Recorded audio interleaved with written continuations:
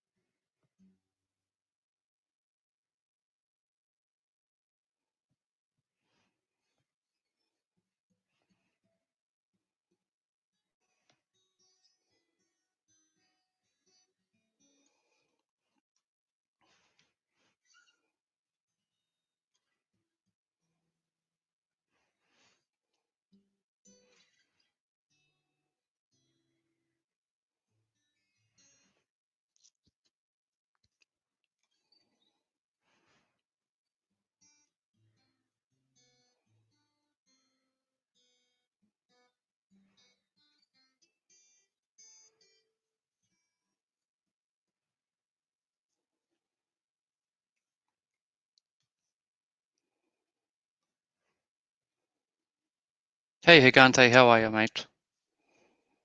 I'm just fucking around. How's things?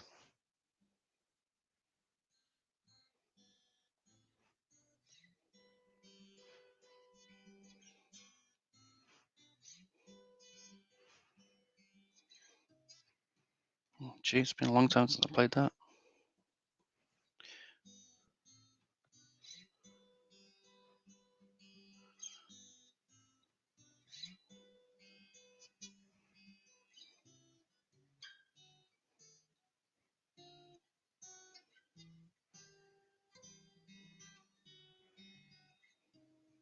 Oh, God, can't remember.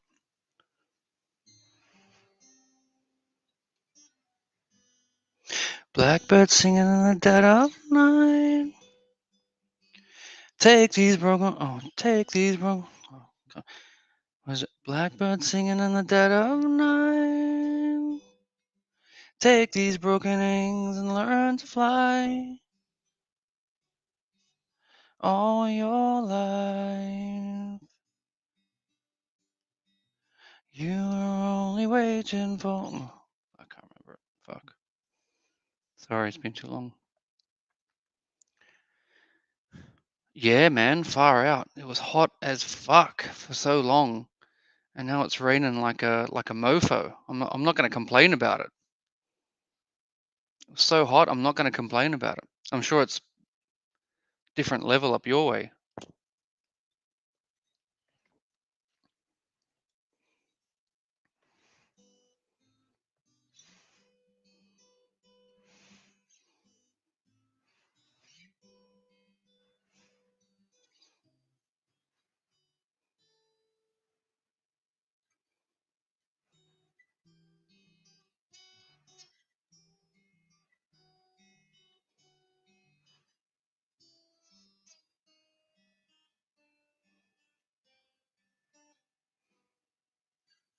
Blackbird singing in the dead of night.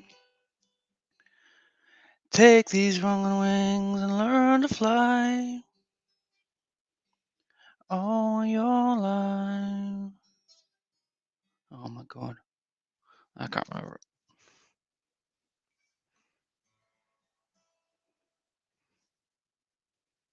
Shit. Was that bad, eh? Far out.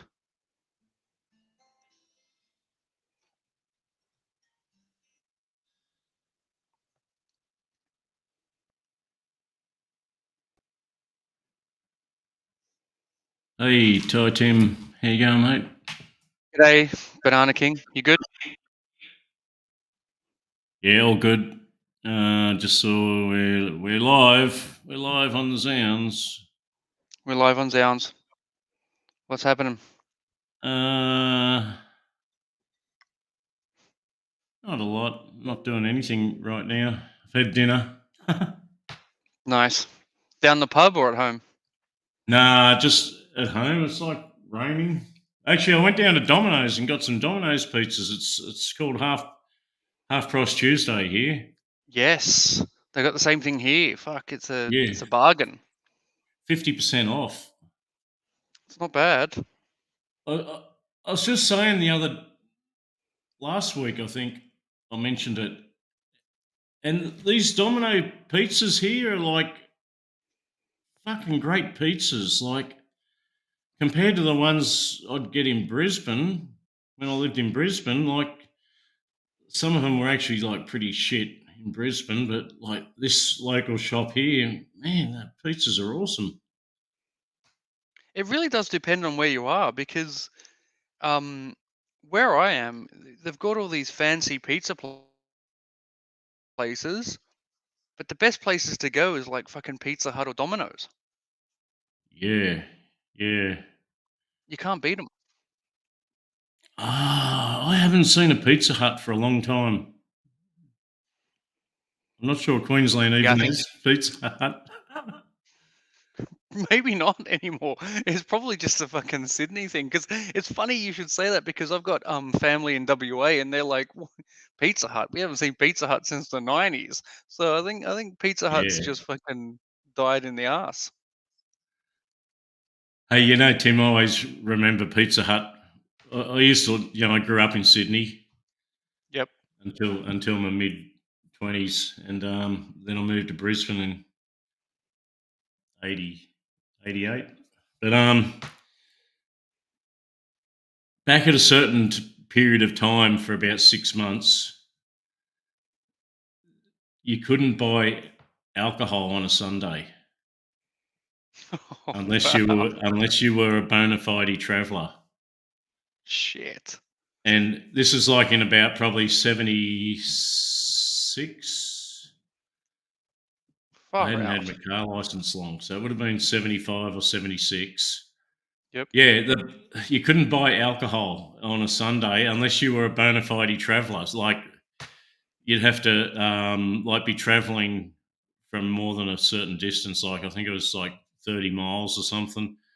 Then you Shit. could stop and have a meal in a pub and drink beer with your meal. But if you were a local, they wouldn't serve you. No, you couldn't. Yeah, I Jesus. think you had to even show ID or something back then. Or the pub's supposed to know who their customers are. Mm-hmm. So what you do is you go to the just up the road. Like I lived in the Sutherland Shire. Do you know Sutherland Shire? I do very well. Yes. Yeah. Okay. Well, near Sutherland, a place called Janelli, right? Yeah, yeah, yeah. I know where you are. Yeah, yeah. And we used to drive up to Sylvania Heights there, up on the highway, to the Yep. Pizza Hut. You remember that old Pizza Hut up there? I do. Fuck. And Yes, I and do. you'd sit in there and you wouldn't even buy a pizza, you'd just drink the beer because they serve beer in like fancy schooner glasses. And you just sit in there like it's a pub and drinking in the Pizza Hut. Fuck, I didn't even know that they served alcohol. That's brilliant. I know exactly the Pizza Hut you're talking about as well. Fucking Would it hell. still be there, Tim? No, it's gone. It's long gone. Yeah, it would have Shit. been long gone. Yeah. I think it's a flower power now. I think it's a fucking It's some sort of, or it's a petrol station or something. But it was because it Uh, was a big block of land, wasn't it? It was. yeah, oh yeah, it was like on a corner or something, and That's right. That's just right. before you do that big drop down towards the Tom Ugley's Bridge. Exactly. Yeah, yeah. It was right Yeah. there. Yeah, yeah.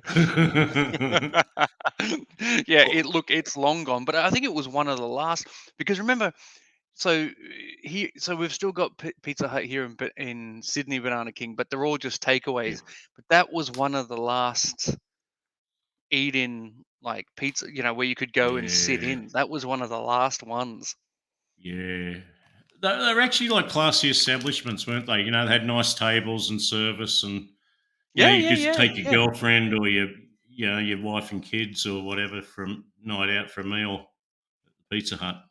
Oh, absolutely. There was, yeah, yeah. There were decent establishments. Do you remember Sizzler, when we had Sizzler here? Yeah. And yeah, yeah. Yeah. That was, it died in the ass. Fuck. Last time I went to Sizzler, Banana King. I mean, I went to Sizzler in Bangkok about 3 months ago, and it was actually pretty good.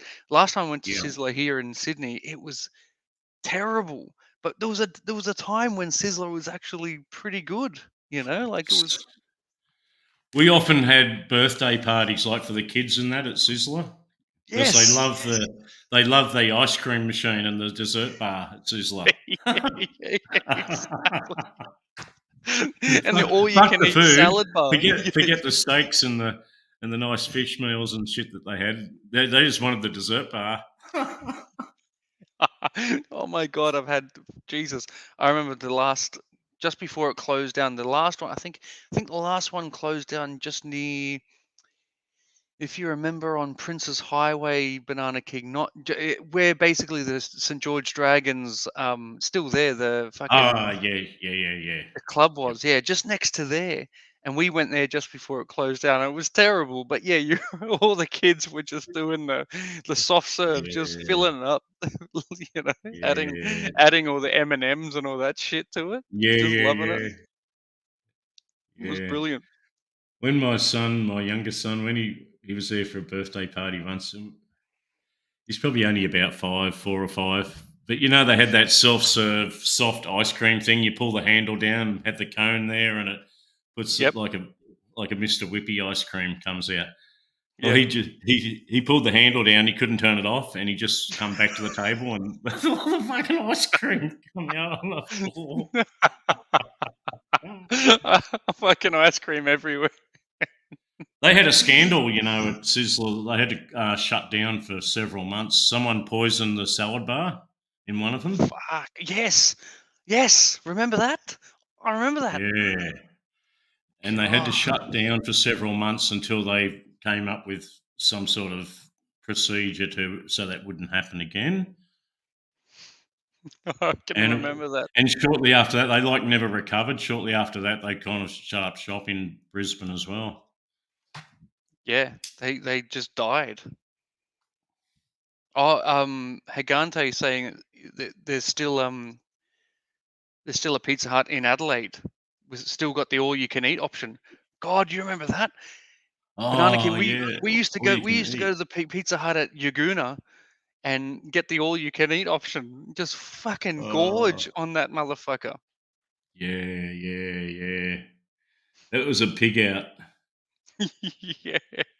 Mm. I got to put the link up. Tim, I'm just battling with it. Yes, When you were on StreamYard, did you look at the StreamYard screen or YouTube screen? I'm looking at StreamYards. Is that the right way Yeah, to me go? too. Or yeah, yeah. Yeah, that's what I do because I'm lazy. But I just highlight the address bar at the top, the StreamYard.com with the code link. I Yep. highlight, copy that, and then I'm going to paste that in the chat Oh, in the yes. Yeah, yeah, yeah. StreamYard chat. But then I've got to go back to pin that. Then I've got to go back to. I've got to start YouTube up now. Oh man, let's see, this is fuck, it's raining again. Getting some rain here lately. Yeah, man, this weather's pretty unpredictable at the minute, isn't it? Oh, there's some rocky weather coming ahead. Yeah. Some real nasty shit coming. Well, because we Pin- get the mild version of it here in Sydney, don't we? And then you guys cop the proper shit yeah. up there. Sydney weather's a bit more stable, I think, Tim. Yeah. You get nice like heat waves. You can get that southerly buster in the afternoons, like the big southerly wind comes, but that's quite nice. It cools everything down. Yeah, exactly. We had a few days there which were freaking scorching, and then all of a sudden Sunday was like, oh, I don't know, 20 something, 25, and then it was really a good break in the weather, if you know what I mean. You still live in Sydney though when you're in Australia, Tim? Yeah, yeah, yeah, yeah. Don't say anything more than that. Yeah. No, no, no. But I'm pretty close to the CBD in that, so yeah, pretty Right, yeah. central, pretty central Yeah, Sydney. yeah, yeah. You used to do a bit of walk around, streamy type um, video content, didn't you? A little bit, yeah, yeah, a little A bit. little bit. Oh, yeah. I've deleted it since, but I did do a few. Yeah, yeah, yeah. Which have probably, I'm not going to you say know, where that was or anything, but I think I know. Yeah.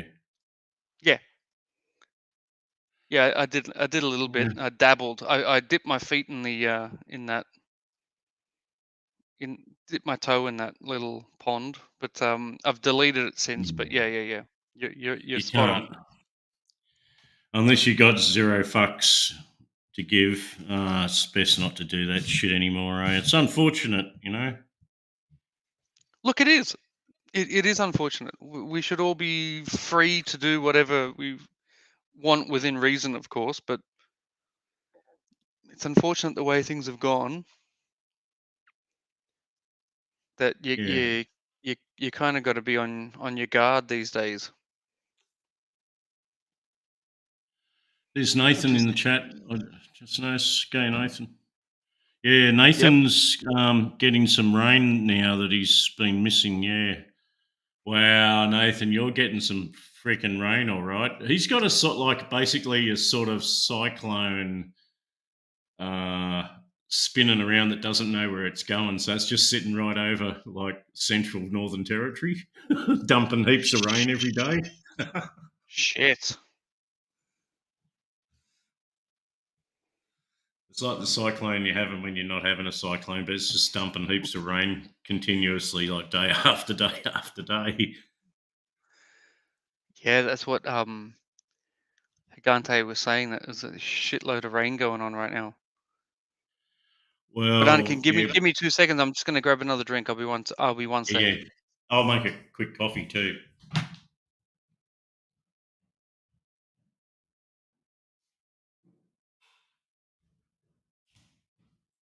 Nathan, your dam will be filling up nicely in the coming weeks. I noticed Zeeg's area in WA, they're forecasting temperatures of like 50 degrees Celsius. 50 degrees Celsius, for fuck's sake. That is hot, man. You won't have to turn the fucking stove on to fry an egg.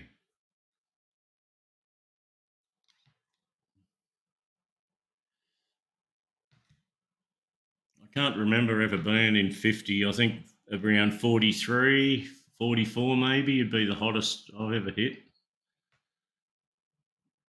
Fucking 50.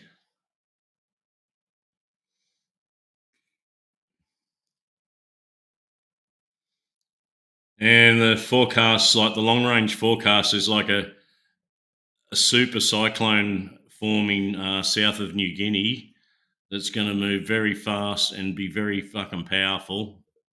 They're saying it'll be like at least a Cat 4 cyclone and cross over Townsville. They're kind of predicting over Townsville.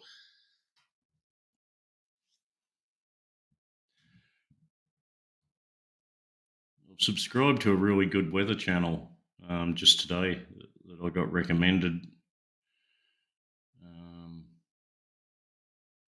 I can't. I forget already what it's called. Yeah, look, I just subscribed today, so it should be at the top of my subscriber list. Something 13. It's an unreal Australian weather forecasting channel. If anyone's interested in weather forecasting, I've got to switch accounts again. Fuck me dead. And it's called Force, like Force, FORCE, Force 13 AU. That's the weather channel, Force 13 AU weather.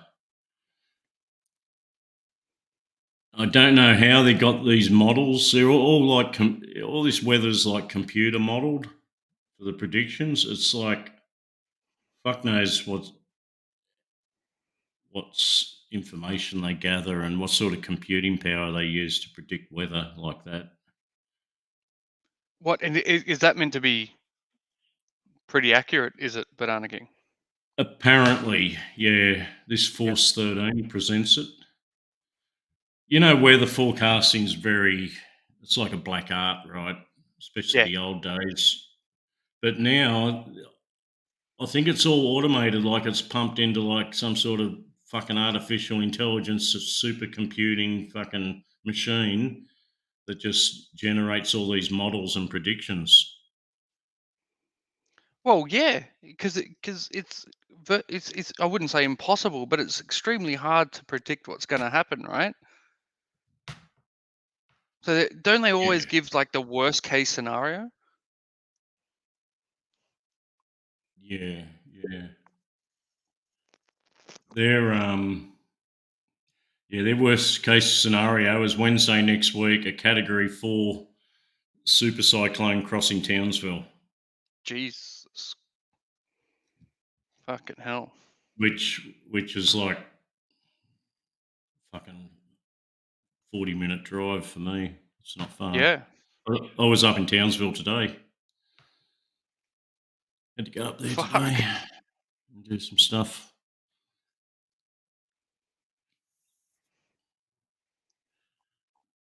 Now, see that there's Zeegs arrived in the back there. Yep. Yeah, he'll just sit there. Zeke's got to make sure his air conditioner's working for this coming week because the temperature predicted on Force 13 Weather Channel is Western Australia's going to hit temperatures in the 50 degrees Celsius range. Zeke. Damn. Yeah, you probably won't even have to light a cigarette lighter to smoke a cigarette over there. Just stick it in your mouth and walk outside. What do you do? You crack your eggs on your fucking patio and they cook? Is that the whole Yeah, thing? yeah. You just put them on your toast and they're fried straight up. Just put them straight on your toast and you're good to go. Give it a couple of minutes and you're good. Shit, that's pretty.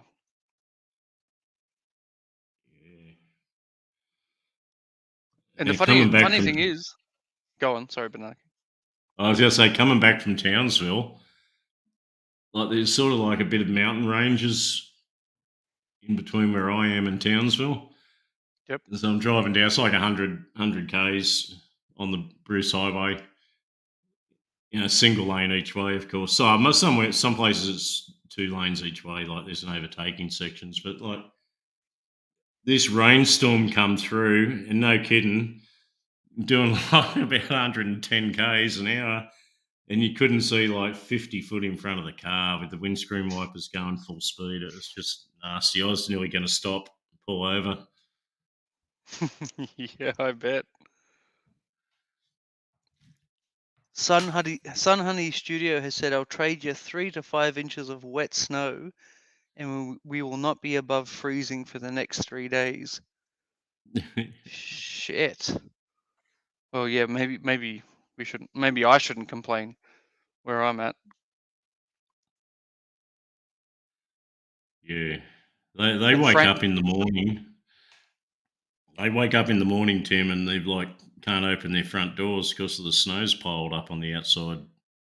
well, Banana King, I've got family in St. Catharines in Canada, and that's exactly what happens. Like every now and then they'll call and they'll be like, "Oh, hey, how's it going?" I'll be like, "Hey, what's up?" And they'll be like, "Well, we haven't been outside in 5 days, so you know, they haven't left their house in 5 days because they've been fucking snowed in.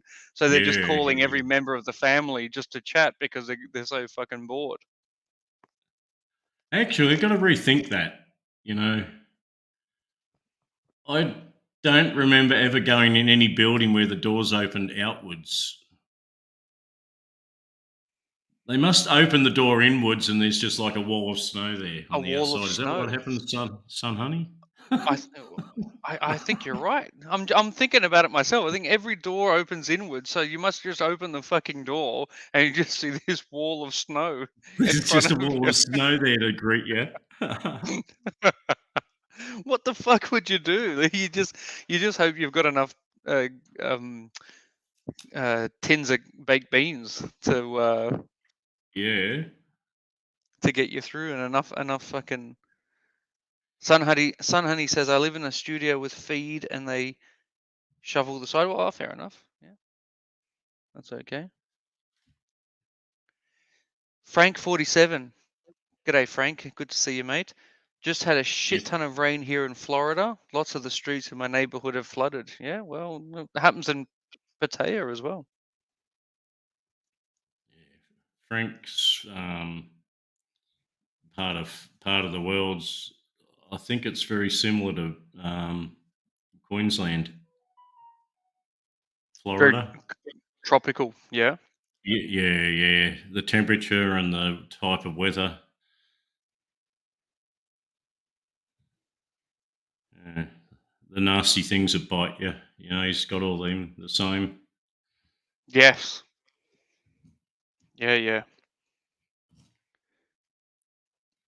Banana King, I was walking to work the other morning and I was walking through the I don't know what you call it. Is it the Chalmers Street tunnel and at Central Station? I don't know if you can remember it, but I'm walking through the tunnel Yeah. and then there was this fucking huge huntsman.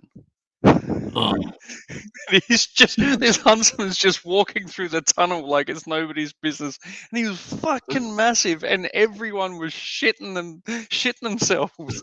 And I just thought to myself, this is fucking hilarious. I was actually going to record it for a second just to watch people's reaction to this fucking huntsman just walking through the tunnel like it's nothing, you know. the huntsmans are pretty fast when they want to be. When you're going to try and squash one, they can freaking move, eh? Oh yeah, but it's actually look. I and I'm, I could stay enough far enough away from it that it didn't bother me. But when it's in your fucking bedroom, it's pretty scary how quick they can move. You know. Look at here's Sieg. I'll Here put he him is. on because he's doing a live video. I can only imagine he's hasn't. This is how hot it is here at the moment. It's pissing down rain and freezing cold. The windscreen's fogging up. It's freezing cold. Freezing cold in WA is what, 25 degrees? No, it's about freaking 8 or 12 degrees here or something at the moment. Shit. Go on. It's going to be 50 the window's degrees. all fogged up. It's all freezing cold. It's raining. What's the we've got weather Spoon in the chat. plan for the next week? Is like 50 degrees Celsius, Sieg. Nah. Only if you add 40 degrees, if you turn the oven on, stick your head in it. It's bloody freezing here at the moment. Shout out to Spoon. Shout out to Harv. Good to see Oh, you, that Harv. bloody spoon. What did you want? Fucking Spoon. I know. Fucking causing trouble all over the place. This guy Hey, jumping, look at this, popping look at this, up mate. everywhere. Look at my big bonnet scope. Isn't it sick? Yeah. It You is. got It's the very power sick. bulb, the bulge of power. The Is it- bulge of it's power. I'm not in the BMW today. I'm in the fuck me. I'm in the Nissan, The Nissan. Yeah, nice. the big poo troll. It does sound pretty good. I don't know if I'll drop it into third. Hang on. Can you hear it? Yeah, it's Oh growling. yeah. Oh yeah. Got a good note. I think Zeke's Yeah. souped it up a bit. Yeah, it's got a much bigger motor than it's supposed to have in it. Oh, look at this here. Everyone's knocked off at 2 p.m. because it's too wet. They were there when we drove past earlier. Slack pricks. What are they doing in that paddock? Are they like farm workers or something? Nah, that's going to be like a truck stop area, I think. It's Oh, the main yeah. highway out of the town I'm leaving. So I've been down here in this town all day and we're pissing off home now. Well, look, your road looks better than the Bruce Highway up here, the main highway up the coast. It's, it looks Yeah. pretty good. Got an airport on the right here. One of these days I'll get a Powerball and buy a plane and I just won't need to drive anymore. Yeah. straight in and out of Philippines. No need to go anywhere else. Yeah. There you go. A bit of a local airport. You can get jumbos into here, but only 2 a week. Can you say what the name of the airport is? Yeah, it's Albany Regional. Albany? Albany International Airport. Yeah. Big sign for it there. There you go. Where's that airport in WA that China owns outright? Like it's all private property. Oh, the Chinese government. it's one of the weirdest airports you'll ever land in the world, Adrian. As you know, when a plane lands, it likes to be as low on fuel as possible. Yeah. They have to land there and take off there with enough fuel to get back to Perth. Right. Yeah. So it's got literally, What's it called in Meriden or Meriden or something like that? no, it's what do you call it? It's at Cape Preston, but I can't remember what they call the actual. Okay, yeah. Shit, it's, so they literally run the gauntlet when they go to the mainland, is it? Something like that. It's just literally a bitumen strip of road. It's just big enough to land a 727 on, and that's it. Fuck. Yeah. There's nothing there. There's nothing there. Just the bud picks the blokes up then drops the blokes off, and that's it. So it's too expensive to truck the fuel in. And, you know, Qantas used to do the same thing on certain flights. Like, they used to fly up to Port Moresby from Brisbane in the 767 and tanker enough fuel up there to come back because the fuel was so expensive to buy in Moresby. So they'd land with enough fuel to come back. Yeah, and you've got to leave the regular fire department there and all the other bullshit. So Yeah. it was funny when Clive Palmer was telling everyone, oh, the Chinese have got an airport there, they're going to invade. Rah, rah. It's like literally 30 minutes flight from Learmonth or something by F-18. Like the airstrip would be gone in about, 35 minutes, would be blown to the fucking smithereens. Like, Yeah. I remember it was deemed scaremongering by Clive Palmer. yeah. It's actually like China Southern or something bought it to do all their pilot training there, didn't they? Oh, they bought a big chunk of Jandakot in Perth, but that's only hangar space, and I think the more hangar space you've got, the more priority you've got to the runway. Yeah. Yeah. But the Singapore and the Chinese, both those flight schools have both got a big amount of hangar space at Jandakot.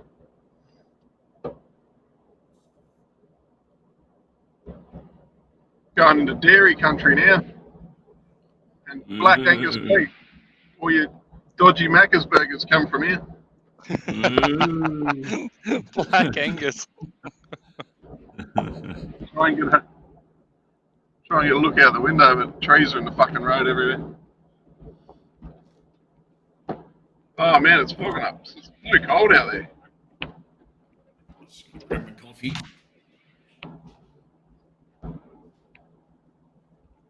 I There you can't go. believe it. I didn't think it ever got that cold in WA. Oh shit, yeah. Where I live, it gets colder than here. It gets -5 mate in winter. Shit, really? Yeah, on the coast here, it gets down to around 4 degrees. But inland, away from the ocean sea breeze, yeah, it gets right down. Yeah, I'm assuming Rockingham, where I stayed, doesn't hit. No, you said there's Doesn't too hit- many people using glass Barbies in Rockingham for it to get cold there. Yeah, I think that's the problem. I might lose signal Yeah. soon. It's starting to drop down, but in that bush there, it's full of the blackberries and blueberry bushes, the thorny bastard things. Oh yeah. Yep. Absolutely chock full of them. I got the bright idea to go in there one day and pick some, and yeah, it wasn't fun getting out. No, You I need to bet. send the missus in there with a bucket. Yeah, just I think I just had an old T-shirt and I was just chucking them in them. And after you're getting all your berries, like all your hands are all stained purple, right? And all your clothes are stained, and your mum gets the shits with you when you come home. Yeah, and if you're getting them, you get the shits, and yeah. It goes if you have too many unripe ones.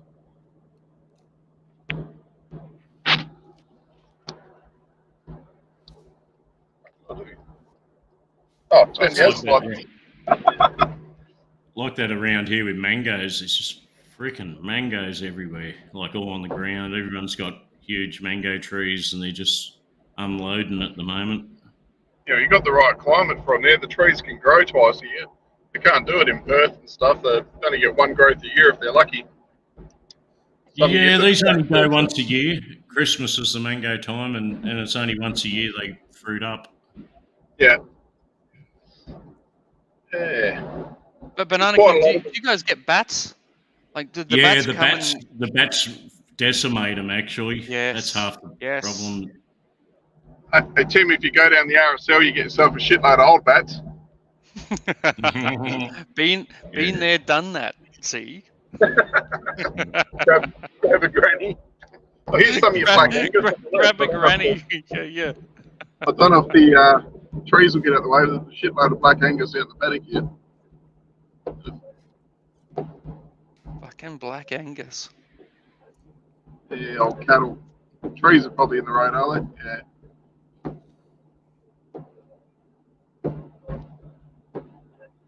I was watching the Ben Newton live stream a little bit earlier this afternoon. And Ben's in a bar live streaming in Cambodia, but oh man, he's like with this like a grandma type lady working in the bar. I don't know if you saw her.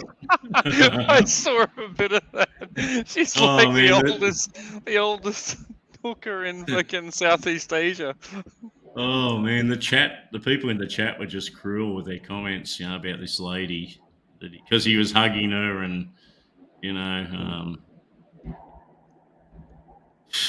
I felt like typing. You guys should need to show some respect, because that lady, she probably lived through that Pol Pot regime, in like 75 to 79. When Pol Pot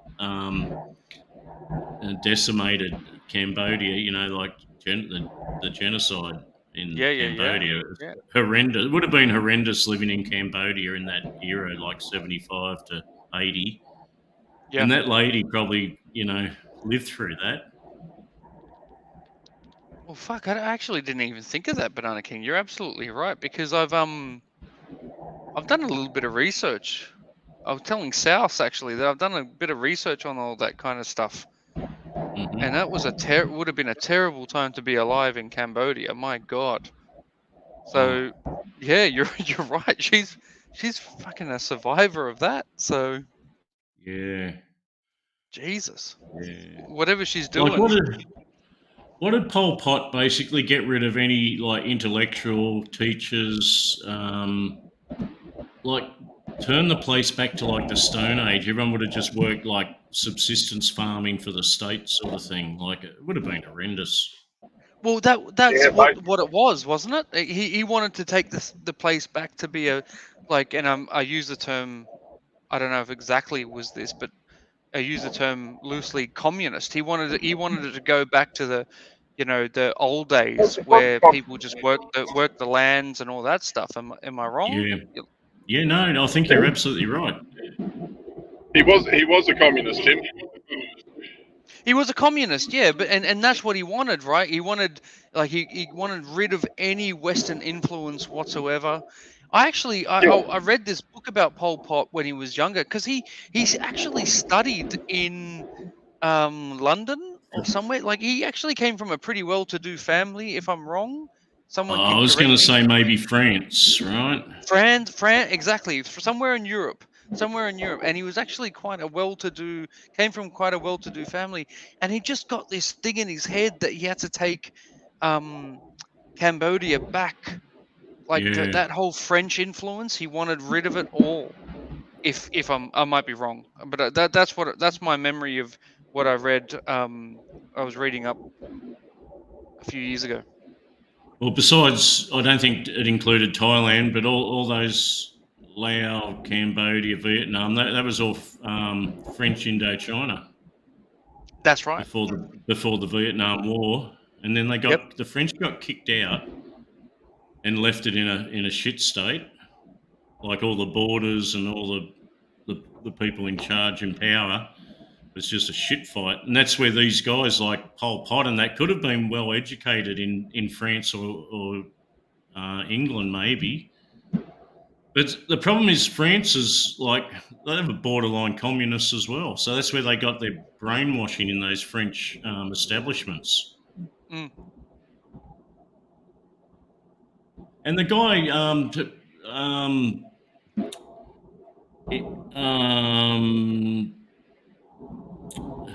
wanted to take over Vietnam and won in the end.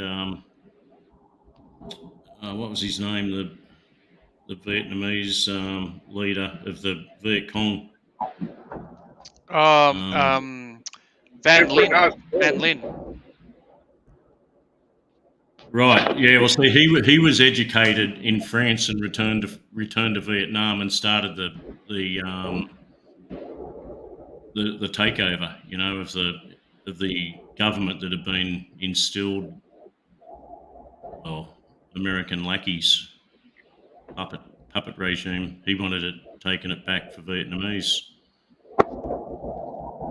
Yeah, well, and exactly. This is the whole thing. Harv in the chat says the Killing Fields. Fuck, man, it's on my bucket list. I haven't gone there, but I'd like to actually visit the Killing Fields. As solemn as that.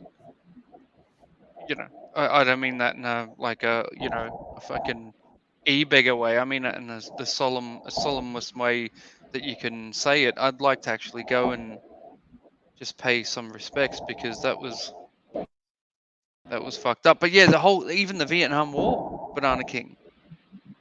That's, geez Louise, that's a pretty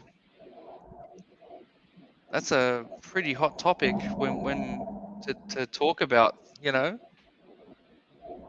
because it was exactly what you said. It was Vietnamese nationals who were probably quite well to do and had came from good families that went overseas and then came back and wanted to take the country in a certain way. Yep. Yeah, and possibly like a communist, pseudo communist type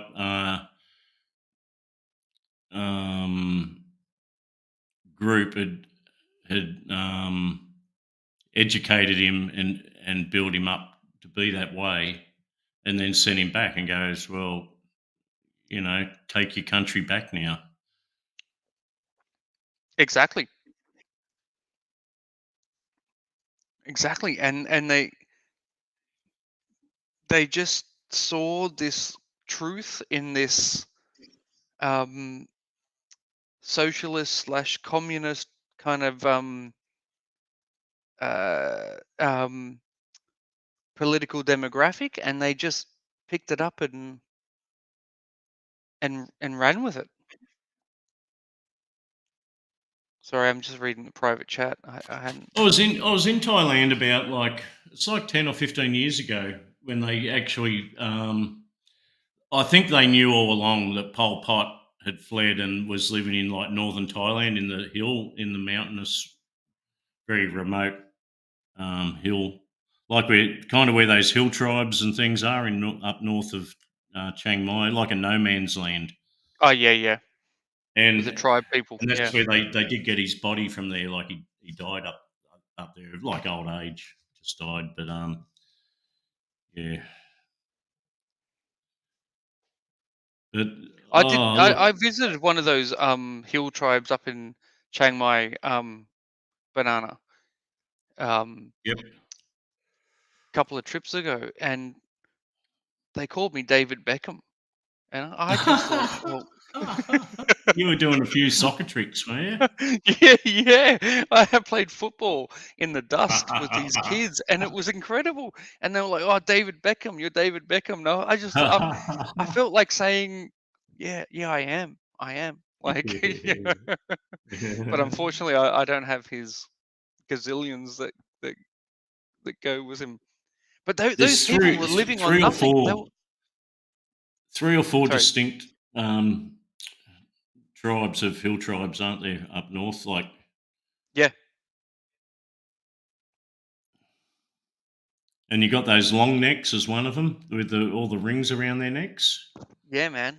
That to me is fascinating because I actually saw a few of those long neck people, and that's incredible when you think about it. Yeah. Since like birth, they've been putting more and more rings on their neck and stretching Yeah. their necks. And that's like a Buddhist thing, right? To elevate your head above the body, like because your head's the sacred, highest part of your body. Yeah. The tribe that I was hanging out with was the Hmong. Oh, Hmong, yeah.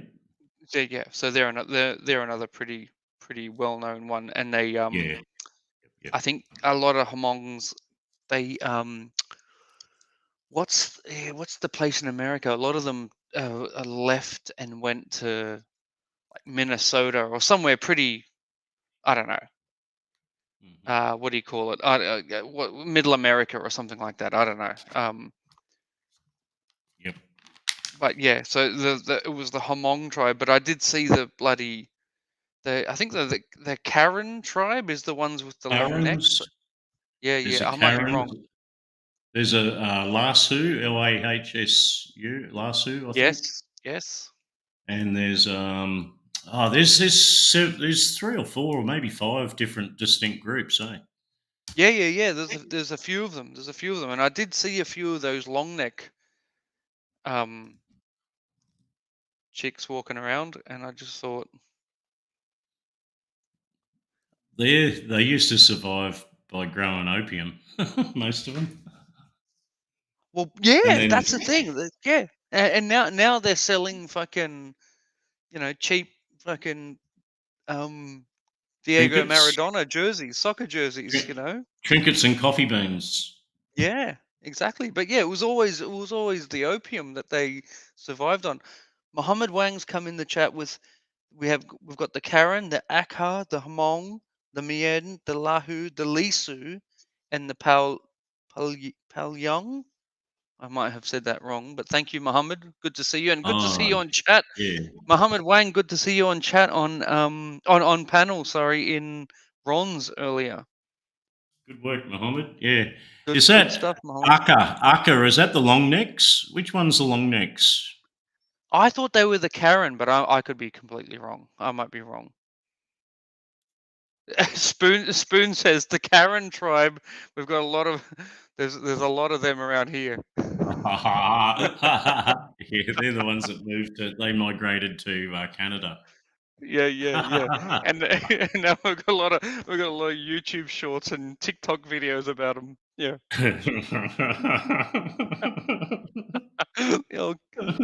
The Karen gets Karen what's of the coming long to neck. her. Yeah, Karen Karen of the gets long what's neck, coming to says her. Mohammed. Yeah, that's right. That's right. Village Karens Bound of the says long neck, yeah. golden triangle influence. Yeah, gotcha. Yeah, I hear you, buddy. But Golden I triangle. haven't been to Cambodia, Tim, and I always wanted to go to Cambodia and have a look. I haven't been either. Village Bound's here, like he's our man in Cambodia. Boots on the ground. But like it would be safe to say, I think anyone over 50 years old is a survivor of the Pol Pot and the killing Of field the Khmer regime. Rouge. Yeah. Khmer Rouge, yep. The whole killing fields and that whole school that they turned into a fucking bloodbath. Oh, That's man. I'd like to visit it, and I say that humbly, but I'd like to visit it one day. But that's just fucking. I don't know, Banana King. I don't. Okay. I'm gonna be real with you here, Banana King. I don't care enough about anything to want to kill someone over it. Does that make sense? Like, if somebody, don't get me wrong, Banana King, don't get me wrong. If someone came at my son or anything like that, they're dead. They're gone. But apart from that, you know, you want to, you want to fucking do this, you want to do that. Man, I can't understand this whole genocide thing. I can't get it. I can't get it through my skull. Like like I get it, the Palestinians, the Israelis, I get it, the fucking, red shirts, yellow shirts. I get this whole politically driven thing. But fuck, man. Like, don't they understand that they're just being taken for a ride? Like, I don't know. Well, Maybe that's controversial. Maybe it's just me. I mean, maybe I'm just old and jaded and don't give two fucks. I But don't think like it's one guy. Like, I don't think just Pol Pot did all that. Like, he would have had a lot of people greed that are with him and believed in that same ideology of what he was striving for. Yeah. And I imagine it started with like, well, education doesn't fit into this scheme of things. We're going to get rid of all the teachers and the education system. We're going to start with that and a few other things. And then there would be groups of people that object to that and don't want to be a part of this thing. Well, they're going to be put to death, right? Yeah. You're right. You're absolutely right. And that's how it would have started, I think. I think I'm oversimplifying it because, yeah, I think you're right. Like there would be, I can see it. I can genuinely see it happening, but I could see myself being one of those teachers. You know what I mean? If that if that makes sense. Yeah, like, going, what the fuck, man? I don't think people like teachers and educated people had many options. I think they were just taken out to the fields and exterminated. Yeah. Yeah, pretty fucked up. Village Bound says every land title in the country was burnt. That's pretty full on when you think about that. Like, every land title, yeah. See, yeah, and all the land belonged to the state. Then I would imagine.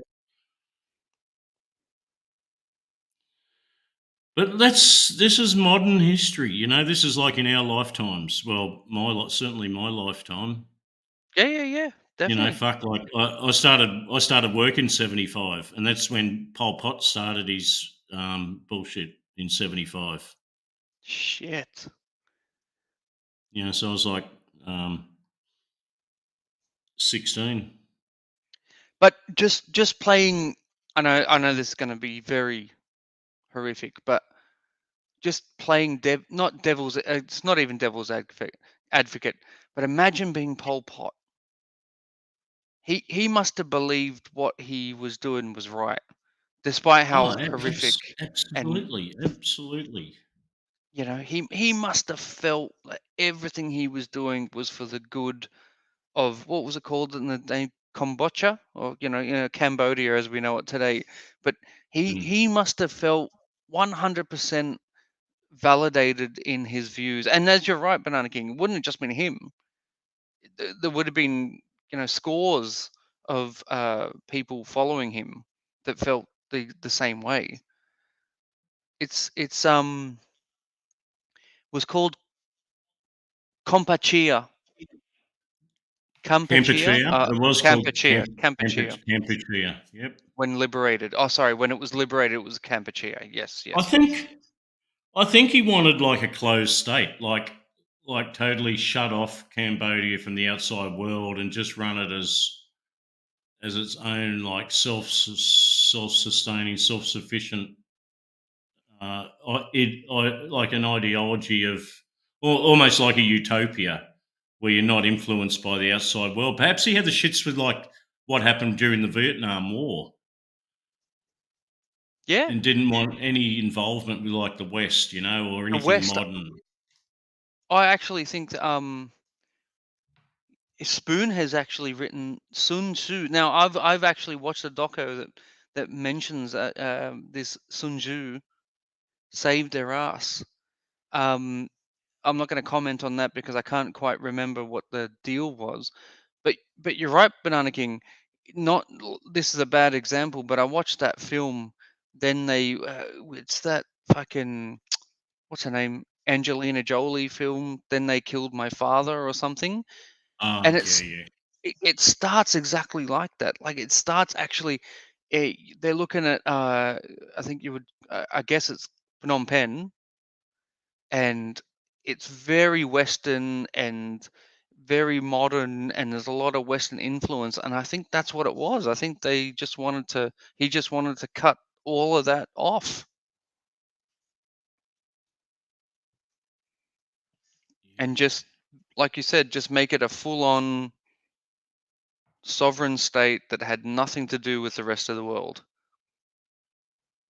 It's funny, like the West never intervened in the whole thing, or did they? I, like really, Cambodia had been used and abused totally during the Vietnam War. Like the secret war was in Cambodia. Like they must have got totally fucked up during the Vietnam War as well.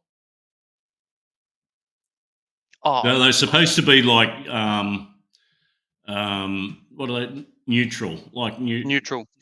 yeah, like a non-combat zone, a non-militarized area, but it definitely wasn't. Hun Like, Sen, that's who it and they was. spent forever like carpet bombing Cambodia. Yes. And I believe, and I might be wrong here, but I believe Thailand stayed quite quiet through the whole thing until the very end, and then Thailand helped overthrow Pol Pot. I might be wrong about that. Because Thailand was quite neutral during the Vietnam War, from memory. Kind of, yeah. Not If really. No, Were they more on the they just let America run riot and do whatever they wanted. Ah, I see. Yeah, yeah.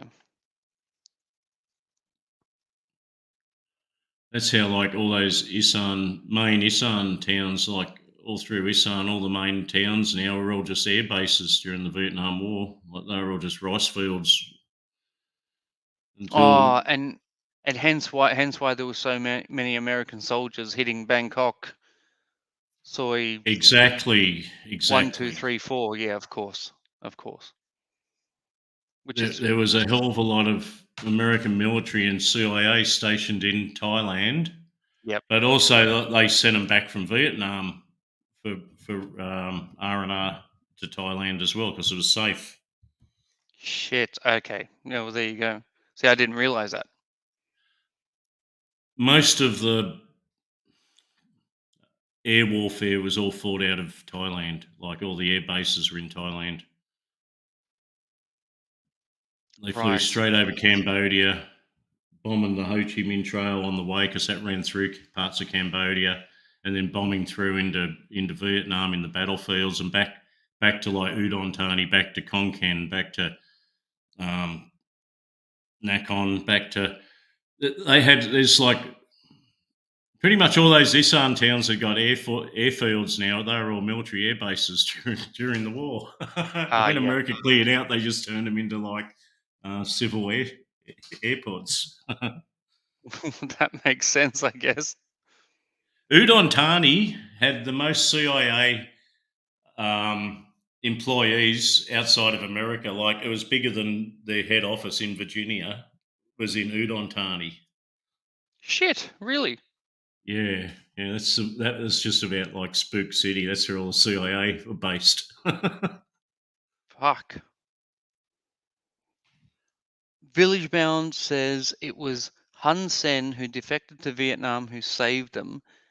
He then went back and became prime minister for 30 years. There you go. Yeah. And they do have a royal family, right?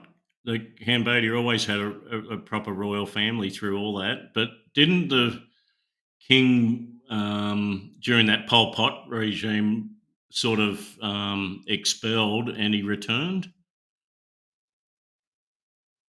Is that right? The What wasn't it, king King? Was it King Sihanouk? Sihanouk? Sihanouk? Sihanouk, wasn't it? Sihanouk? I might be wrong.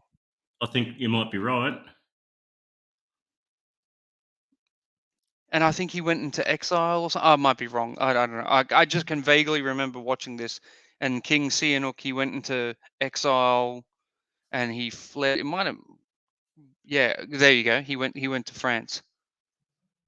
Village Bound says he went to France. Yeah, I knew he fled somewhere and got the fuck out of there.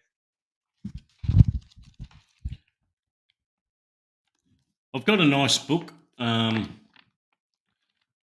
I should reread it. It covers all that part of history.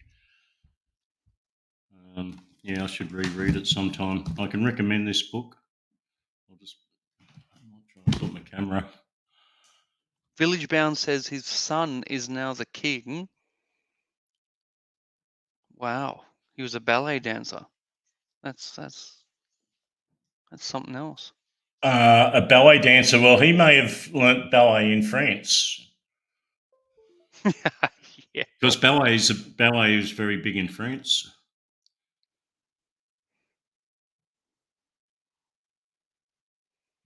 Spoon likes to ballet dance, from what I understand. You can imagine him with a tutu on. Yeah. And his can of Heineken as he does a pirouette.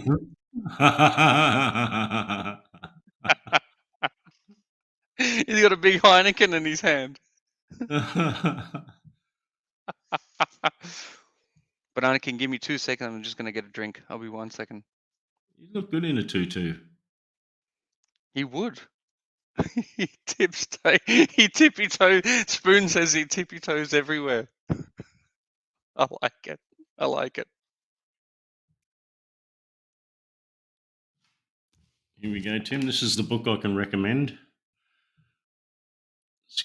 It's just called Cambodia, Report from the Stricken Land. Cambodia, Report from the Stricken Land, written by Henry Kam.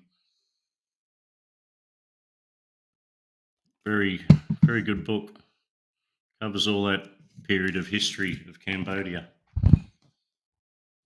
I'm recommending on a book review, the Cambodia, written by Henry Kam.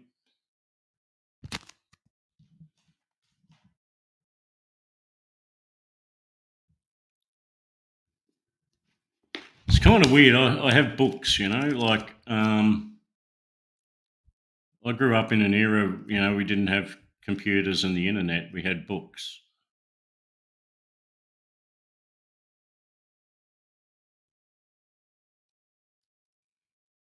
I know a lot of the younger people today, they wouldn't have a book in their house.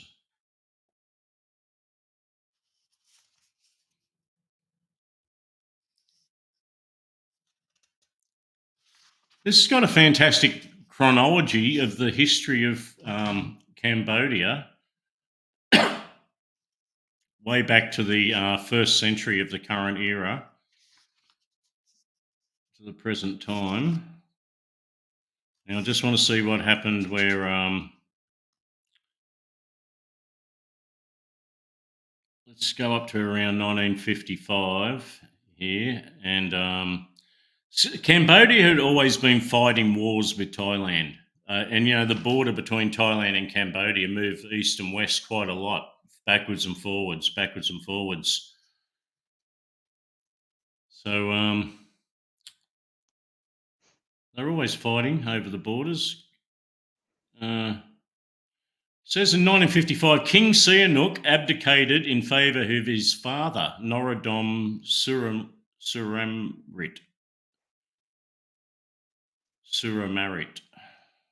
That was his father, Norodom. And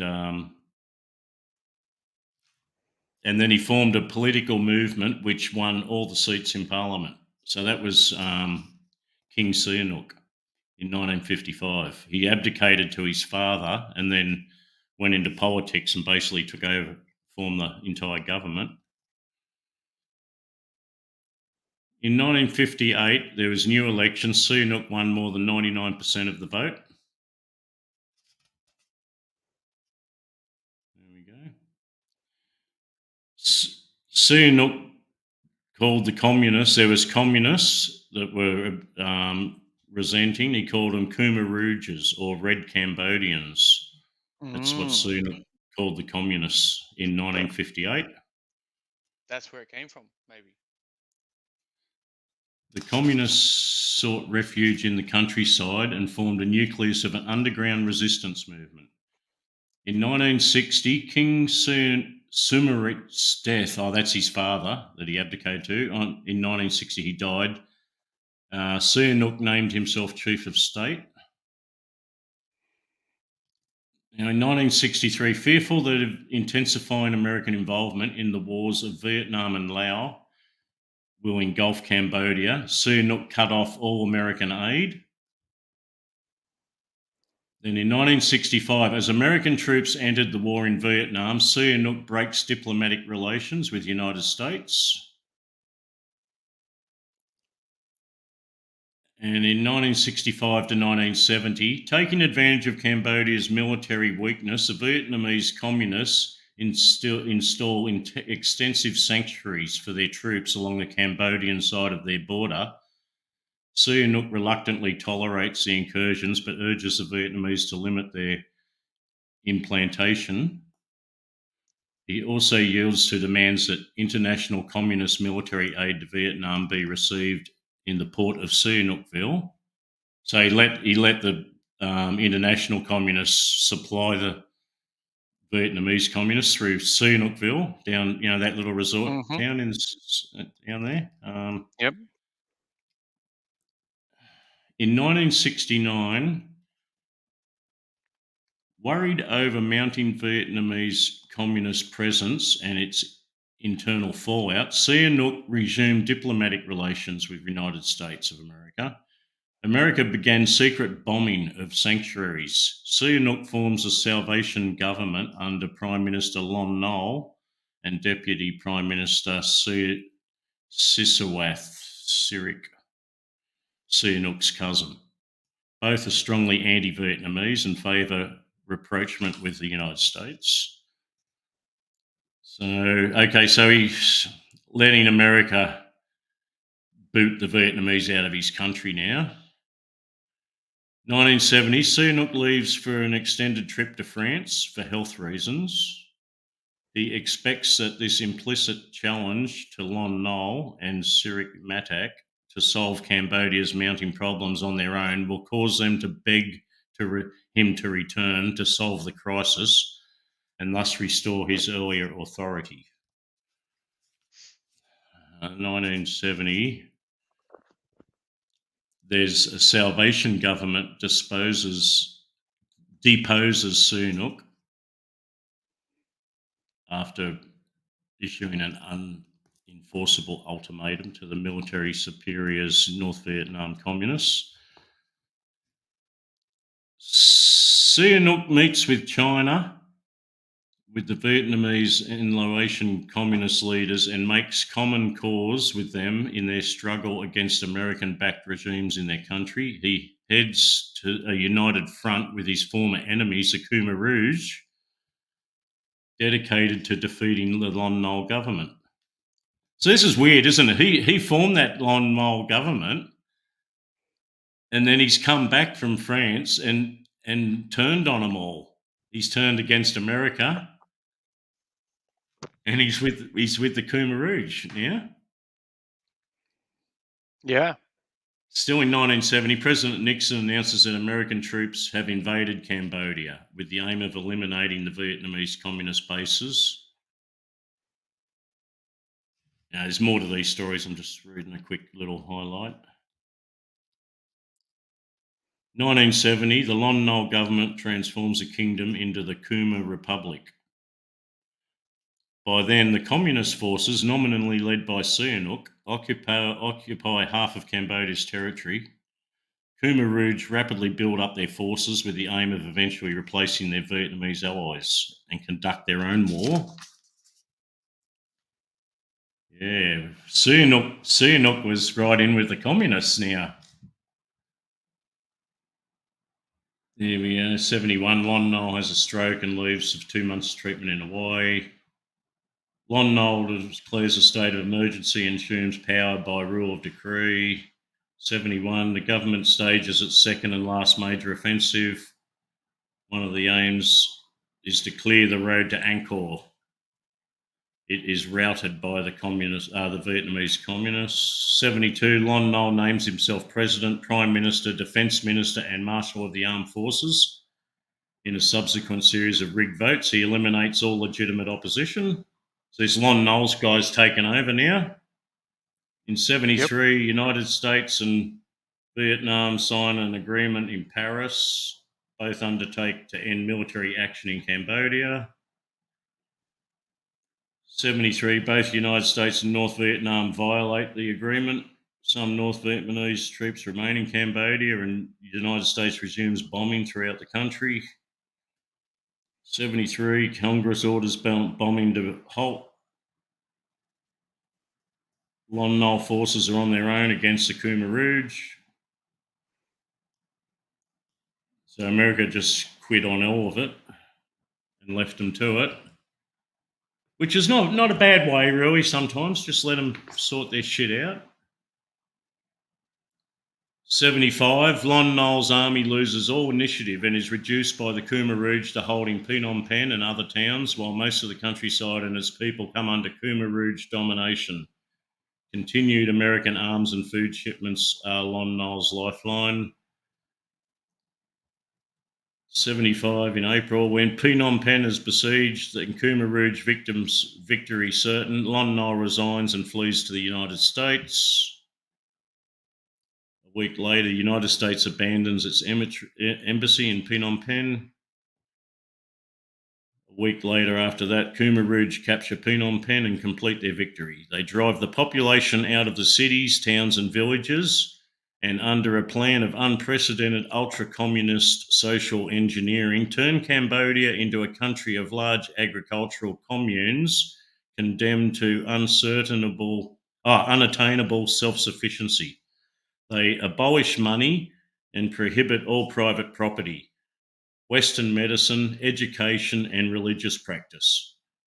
The existence of the ruling Communist Party and the names of its leaders are kept secret. Power is in the hands of a nameless organisation. In 4 years of rule, result in deaths of at least hundreds of thousands, estimates range as high as 2 million of Cambodians, by arbitrary execution, starvation, exhaustion from unending overwork, and denial of medical care. The Khmer Rouge no longer need Sihanouk to boost their image and imprison him in the royal palace in Phnom Penh. When the existence of the ruling Communist Party is finally disclosed, its leader is identified as Pol Pot. Nomdigor of Saloth Sar. There you go. That's what happened. Wow. There's some twists and turns in that story. The history here goes on and on and on, but that's the nuts and bolts of it, I'd say. Damn. Yeah, some twists, like you say. So Sihanouk, King Sihanouk, abdicated to his father, turned into a communist, returned to overthrow the people he'd left in charge. It's kind of typical Asian shit, eh? And Pol Pot had secretly taken over everything with his Communist Party. Yeah. What a fucked up situation. You know, imagine being the people, you're just living a happy life in, say Phnom Penh. And all of a sudden that happens, like within weeks, everyone's forced out of those cities into the countryside just to slave away with tools and hoes. Well, your whole life is turned upside down, you know? Yeah.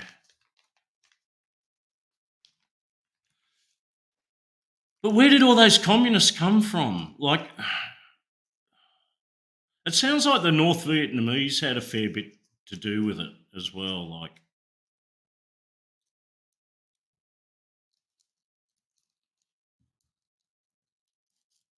Oh, I'd say they would. oh, South wants me to go to 1979, the liberation. Go 1979, yes. Is it a bit boring though to just read that out? People ran back and claimed whatever building they wanted. Shit. We'll go to 79. I wish I could do that here in Sydney. Well, in 78, 77, Cambodia broke off diplomatic relations with Vietnam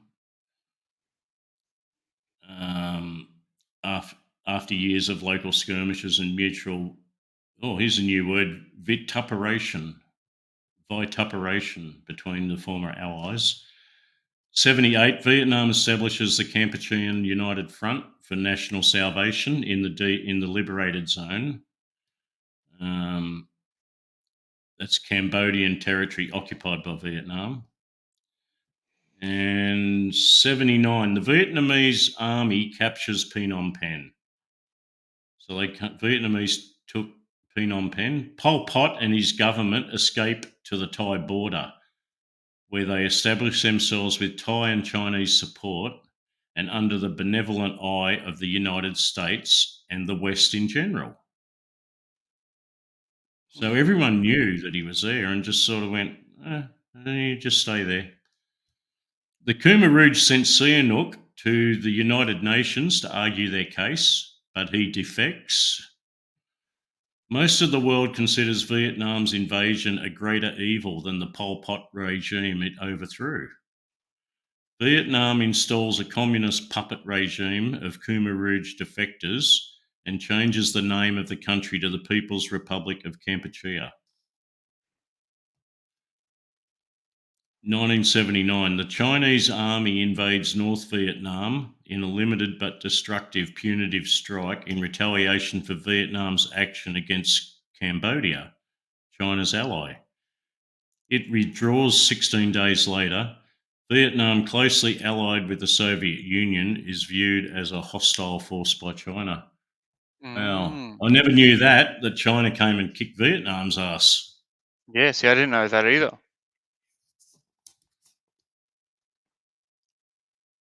Under pressure from China and their Southeast Asian neighbours, Sihanouk and the principal anti-communist resistance movement, headed by conservative former Prime Minister Son Sann, agree reluctantly to join with their Khmer Rouge enemy in a united front of opposition to Vietnam and its Cambodian puppet regime.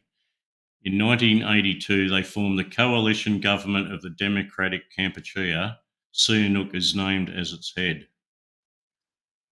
Man, that country has more twists and turns, eh? Like, seriously, This book, that's just a brief chronological time, but the whole book goes into all the depth of all of these things. Like, it's a fucking fantastic book.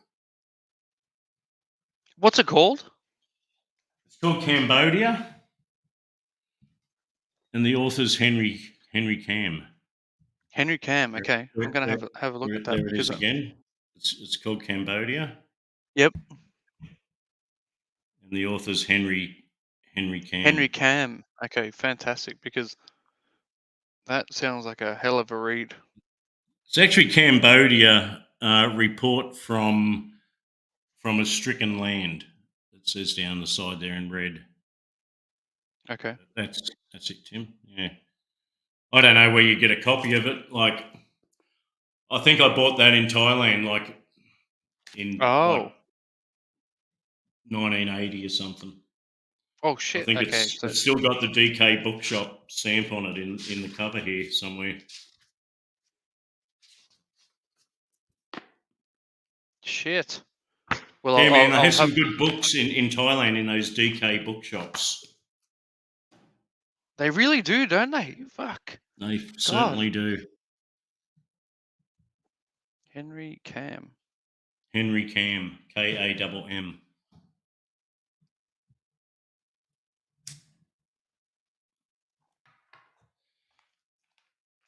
Oh, it looks like I can still get it. So, fingers crossed. See, Nook sounds like the hero of the day all around. Like, he fucked the Americans off. He was with the Khmer Rouge, and then he turned on them. He's like, but he is the king, right? He was the king up until all the bullshit started. Well, and it does sound like he had the best of intentions. I might be wrong. How would it be though that he abdicated to his father and let his father become the king? How the fuck does that work?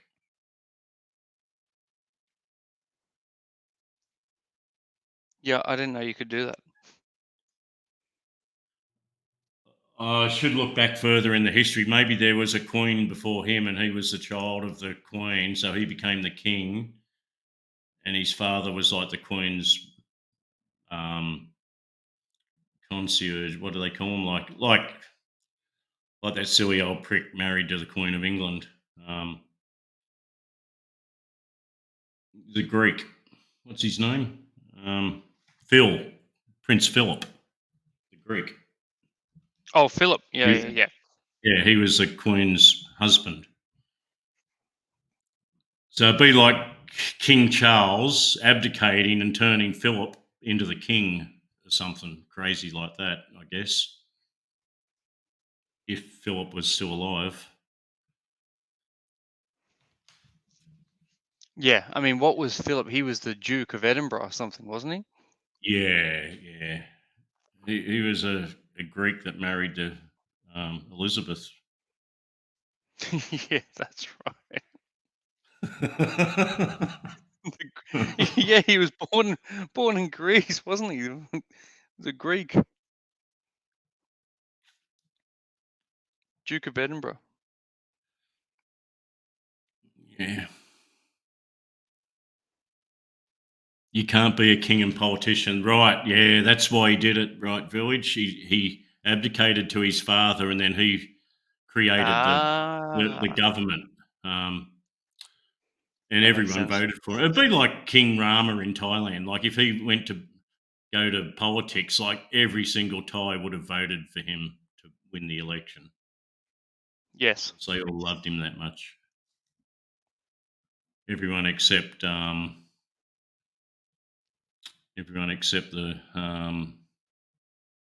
who's the guy that fled the country? What's his name? The Manchester City guy. What's his name? Yeah. Fuck, I'm getting bad. My memory's fucking blanked out. Fuck, what is his name? Jesus Christ! I should know. I should know it. And then his fucking sister Yingluck Oh man, what's he like? Oh, I can't even remember their name now. Fucking, that's terrible.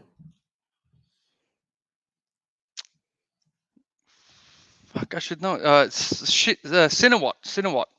That's it. The Shinawatts. Yeah, Shinawat Yeah, Trust. yeah. Yeah, you're right. Absolutely. Yeah, they wouldn't have voted for. They would have been the Thaksin. 1% that didn't vote for Rama 9 to be the head of government if he did that. No, not at all. We've just had Thaksin in the chat. That's him. Thaksin Shinawat or Shinawatra or whatever. However, you. Shinawat. Yeah. Granty's on it there. He's onto it. Yeah. Asian. It's funny the Asian like political history type of stuff like that is very open, you know. Like the shit that goes on in the West, was never really recorded in history, I don't think. All the bullshit that the West ever did. No, I don't think so. Not at all. I think that's that's the hilarious part. Like, well, not funny, you're not funny, haha, but that's the crazy part that none of it's ever Like been. it'd probably be too unbelievable to tell the real reasons why a lot of things have happened in modern times. Even things like the Gulf Wars. You know, what was that really about? You know, I don't think we've ever been told the truth. Certainly wasn't over weapons of mass destruction. No, not at all. Exactly. And wasn't it recently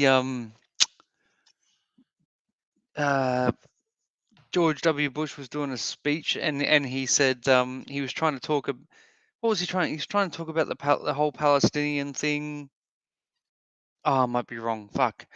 But he got tongue tied and he said a needless takeover of Iraq. Mm-hmm. Yeah. And then he caught himself. I can't quite remember it. I apologize, but I can't quite remember it. But he was just like, wait, what? You know. Oh, He fuck, realised he might have been being recorded. yeah. That's right. That's right. He's going a bit far.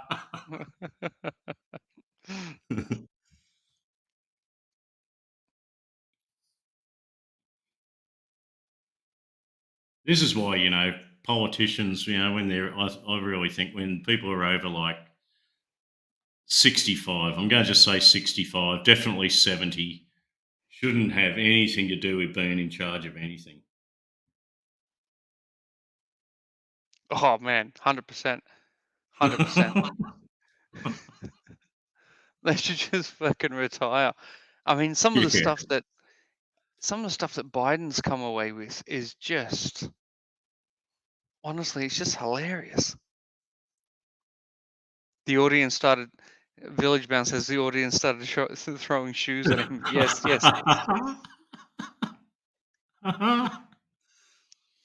I remember the trial of it was very public, like it was all broadcast on TV and shit. The trial of Saddam Hussein, and like he threw his shoe at the fucking puppet judge that was ruling the court that was going to be naturally committing Saddam Hussein to death by hanging, for basically loving his own country and protecting his own country. Yeah. And the shoe got fucking thrown there.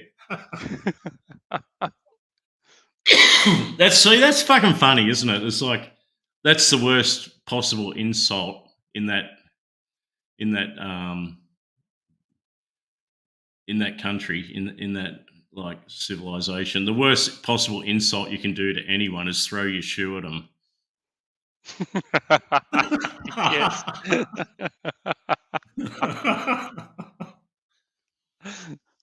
Next time, Banana King, next time I have an argument with someone in a pub, I'm going to take my fucking shoe off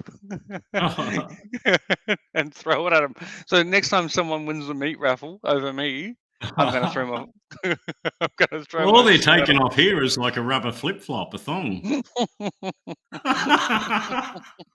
A dirty old thong.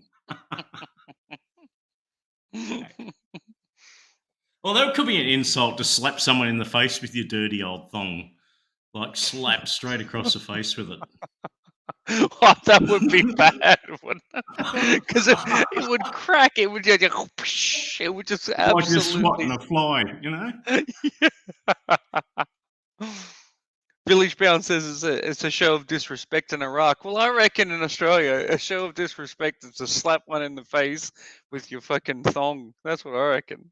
You know how Imagine dirty, that. filthy thongs get after you're walking around with them all day? Imagine that. Taking off Especially you your being foot. in like the piss trough and everything, you know, at the pub, and then you come back and slap someone in the face with that thong. That would be the worst. Village Bound says urine stained thong. Exactly.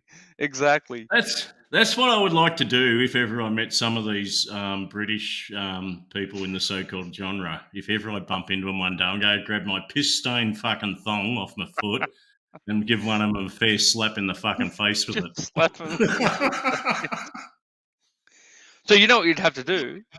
Like you'd have to take that thong, right? And you might want to put it in like a Ziploc bag or something. But take it on the flight to Thailand, and then go. You know, and maybe not like you can wear it, but just conserve it, and then just walk up and just go whoosh, right across the fucking. It'd right be pretty across the punishing, kisser. Tim. Hey, it would be punishing. And You know, and when you demoralizing. pull your thong off, you know, and there's all sorts of like little stones and things embedded in the bottom of the rubber of the thong. Yeah. It'd be quite painful. Oh my You're God. almost guaranteed to get some sort of infection off it. Probably a life-threatening infection. Especially if you wore it, and if you wear it around Thailand, there's a good chance.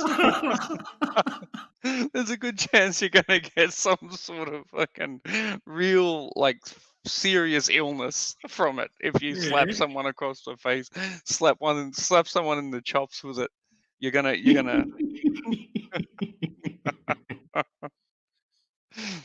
That's all I wear in Thailand, unless I'm going to like a funeral or a wedding or the immigration office, like, or to get on a plane. I wear shoes, but like any other time, I'm just wearing like rubber fucking flip flop thongs. Well, see, I do thongs. How do I put this, BK? I when I'm in Bangkok, I wear shoes. But if I'm somewhere else, I pretty much wear thongs. Does that make Out of sense? town. Yeah. Yeah. Like, because Bangkok, you can't be fucking around in Bangkok with thongs. Bangkok, yeah, it's modern metropolis. You probably should have a pair of like runners on or something, right? Yeah. And also the Bangkok, the footpaths. I know the footpaths everywhere are fucked, but the footpaths are still, Yeah. they're still dodgy, and people are moving faster, walking faster. So I feel like you need a pair of runners on or something like that. You know, like a pair of trainers on or Yeah. something. But anywhere else, yeah, man, I've got my fucking urine stained fucking thongs Yeah. on, ready Yeah. to slap some cunt. Yeah, actually, Bangkok, you're right. You actually feel like a bum if you're wearing like dirty old thongs around, don't you? Well, I've just noticed it lately. Like you walk around, and then in Bangkok you walk down, say downtown. Like I've got a mate that lives in Ceylon, Banana King. Fuck, when I go to Ceylon, I feel like I'm in fucking little Paris or some shit. Like, Mm-hmm. and I'm just like, well, I wouldn't feel comfortable walking around with my Aussie, the Australia flag. Pair of stubbies and a t-shirt on, Yeah. or a wife beater and a pair of Wife old beater. stubbies. I mean, it's 38 degrees. I could go, I feel like wearing it, But I got to put fucking clothes on, Yeah, but walking around in daytime in Bangkok, like seriously, most everyone's got like suits and ties on, like they're businessmen, they're business people. Hey, Banana King, the last time I was there, it was the funniest fucking thing. So I was there in late November, or just and into December. And this guy, like, clearly he works there, and he was an English bloke. I was in the Robin Hood down on Soy 33 or whatever it is, just Sukhumvit Road. And this guy, I saw him. I was there with a couple of mates, and we were inside. It was air conditioned. We were sitting having a beer, and I saw this bloke, and he was a bigger lad, and he had a full suit on, Oh, right? man. And Banana King, he came off this bus, right, and he marched straight into the Robin Hood, and he walked straight up to the bar, and he said, "Yeah, 1 pint of cider, please. 1 cider plus 1."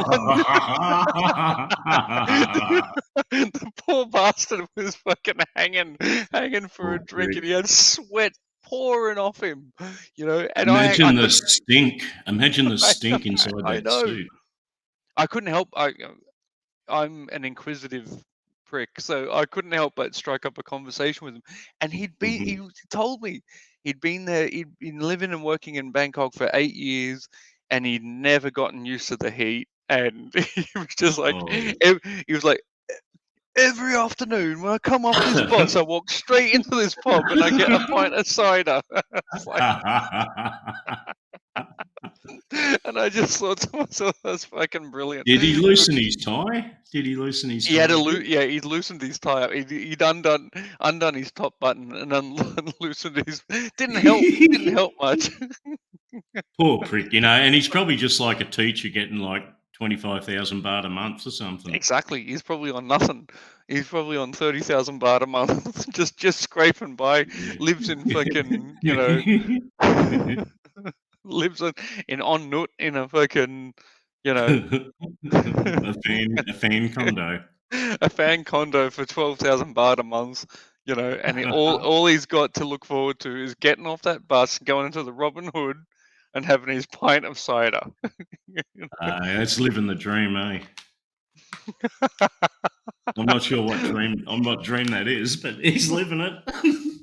Well, plenty of people would say he's living the dream, but yeah, he didn't look like he was living the dream at 38 degrees heat and 98 degree humidity, Yeah, and he's just spent 10 hours trying to teach like obnoxious fucking 6-year-olds ABC. Yeah, that's right.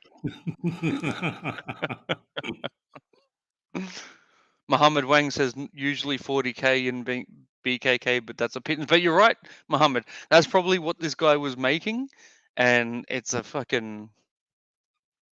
Look, 40, depending on where you say 40K baht is enough to pay your rent, but you can't go out. Like this guy would be, like if this bloke I encountered is on 40K baht a month, he's having 1 pint in the Robin Hood, then he's going to 7-Eleven to get, a 4-pack of Leos, and he's going home. Am I right, Banana King? Like, there's no way. You're absolutely right. And I've met a Farang in a bar in actually in Soy Cowboy, like that Country Road. It's not like a topless bar or something. I like Country Road Bar. Yeah, it's good. I'm just there having a drink and chilling out, and this other friend, you can sit out the front there on the things and watch all the people walking in and out of Soy Cowboy. Yep. And this guy struck up a conversation, blah, blah, and he's a nice guy. He's like, I think he's English. He's just a decent guy. And he got around to, he's teaching English here in Bangkok. And he's like just sipping his beer. You could tell he didn't have much money. He's just like sipping his beer. And I'm like guzzling him down, and I'm going for order another beer. Do you want one, mate? And he's going, I don't know. It looks like he's rubbing his coins together and shit. It's like, don't worry, mate. I'll buy you a beer, right? I'll shout you a beer. Anyhow, he had to head off. I said, what are you doing tonight? Are you going out tonight? This is like in the afternoon. I said, what are you doing tonight? Are you going out? He goes, look, I don't go out much, to be honest. So obviously he didn't have much money. And he's an English, he's working in Bangkok. So I said, well, if I see you tonight, how about come back down here and we'll have a fucking night out. We'll go down to one of these go-go bars and you can come along and said, "I'll buy all the fucking beer for us." He He would have goes, loved "Oh," it. his fucking eyes lit up. He would have loved it. And sure enough, he turned back up. He'd gone home and got changed and whatever.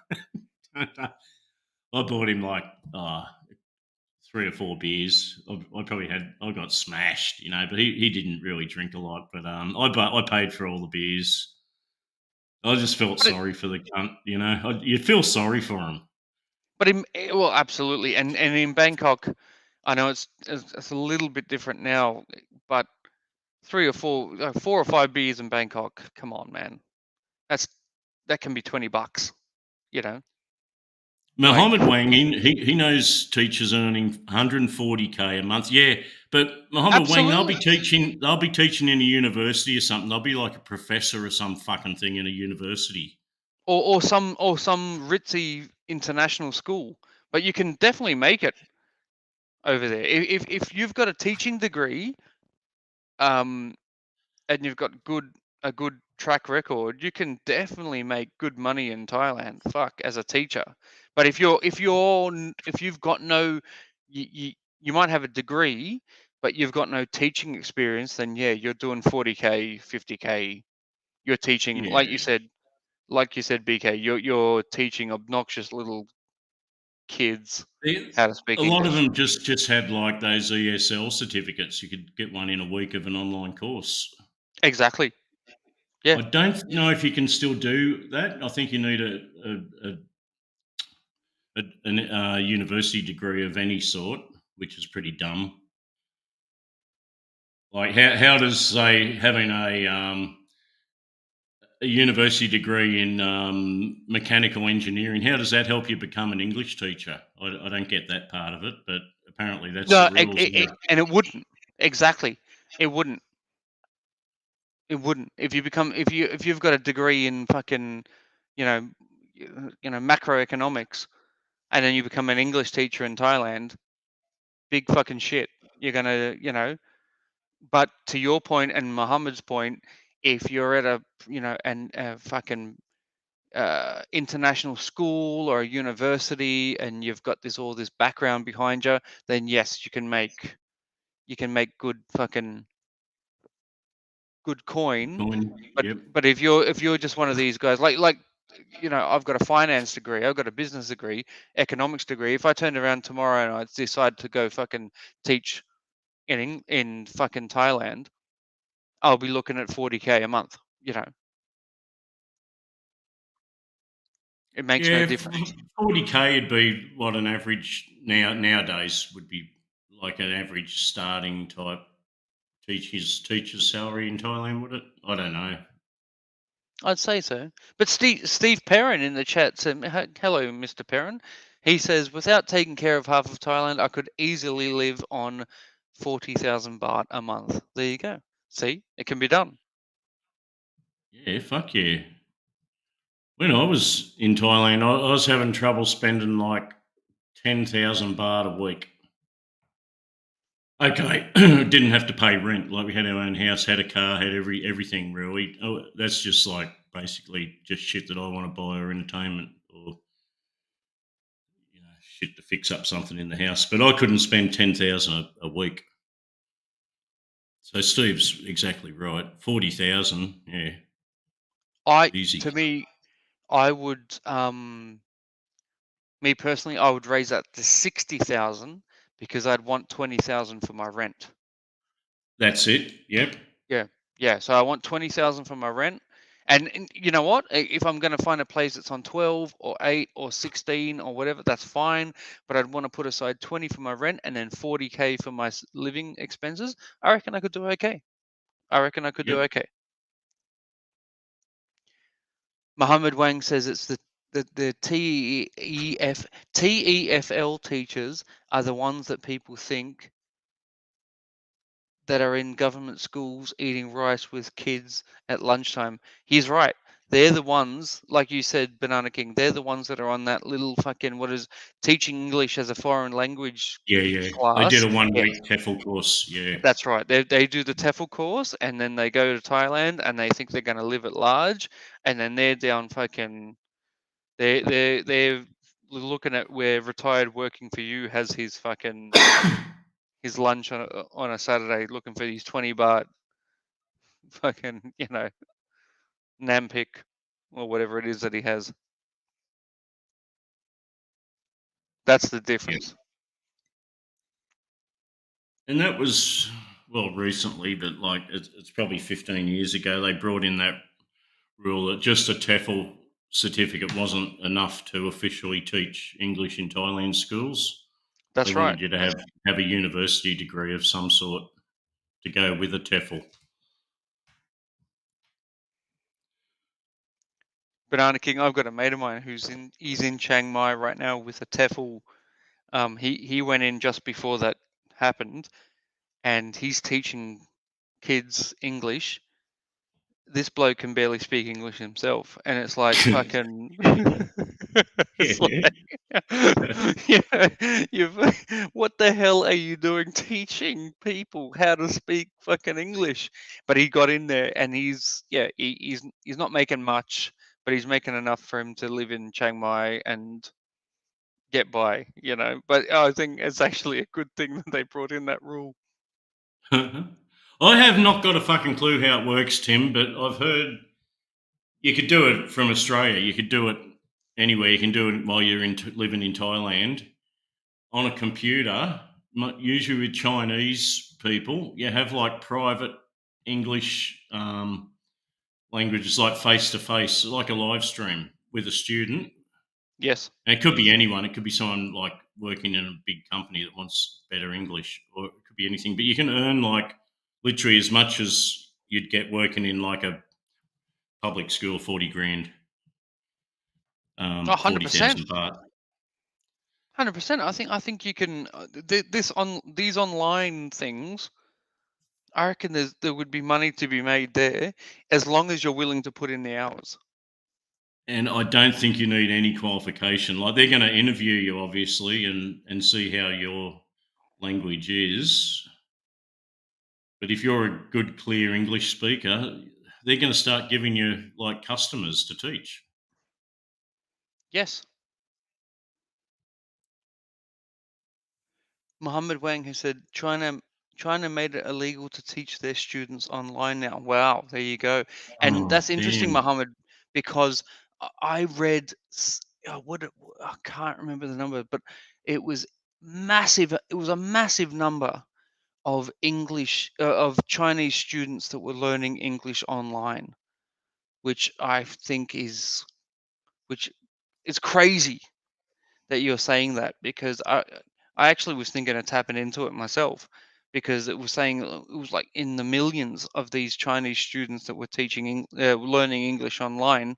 So that may actually make sense that China's banned it. Tim, it could have been not children. It might have been like executives from some big company that wanted to improve their English, conversational English. Yeah, totally. And people who are in, like, say, middle management, people that wanted to, Banana King, maybe move to Australia or something like that, or move to an English speaking country yeah. that have a certain amount of skills, that wanted to fucking do that. Steve Perrin says, I'd be surprised if teachers get 40,000. I'd suggest that's a bank manager's wage. Teachers, I would guess 25 to 30,000 baht. Only a guess though. And Steve Perrin, I don't think you're particularly wrong in that. And again, as what Banana King and I were just saying, I guess it depends on what level we're talking about here. I think there's probably plenty of teachers who are on the 20,000 mark, but it just depends on what,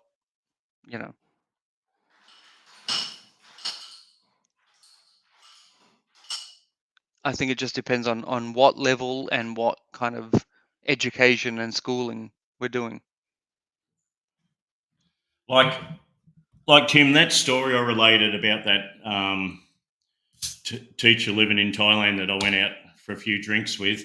Like Yeah. that happened like probably 10 years ago. And he would have been getting like 25,000 baht a month, that guy. Yes.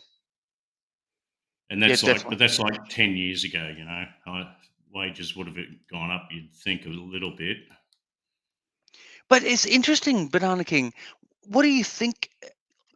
I don't know, and I'll defer to the chat as well. But I find prices in Thailand to me haven't gone up all that much. No, It's I don't the think so. exchange. It's the exchange rate that's changed. Am I wrong? I don't know. Like a packet of cigarettes is still 60 baht. Exactly. You know, if I can. Now, I can remember when a packet of like Krong Tip cigarettes were, Krong Tips were, I think, 8 baht or 10 baht a pack for 20 Sure.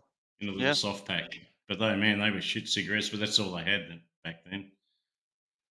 Krong Tip, Summit Sip C, Summit 14, and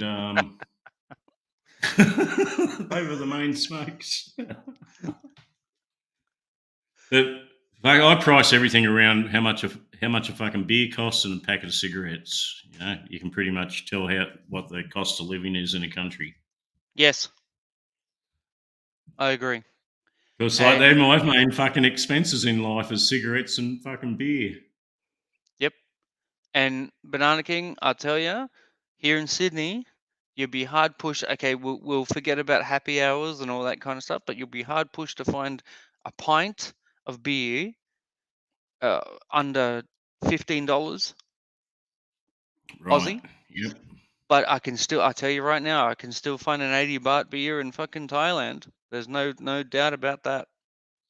Yeah. And what's a big bottle of Leo? When you buy a box of Leo, 12 bottles of Leo for like, I think, what are they? 380, I know, nearly 700 baht or something. Steve Perrin, how much is a box of big Leos now? At the Macro or something, or at the mum and pop shop? Muhammad Wang says I think they're around 700 baht. It's Muhammad, like about 60 baht for a big bottle of Leo, I think. Yeah, 50, yeah. 55, 60, something like that. It's about 60 baht at the mum and pops. And Muhammad Wang says that he rates the cost of living surge by the price of a goon bag. So there you go. There you go. There you go. Fucking times are tough. But you know, I can still find a $4. You can in Dan Murphy's. You can still get a $4 goon bag. I'll give him that. You can still get a $4 goon bag if you really need it. But yeah, some of them aren't good too. Well, that's right. Banana King, I'm a fan of Lambrusco. Have you ever drunk? Have you drunk much? I have. Yeah, I have. I know it tastes like vinegar, but I think that's what I like about it. Mm-hmm. It's like vinegar with the fucking. I think that might be the pom in me, the British in me. I like the vinegary taste, and it's got alcohol content. Old Lambrusco, but yeah, 60 baht. I'm trying to actually think. When Jazzy and I went to the mom and pop shop to do it, when we were drinking with Mr. Perrin, and we had to go get more beers. I'm pretty sure it was 50 baht a big Leo. For a cold big Leo, yep. Yeah, I'm pretty sure it was. That's $2. That's $2 something. I went through a little phase where I'd get like a goon bag of like port. Like you get like this tawny port for about $4 or $5, 2 liters in a fucking goon bag, and that was pretty good. I'm a fan of tawny port. I actually like. I think it tastes pretty good. I've never had it in a goon bag though. Yeah, you used to be able to get a fucking bag of it. Muhammad Wang says we're talking these 5-liter casks, not these 1-liter lightweights. Oh, I was thinking the 2-liter cask, I think it is. Yeah, that's what I normally get, the 2-liter cask. A 5-litre cask. Wow, he goes big. Well, I've always got the impression that Mohammed Wang goes large or he goes home. That's I've always got that impression from him. Give me 1 second, Banana Cam. I'm just gonna get a drink. Steve Perrin, man, you've bought a few big Leos in your day, I reckon. You'd like a dollar for every big bottle of Leo that Steve Perrin's bought since he's been in Thailand. I reckon he'd be very rich, very rich man. I heard at the back of your house they're actually setting up a glass recycling business. Is that right, Steve?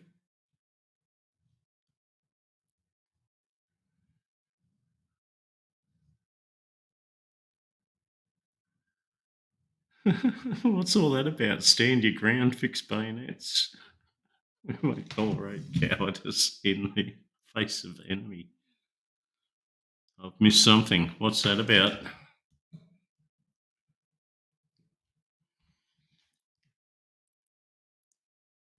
I forgot, Steve, you've met Thai Tim in Thailand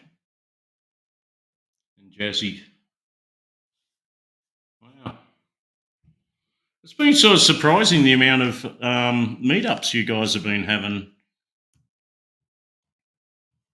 I was surprised Sean the Sheep he's actually met quite a few people that appear in these this community, live streaming communities.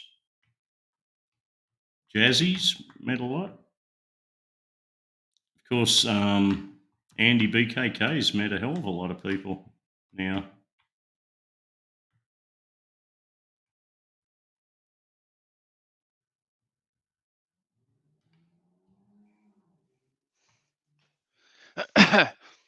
So Banana King, it's actually really good to see Mohammed Wang in the chat because he's a stalwart of Ben's chat.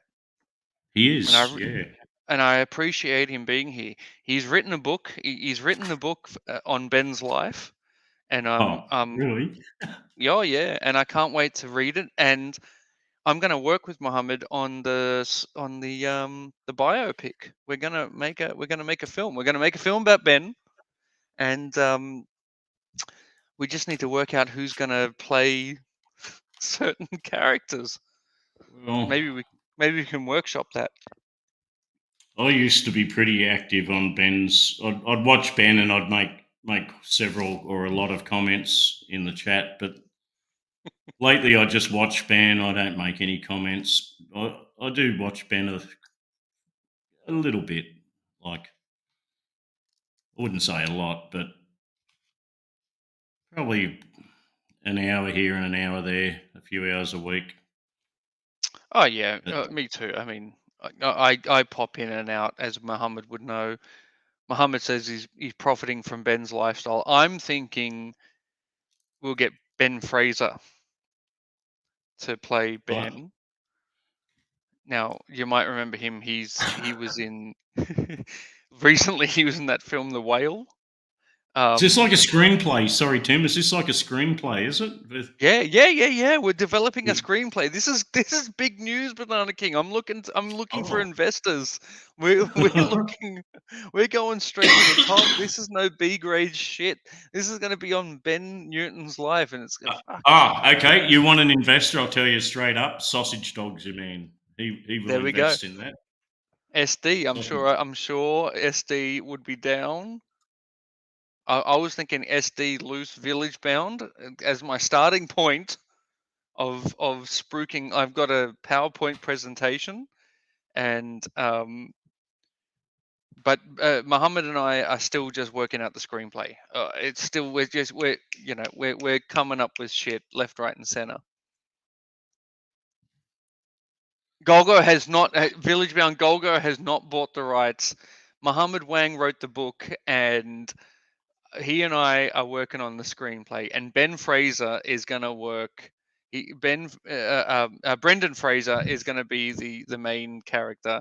You might remember Brendan Fraser from films such as he was in The Whale. He was also in The Mummy, and what was that other film he was in? Encino Man. You might remember him from Encino Man. He's going to play Ben, okay, and it's going to be life changing. And I don't know. We need to find we need to find who's going to play Ricky Drama. I don't know who's going to play Ricky Drama. Who's going to play?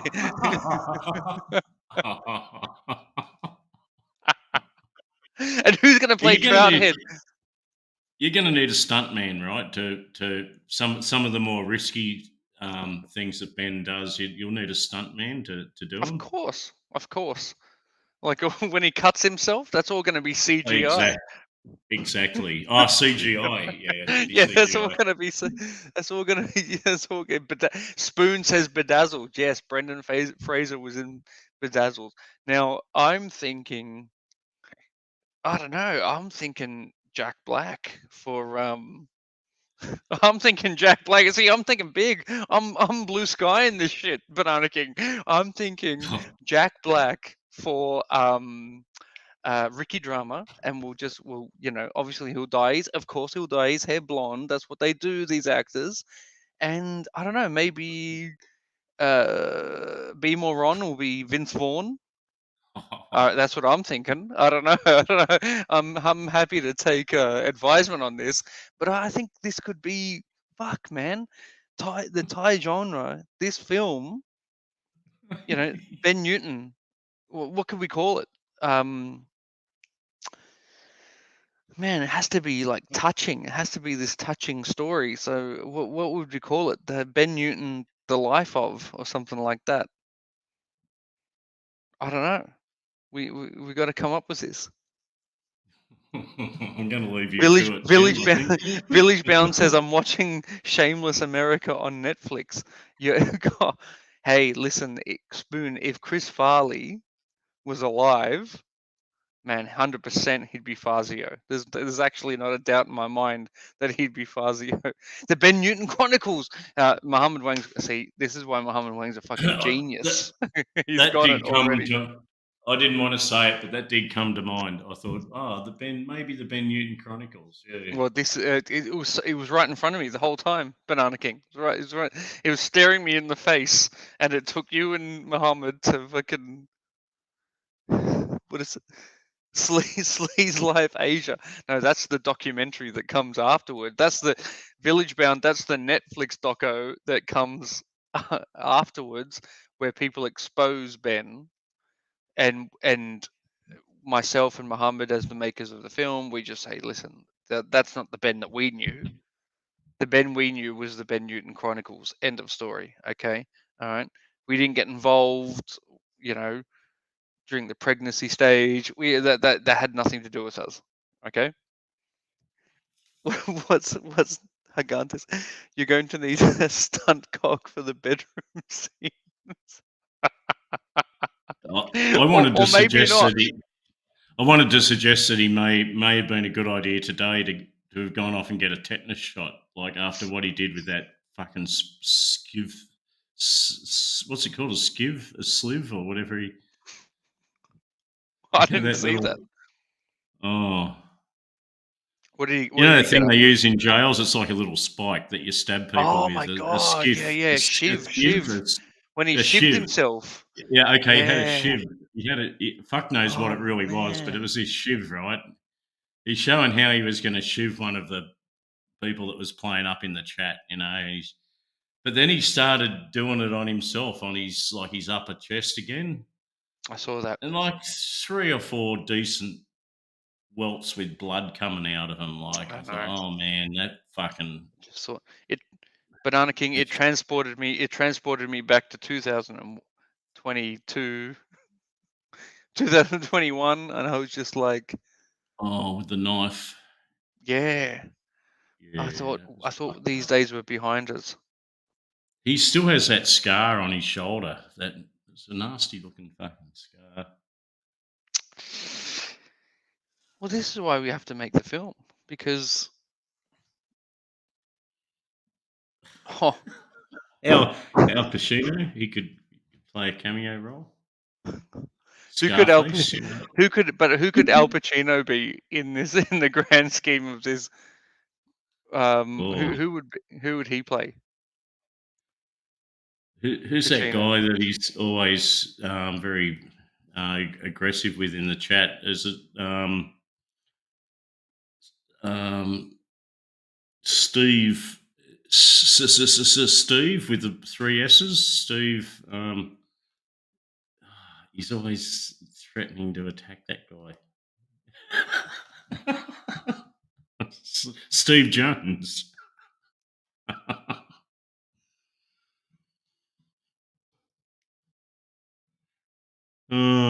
Look, Ben's Ben. Everyone loves him.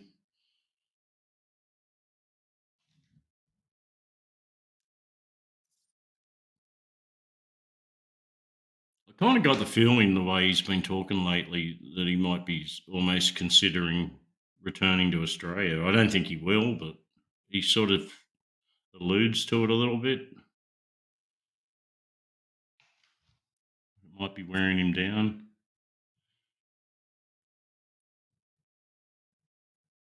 Who's that village bound? Will. Is that Will in the chat? That Will guy in the chat? Yeah, he cops the rough end of the pineapple now and then.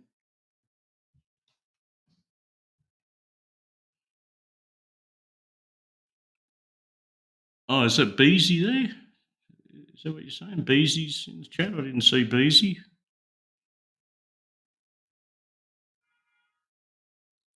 Lost Ty Tim. I think Tim's booted himself. There's about 6 private messages now.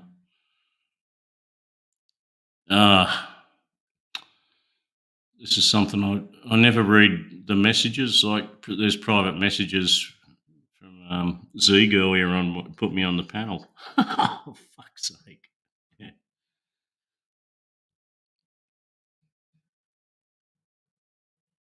Sorry about that, Zeeg. Left you hanging out on the line like an old piece of laundry there. Sorry about that.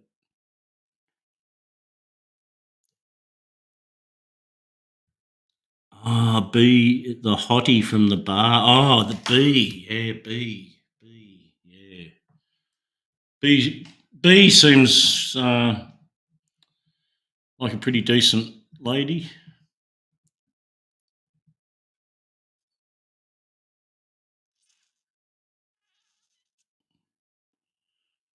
Who was he with today, South? Like, there's like an older sort of lady. Like, I could only imagine she's maybe the mama-san or something, like, or maybe owns the bar or something.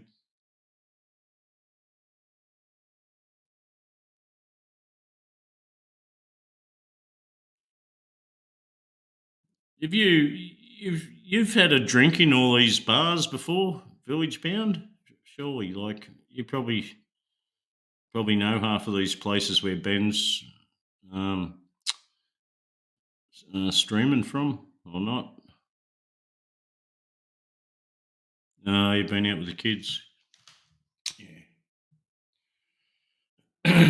Yeah, family life comes first. Pretty much everything comes first these days. If you don't put everything else first, then you just start neglecting everything.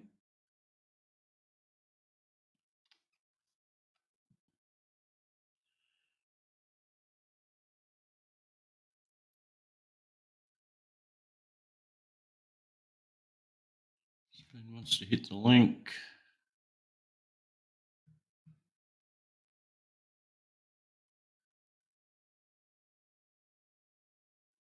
Oh, you took Jazzy to the famous Heartbreak Bar. Oh, did you meet Jazzy in Phnom Penh? Where's the Heartbreak Bar? Made famous by Ben, perhaps?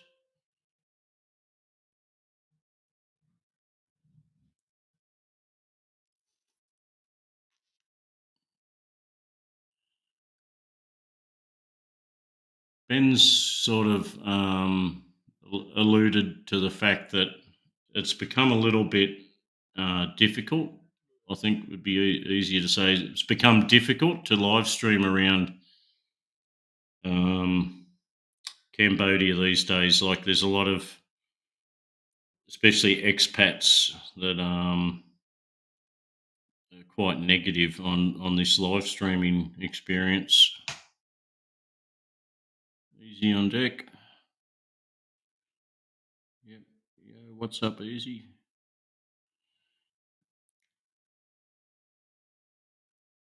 Ah, that's Sabari streams 98% of the time.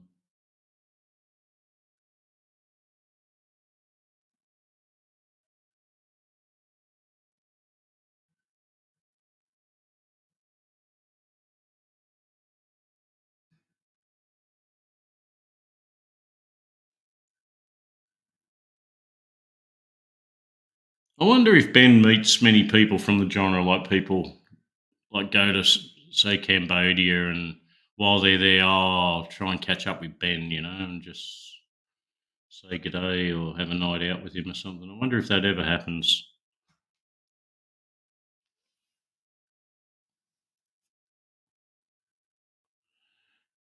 Easy's our main man in Vietnam, in North Vietnam.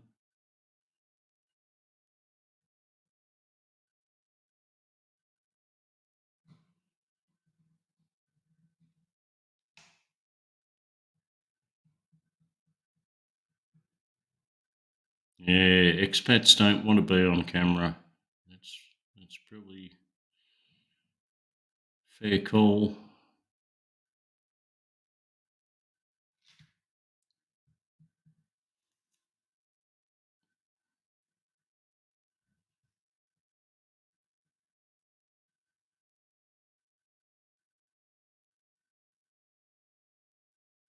I'm sure the day will come where I'll be in a position to spend some time on holidays.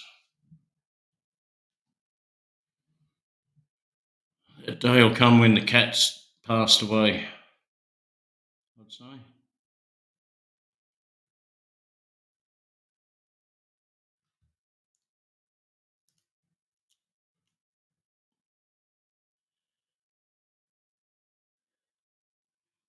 The cat must love me saying things like that. Yeah.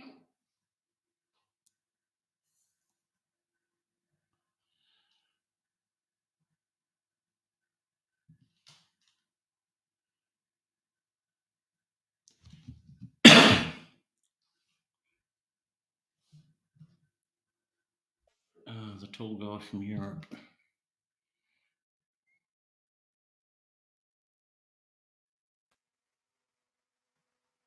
Hey, there's Nathan.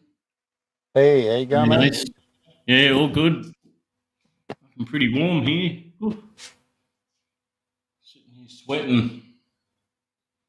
Yeah. Be a bit humid. Oh, I'm too lazy to put my air conditioners on. Like, I'd rather just have the windows open, have the fan going, and just like sweat a bit. It's sort of healthier, I think. I can lock everything up and put the aircon on, but I don't fucking want to. I haven't used my aircon for days. It's been raining, pissing down. Yeah, a bit of rain's good, but like day after day after day of it's like starting to get depressing, eh? Yeah. Not much you can do about it. You got like a cyclone thing that's sort of a cyclone just going nowhere, stuck in the middle of Northern Territory, right? Yeah, it's a massive tropical depression. It's been slowly going south. The predictions reckon that it's meant to go across to the Gulf. It's meant to go east, but it looks like it's My brother down. put me onto a great weather modeling YouTube channel today. Yep. Called Force 13 AU. Yeah, I might have seen that somewhere. Yeah, Did I use that Windy app? Good. Which one? Windy. Windy. It's an app. Yeah, Windy. It's an app on the phone. Oh, pull up- an app, okay. Yeah, so you pull up go into Windy and it's got the weather map sitting there. Then you press the play button and it'll play like fucking 10 or 12 days into the future. But it's only a prediction, Right, you know, and like Yeah. it all depends. Like if the weather's sort of stable and they sort of know where the highs and the lows are going to go, it'll be reasonably accurate. But when it's Mhm. sort of they don't know which way it's going to go, then the predictions go all over the shit show. Yeah. All this new improved modelling they have now with the computing power that's available in the modelling. I think it's a whole new realm of weather prediction now. Yeah, they've just been getting better and better. The more data they gather, the better they get. Because, you know, Yeah. people call it AI, right? But it really should be called machine learning. Right, yeah. AI is bullshit, you know. Like,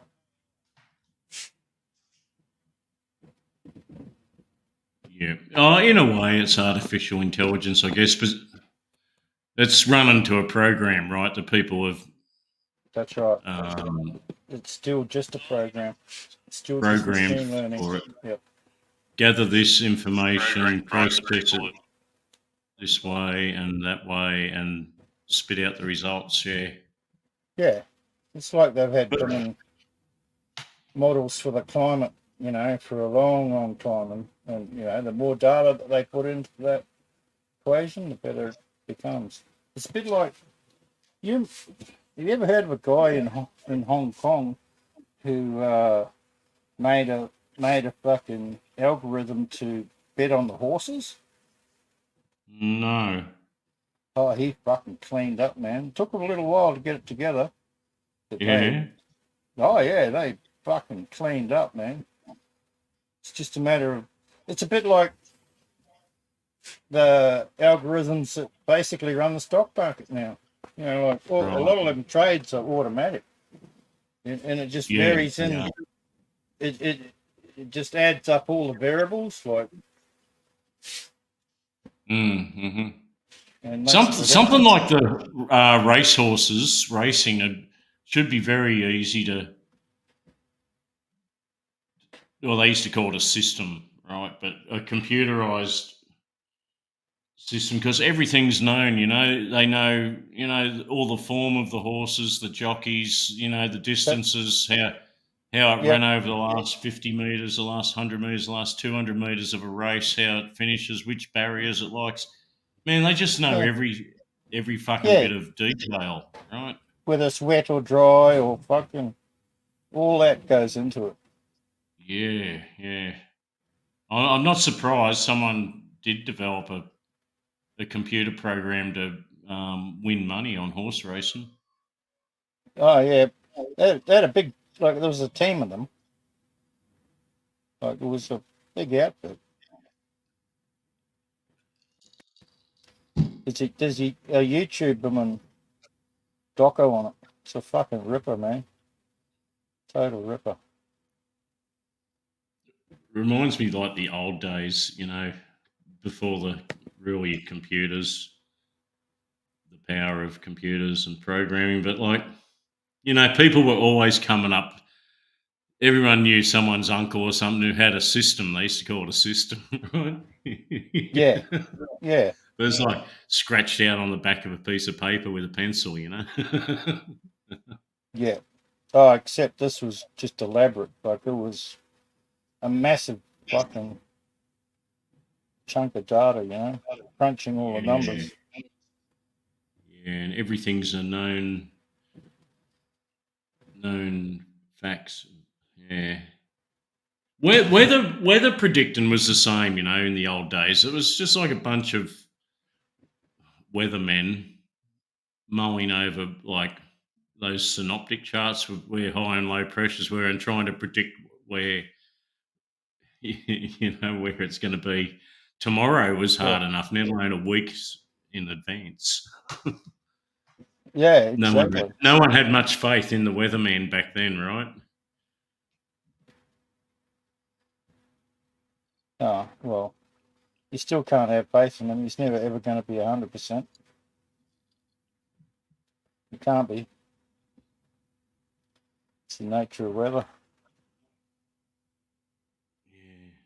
Yeah. Village Bounds. Mark Reed.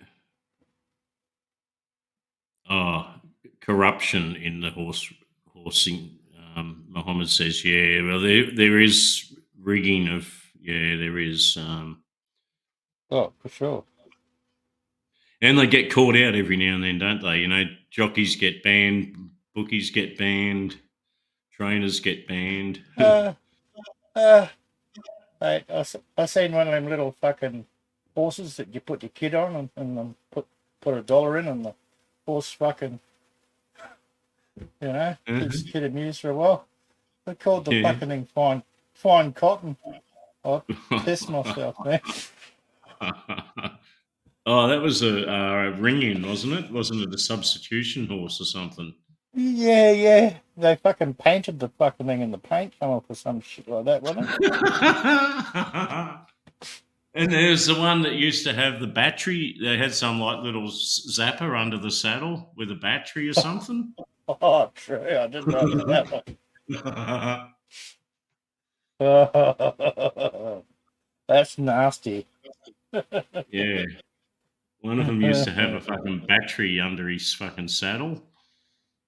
Okay. Fuck, man. Fucking.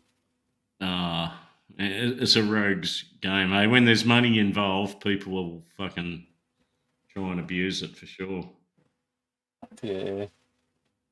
The funny thing about that fine cotton, I used to kick around with his brother, fucking Hightamer, back in my hometown in NZ. That's where he comes from.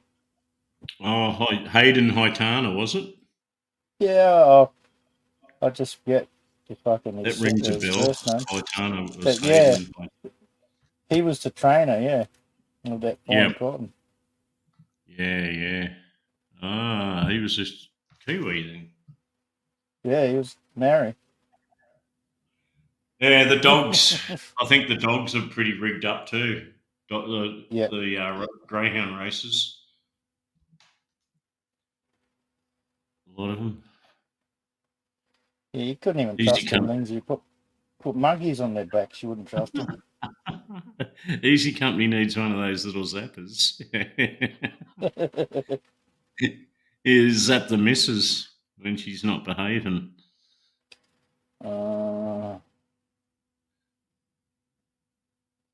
I remember I was at my mate's place one day and this fucking real twisted drug fiend, he had this cattle prod, man. And he was prodding himself, getting his fucking jollies, eh?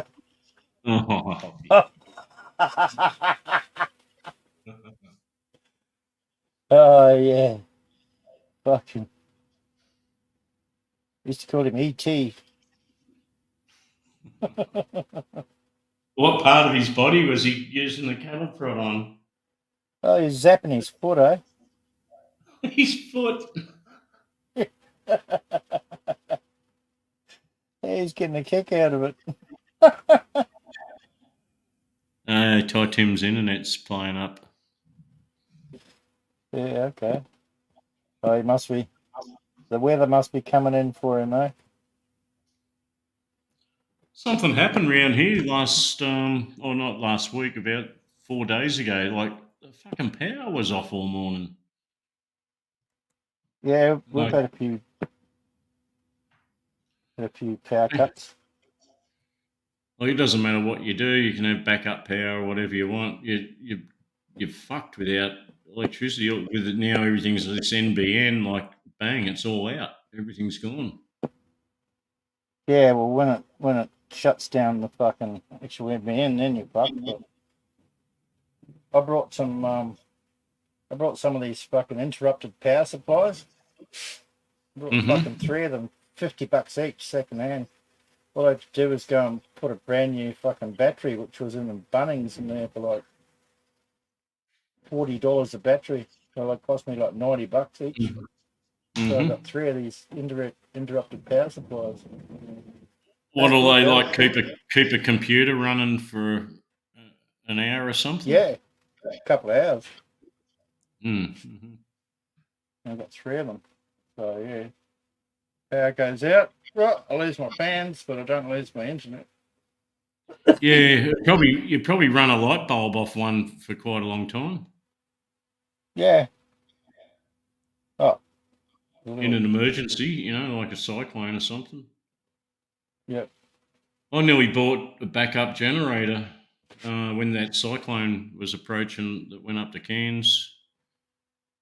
Yep. It was originally forecast to hit between here and Townsville, and I was saying, "Fuck it, I'll go and get a backup generator, like a petrol generator, and put it out in the water tower there, because it's all wired up for one. You just got to plug it in, basically.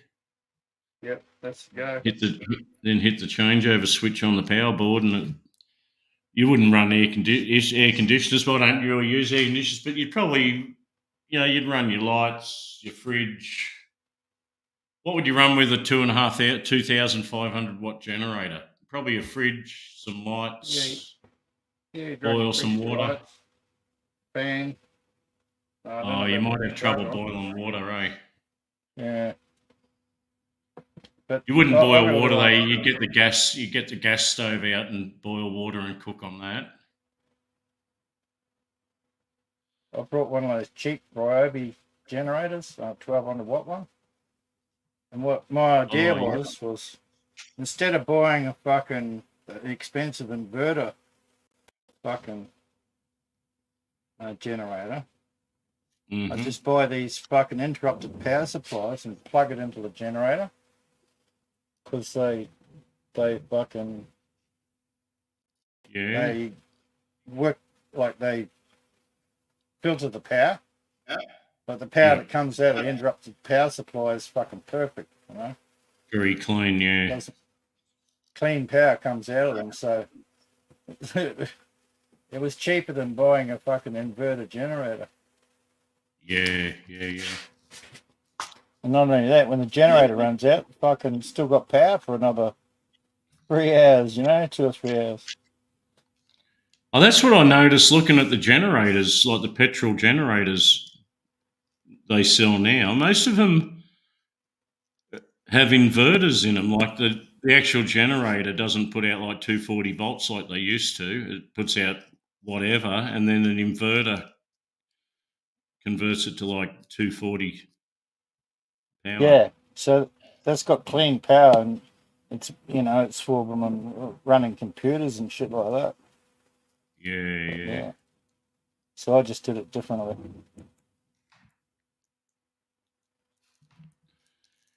Yeah. I don't know, because it's just a matter of time to look at Cairns, like they were without power for I think 3 or 4 days, and that could have been here, you know. And I'd like to keep the fridge and the freezer going, because that's the main thing, right? The fridge and the freezer, keep your food in order, and some lights at night. That's about all right, you need. because you can lose more dollars in food wastage than the petrol that you put in the generator. Fuck yeah, for sure. Mate, you'd only have to lose two frozen meals and power your generator all day and night, I reckon. Yeah, but that's about right. Imagine losing a few kilos of fucking sirloin steak. Like, man, it's like $100 gone. Exactly. I got 4 lousy freaking pork chops today. They're not bad ones, nice pork chops, but pork loin chops. They're like nearly $20 a kilo for fucking pork chops. Fuck me, dude.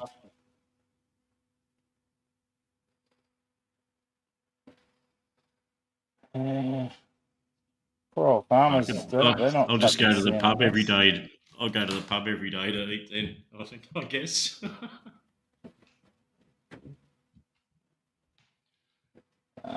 Nothing like brewing up a big curry, mate.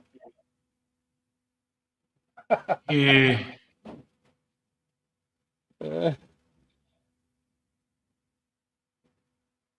Yeah, I brewed up a Are you big curry the other back day. home, or are you up north going that Gove thing, or what are you doing? No, I'm home.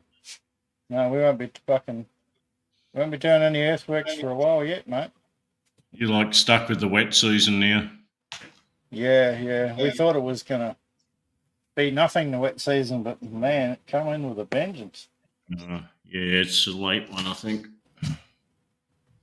That's how it's been for a long time. Getting late wet seasons, like It's so only all just the rivers. starting to, right? It's only Yeah, starting. it's only just starting. All the rivers have been fucking bone dry until now. Fucking crazy. Can you always Yeah. drive up to Darwin? No, I've got my car parked at like just down the road from me is a creek that goes up to like fucking a meter when it's pretty full on. Yeah, so I've got my car parked at my mate's place down the road, and then I've got my Nissan Patrol fire truck. Fucking that's got 1,000 litre pot of water on the back to fucking give it some weight, so I can drive through the fucking to the creek to get to my car. Right, yeah. But even after that, right, even if I cross that creek and it's raining too much, then there's a whole heap of there's a couple of other rivers that can screw me up.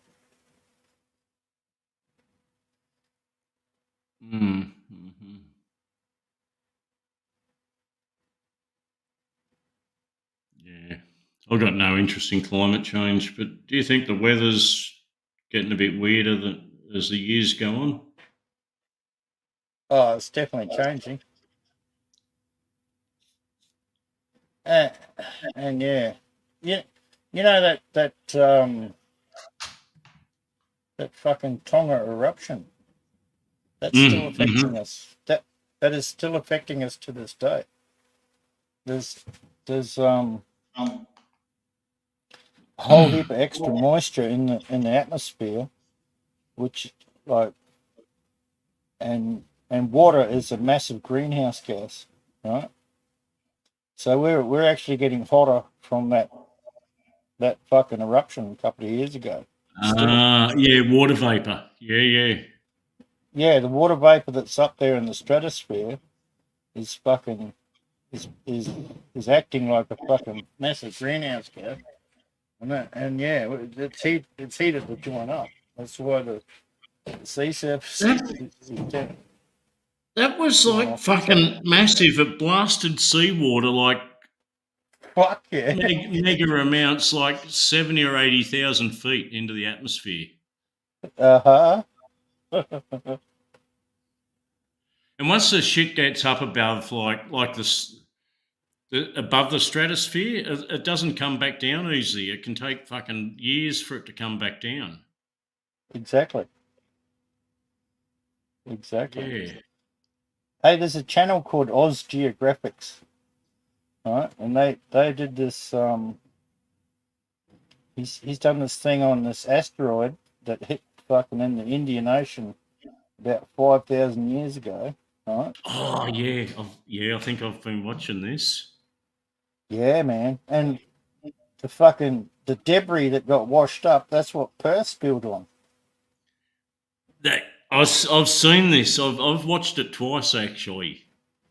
Yeah. And he goes on all like the land, like the landscape's got these chevron patterns in the things, and it's all around the fucking Indian Ocean, every country, and it's from the fucking runoff from the tsunami going back to the ocean. And goes like hundreds of kilometers inland. And so that's why there's like seashells and all that sandy fucking land all around the fucking Western Australia coast. Yeah, man. Some of that and runoff, I think he said, some of the runoff went straight across from like the west coast, straight through into virtually like where the Great Australian Bight is, like thousands of fucking kilometres inland it went. no. No? It didn't go that far. What you're thinking about is another program he put out. Was when one dropped into the fucking Mediterranean, and it fucking went from the Mediterranean right across the top of Africa. Fuck me, dude. You might be getting confused with that one. How long back ago was that? I can't remember. Was it the thousands of years, obviously? Like, About 5,000 years for the one that hit the Indian Ocean, and about fucking 12,000 years for the one that hit in the fucking Mediterranean. I think he found the crater in the like somewhere in the middle of the Indian Ocean, didn't he? With the Yep, they found it. It actually it was that big, and it pierced, fucking opened up like a volcano. You know what I'm saying? Like it fucking shattered it. Because it's the debris that's in Perth is fucking volcanic as well as from an ocean debris. You know, that's how they know. So it punched straight through the bottom of the ocean floor. Like that's thousands of meters deep. That's right. And straight through the ocean floor into like into a liquid magma region or something. Yeah, punched through the crust. And they reckon it pissed down for fucking, like the amount of water that threw up. I reckon it fucking rained and rained and rained and rained. It's probably the source of the biblical floods, because I reckon it would have rained that much. Like the Noah's Ark flood. Yep. Yeah. Would have rained and rained and rained for fucking weeks. The way he presented that is very compelling. Like he knows what he's fucking talking about, this guy. Yeah. And he's no amateur. Like he's like some sort of professor, right? Like he's obviously knows what he's fucking talking about. No, I don't think he's a professional. Oh. Don't think so. But the way he presents, he presents it, it's like you've got to sort of give it some credibility. Yeah, he knows what he's talking about. He also talks about a lot about the gold that's in around them in Victoria, and how all that was laid down. Yeah, it's fucking nuts, man. But we had some pretty big volcanic eruptions at some stage down there, and all of them on what do you call it? The basalt filled in all the rivers. All the fucking rivers were filled with basalt, and the gold's in the rivers. It's underneath the fucking basalt that filled the rivers in.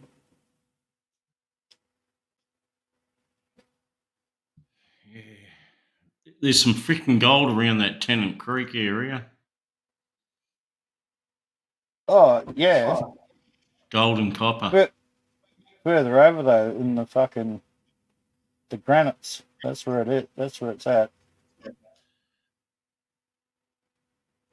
More across over towards WA from Tennant. We actually go there from... Yeah. You could drive up from fucking Alice to get to it. Yeah, I'm waiting for my gold mine investment in Tennant Creek to pop. It's fucking very, very slow fucking growing there. They've been over in India trying to get like Indian investors with it, like want to have an offtake agreement and set up the processing plant to dig it out.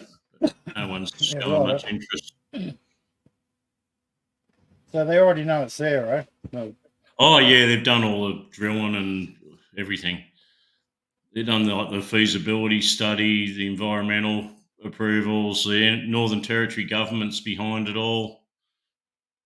and they just can't get investment to kick off, you know. That's at Castile.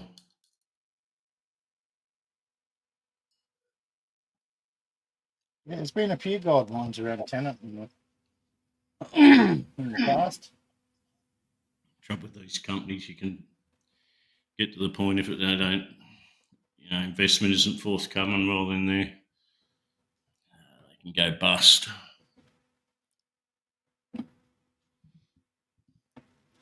Yeah. I've had that experience with that copper mine in the DRK in Congo. Yeah, I lost a right, fucking lot of money on that. Yeah. Well, it's a gamble. It's all a gamble. Yeah. And there's a lot of fraud and fucking. That's what I learned from that experience. Never invest in nothing in Africa. Yeah. Like the governments and the shit's that fucking corrupt and fraudulent. That's right. And there's like fraudulent operators saying that they've got the goods, but there's nothing there. Yeah. Actually, one of the biggest ones that ever went down there was in South Australia, Kapunda. That's what Kapunda's built on. Fucking fraud. All these investors send all this money out from England for this fucking fraudulent fucking mineral claim. I think it was copper they're after. What did they like? Fake the Fake the assays. the assay results and shit from. Yeah. Yep. Yeah, that's looking for jail time. That is. They never seem to get prosecuted, though. Those sort of companies, do they? No. Well, they have one fall guy, you know. You take the fall, but you know. They have their little matey club of the directors that live on a continual tea party for several years while they're doing all this shit, you know. Mate, Australia's rife with that sort of activity. You know, there's like all sorts of them and schemes that have been fraudulent. You know. Yeah, and of course a lot of them are in the mining and mineral exploration areas. Yep, that and planting forests. There was one up here. What was it? Northern Territory hardwoods. Yeah. You know, they got all this investor money and they started planting all these fucking trees up there. What a joke. Yeah. What a shit show. That's been around for a while. That's on and off in different states, you know. In Queensland, they had one, well, I think it was northern New South Wales, investing in like tea tree plantations or something. Yep. Yep. I think it was Paulina was another one. Years and years ago. Paulina trees, some shit. When I was working, a lot of the guys were investing in ostriches. There was an ostrich thing happening, right? And people were supposedly setting up ostrich farms, like they were going to be producing meat from because emus are protected or something, so they were importing ostriches from Africa. But like if you had you could buy like a breeding pair of birds for like, they got up to around $60,000, right, as an investment. And you'd have them gisted like on a property. Yep. Breeding like. The people were investing like 60 grand, 120 grand at a time on, you know, 2 pairs of birds even. Well, I think it all just fizzled out. No one ever talked about their fucking ostriches ever again. Meanwhile, the directors got paid a premium to fucking direct it all. Oh, well, the guys with the agistment farm was making a fortune. Yeah. Fucking schemes. Yeah. Oh yeah, there's what was it? It was a fucking some housing scheme in Perth a few years ago. It was a fucking huge one. All these cunts were getting ripped off to the hilt. Yeah. Was that wine club? They were going to set up like a wine thing as well. You can invest in the wine Yeah. club. Fuck, it's gonna start pissing down here soon, man. Another big front's coming in for me. This Weather Channel I was watching, because they're going on about a cyclone that's coming down to Townsville next week. Yep. And you can't really see it on the weather maps or even the satellite views or anything yet, but it's been modelled in their modelling system. So, and they reckon it's like absolutely going to happen next week. This fast moving cyclone's going to come down from the south of New Guinea, supposedly cross south of Townsville. You know where that is. Yeah. Minimum of Cat 4. Minimum Cat 4 cyclone. I was watching another Weather Channel, New Zealand Australian Weather Channel thingy, and he was saying that there's sort of like two models for that cyclone coming in. Right, it's either going to hit Australia if the high from the Gulf, the high from the Bight comes across and keeps it up there. But if that high from the Bight doesn't race across, it's going to fucking go down. It's going to head off down to New Zealand. Oh, like a couple of years back that happened, right? Yep.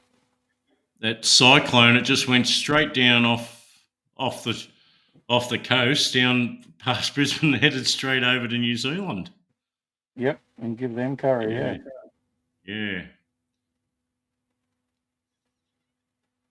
And I never have thought New Zealand would get a cyclone, eh? Yeah, it fucked them right up too, eh?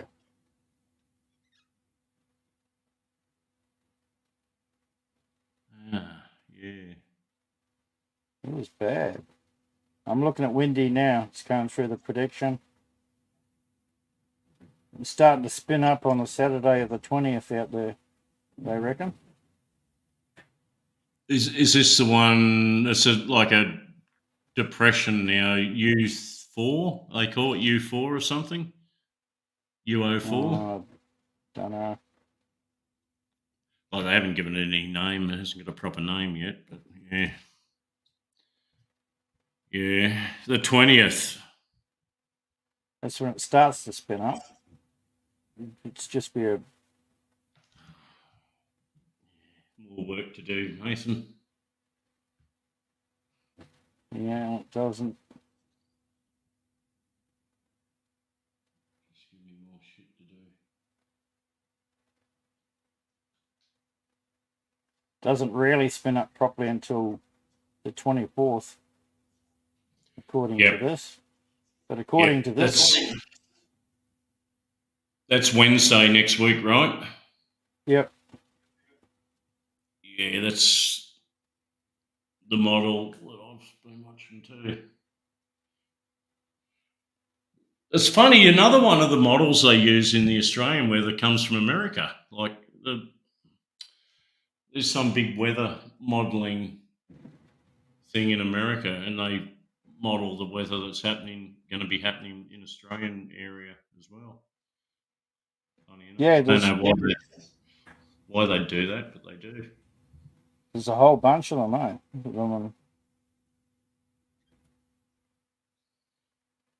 Some of them weather channels will go like, you know, this one's got it going this way, this prediction's got it going that way. Yep.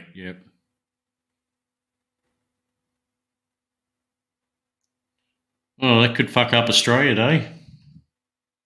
Yeah. No, I don't think so. According to the model, it's still a pretty long way out to sea, still on the 24th, so I don't see it moving in by the 26th. Hey, did you see the fucking Victorians? Like the Victorian fucking government, I think it is, they're not going to celebrate Australia Day. They're going to they're renaming it the Day of Remorse or something. The Day of Remorse.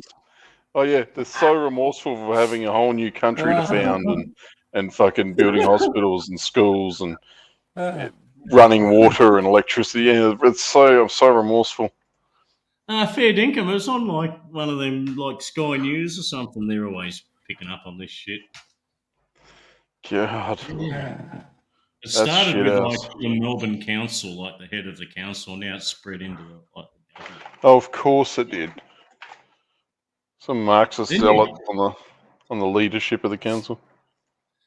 And then we got a black ban on Woolworths.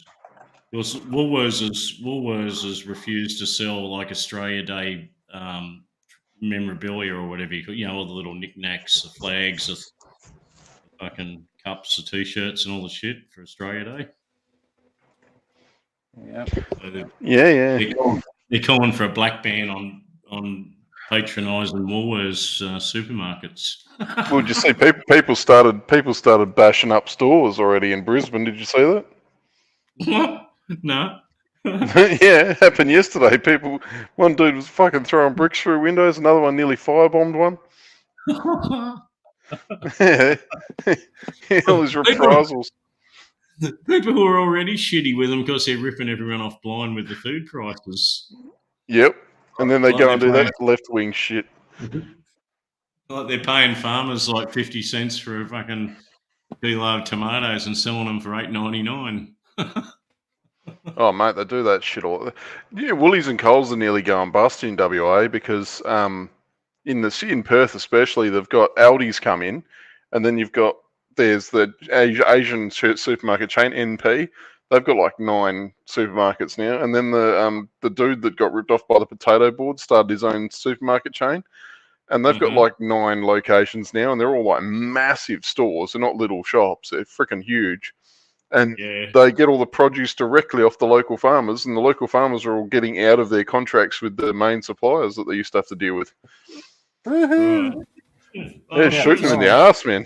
You can go into Spud Shed, buy a kilo of apples for like $1.50 a kilo, fresh apples straight off a farm that haven't been put into cold storage gassed or anything like that. Or you can go down to freaking Woolies and pay fucking like $7 or $6 a kilo for them, and they're the things that have been in cold storage for 9 months. So where would you go? Of course you're going to buy the fresh ones. Yeah. It's about time something like this happened, really. Yeah, shit, yeah. Well, the bloke that got ripped off was one of the biggest potato farmers near Perth, like south of Perth towards Mandurah and that. And he got ripped off royally. He rocked up to the joint to deliver his potatoes after already having to sign this thing and get ripped off, basically selling them at a loss. And then when he got there, they told him, "Oh no, we don't need them." And so he said, "Oh, I'll take them elsewhere." Then they're like, "No, you can't. You're under contract." So he had to dump them all. Oh. So that's why he cracked the shits and started up Spud Shed. Yeah, good on him.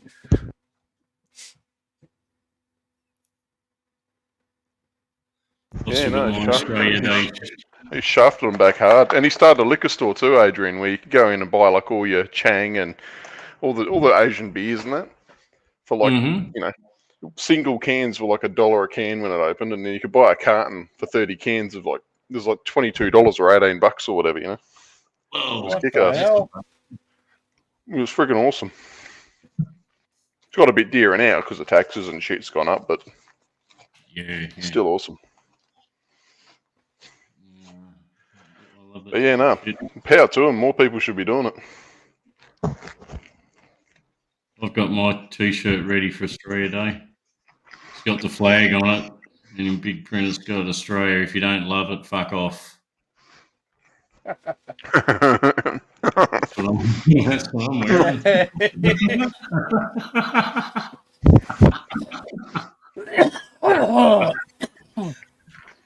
Every second car around here's got like the spare wheel cover on the back of the 4-wheel drive. It's got that CU in the end. in the I'll end. see you in Yeah. NT. That's been Like it's hugely got- successful. For the viewers that don't realise, it's got a big C and a big U, and then then it's got in little in the, and then it's got a big N and a big T. So it looks like cunt. Yeah. That was a genius marketing fucking thing, that. It's fucking funny. I'm trying to find a picture of it for everyone. Here we go. Come on, load the picture. It's fucking funny. Easy Company would love that if he saw it. I'm surprised Johnny Siam doesn't have a whole truckload of the merch. I don't think they'd be allowed to have shit like that down in Victoria. In Victoria? Yeah. Yeah, shit. They'd probably lock them up. Probably. How do I delete that? Remove. Yeah, no, it's. I don't imagine that they'd take too kindly to that sort of in the Victorian Parliament. They'd probably get really upset. Yeah. Here we go. So We've start got virtual camera. There we go.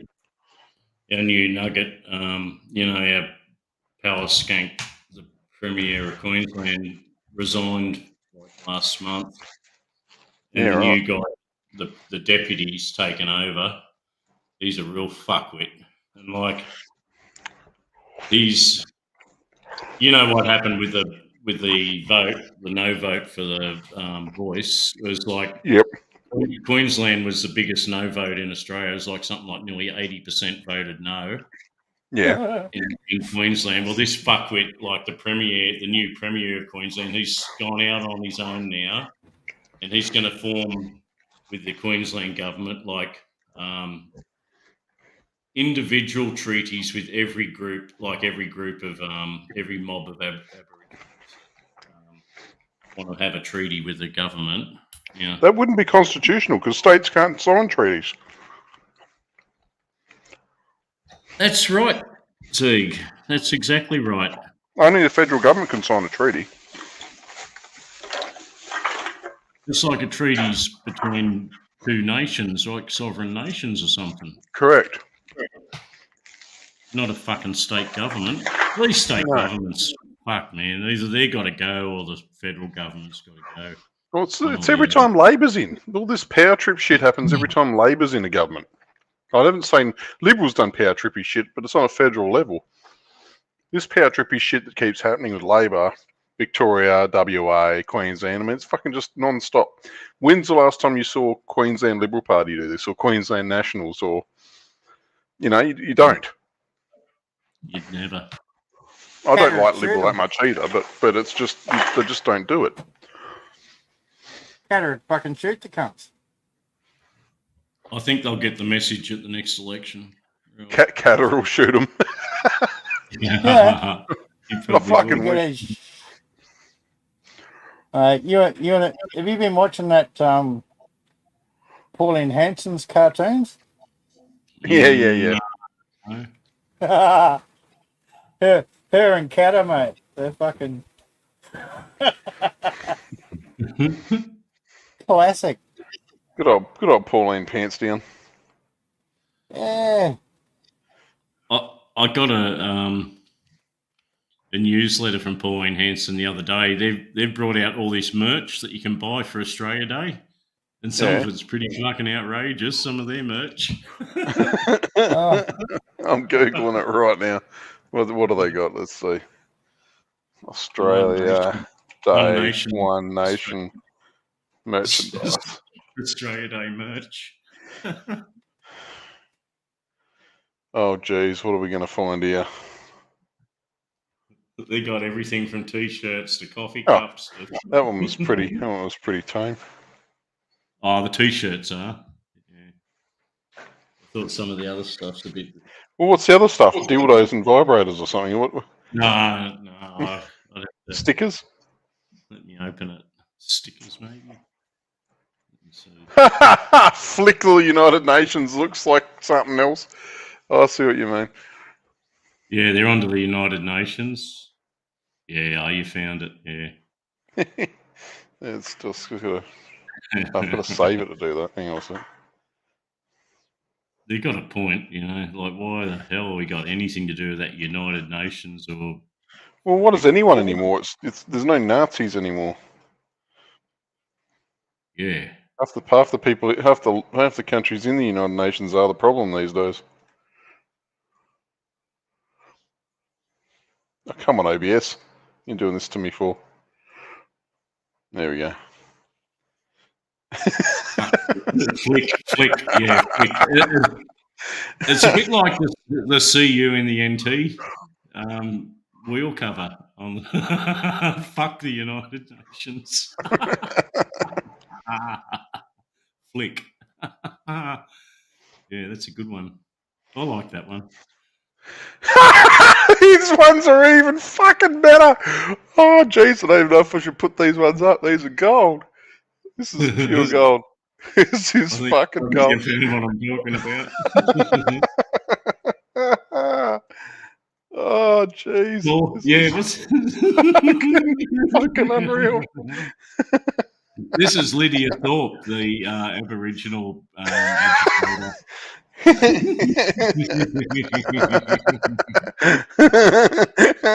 Oh shit! I can't believe they're just selling this stuff. That's fucking gold. They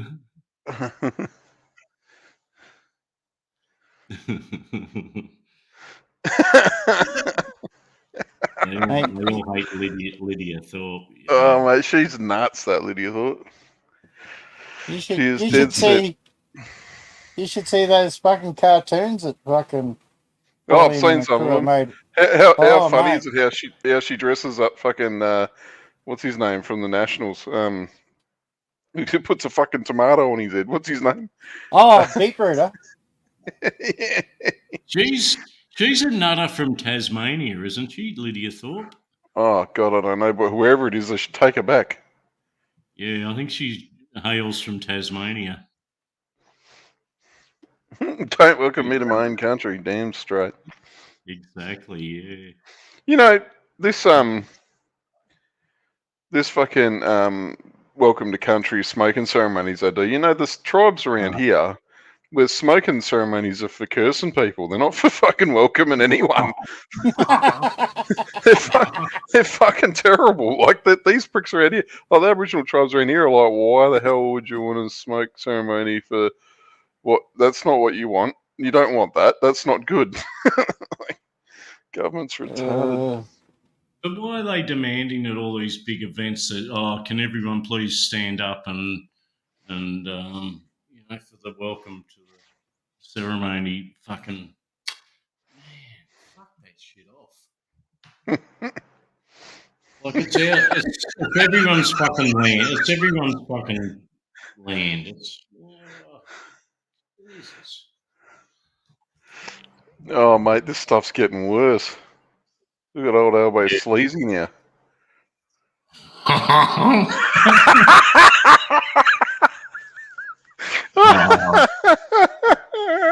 can't believe she's selling this shit. Oh, she's a legend. Is this a calendar? Oh, it's a calendar. Yeah. Oh shit. He's about as popular as dog shit now.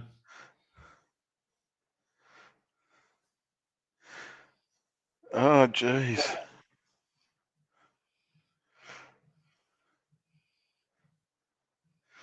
There's got a good stubby holder here too, Adrian. Yeah. Hang on, I'll get a picture of it here.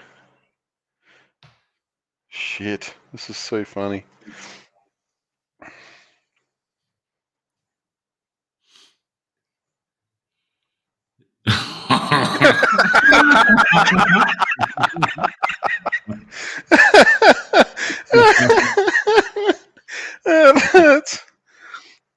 Oh shit.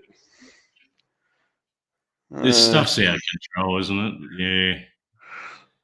She's just highlighting the fucking stupidity of the whole fucking thing.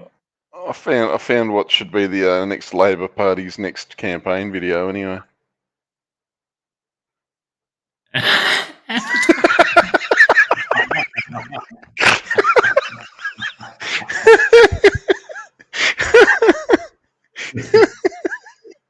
Yeah, it's so bad. Oh, it hurts my face.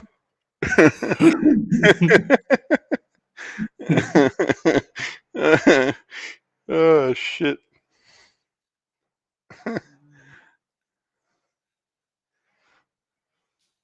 Jeez, everyone's given Easy such a hard time. Look what you've done, Easy, by all this years of coming in the chat pissed instead of getting on the panel.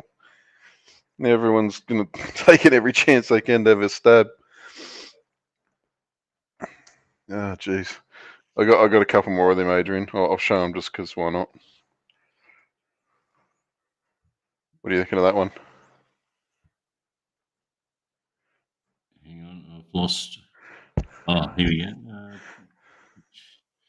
What's this one about? I don't quite get this one yet. Touchdown.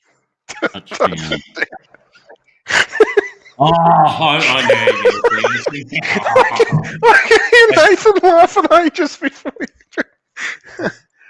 That's not real PC, that one. Oh shit.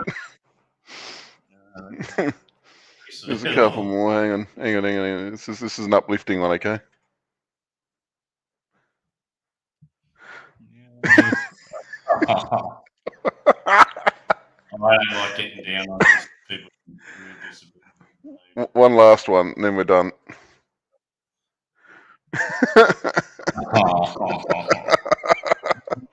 Let's get back to our original. Oh, it's so bad. Oh, shit. I can't get over that bloody elbow calendar one, though. That's freaking great. That is shocking. Look at that. Look at that.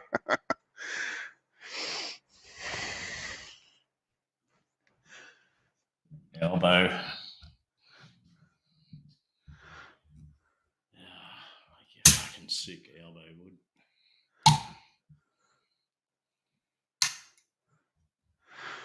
Yeah. Jeez. They're onto him. Well, for people who work, they're onto him if he's going to pass on that the final tax reduction, income tax reduction.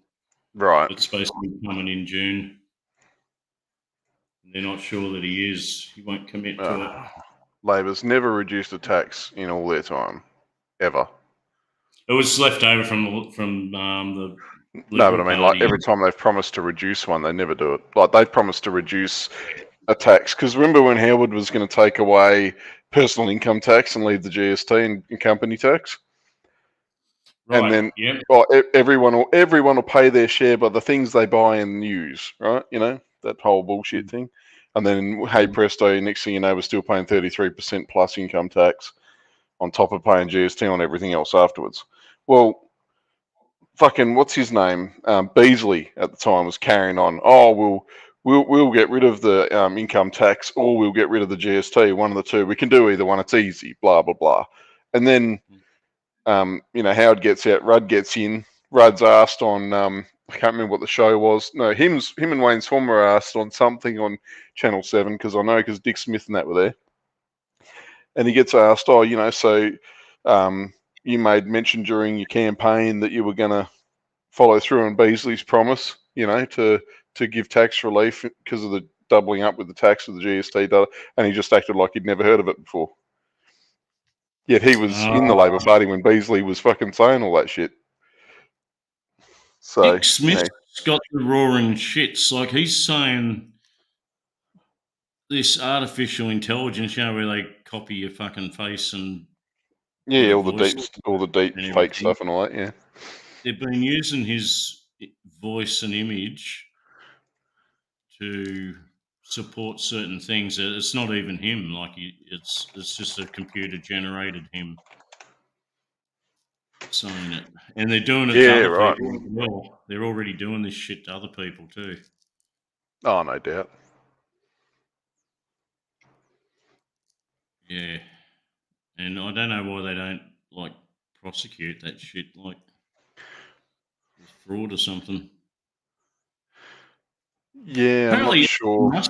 they do it to Elon Musk a lot. Like I've seen it myself. All this shit. Yeah, I've seen a few. And it's on YouTube, like a YouTube thing, SpaceX, this or that, and then Elon Musk is talking, and it's like a promotion thing, and you send him like a crypto coin, and he gives you 2 back or something. It's just a total scam, but it's not actually. It's nothing to do with him. It's like some computer AI generated fucking scam that someone's running. Yeah.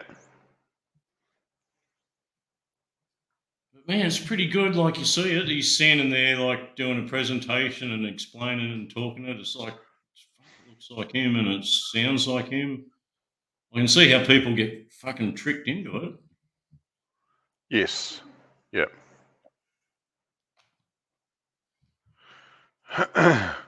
Yeah, no, the deep fake stuff. There's programs you can use, Adrian, which is funnily enough they're AI as well, and they will look for what they call artifacting in the production. So if something's made with AI, it's impossible to not make it without there being some artifacting. There And is, that- yeah. And what you Yeah. might not see, it's easy to tell with audio, right? You hear AI audio. Mm-hmm. Where like the cadence is always wrong, like vowels aren't long enough, or they're too short, or they're too long, or they're fucking come in too abrupt, or there's like if you picture it like there's a flat line and then the word pops up out of nowhere and then back down again kind of thing. Yep. It just Or something's mispronounced somehow stupidly wrong, like yeah. A lot of these documentaries now on YouTube have got like an artificial intelligent voice doing the voice, and like every now and then there's like a little slip, and it's like, Yes, yeah. But it sounds like a person to start with. And you notice the AI will put, because it'll take a sample of the person's speaking, so it tries to mimic the cadence by how would that person speak. So, like I say, it's you, and you normally pause after certain words. You have a longer pause between that word and other words, just because that's how you naturally speak. Well, it'll artificially put that pause in places, and it ends up being like retarded, like. And then, like people just say, and then, but it might go, and then, it's like, why did it do that? It sounds dumb because it doesn't know not to do it. But these programs people are using to do that are probably like pretty amateur programs. There's probably like top level, government level, fucking military level. Even with the dodgy, cheap, free stuff, if you use it often enough and train it, it'll stop doing the bad thing. It'll get less noticeable. But another AI program will always be able to notice where the inconsistencies are, because it's doing the opposite thing. It's reverse engineering what's been made rather than trying to engineer it and make it. Wasn't that Ziggy Forrest taking him to task about it? Twiggy? Taking him to court? Yeah, Twiggy. Yeah, there was something about that. I think he wanted some legislation put in place where it couldn't be used legally to impersonate anybody, which would have all kinds of implications because there's shitloads of voice bots out there now, and they'd all be illegal by that standard. Well, they shouldn't be on Facebook fucking sucking people in, like. Yeah, well, I mean, it's scamming. It's scamming. It's surprising Facebook and YouTube allows it. It just gets through, Adrian, because all those systems are automated. It just gets through. You know what I mean? Like, you'd have to have X amount of people report it before it gets taken down. And then these companies are arseholes too at the same time. If that ad or whatever's creating shitloads of traffic for the website, they're not going to get rid of it, even though they know they should. Yeah. That's right. That's making money for them.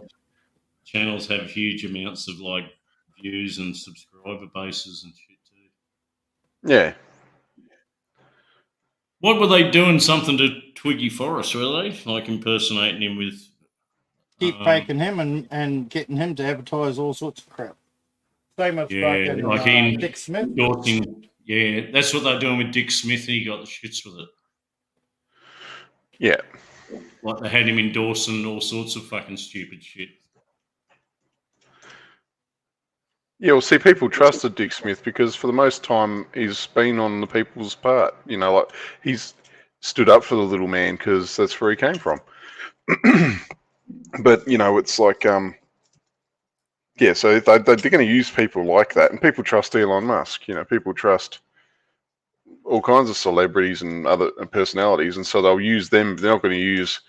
They're going to use fucking what's his name? You know, Charlie Sheen's not going to be the one that they use to sucker someone in because he's bloody cocaine huffing, hooker rooting, got AIDS, this, that, the other. You know what I mean? Like they're not.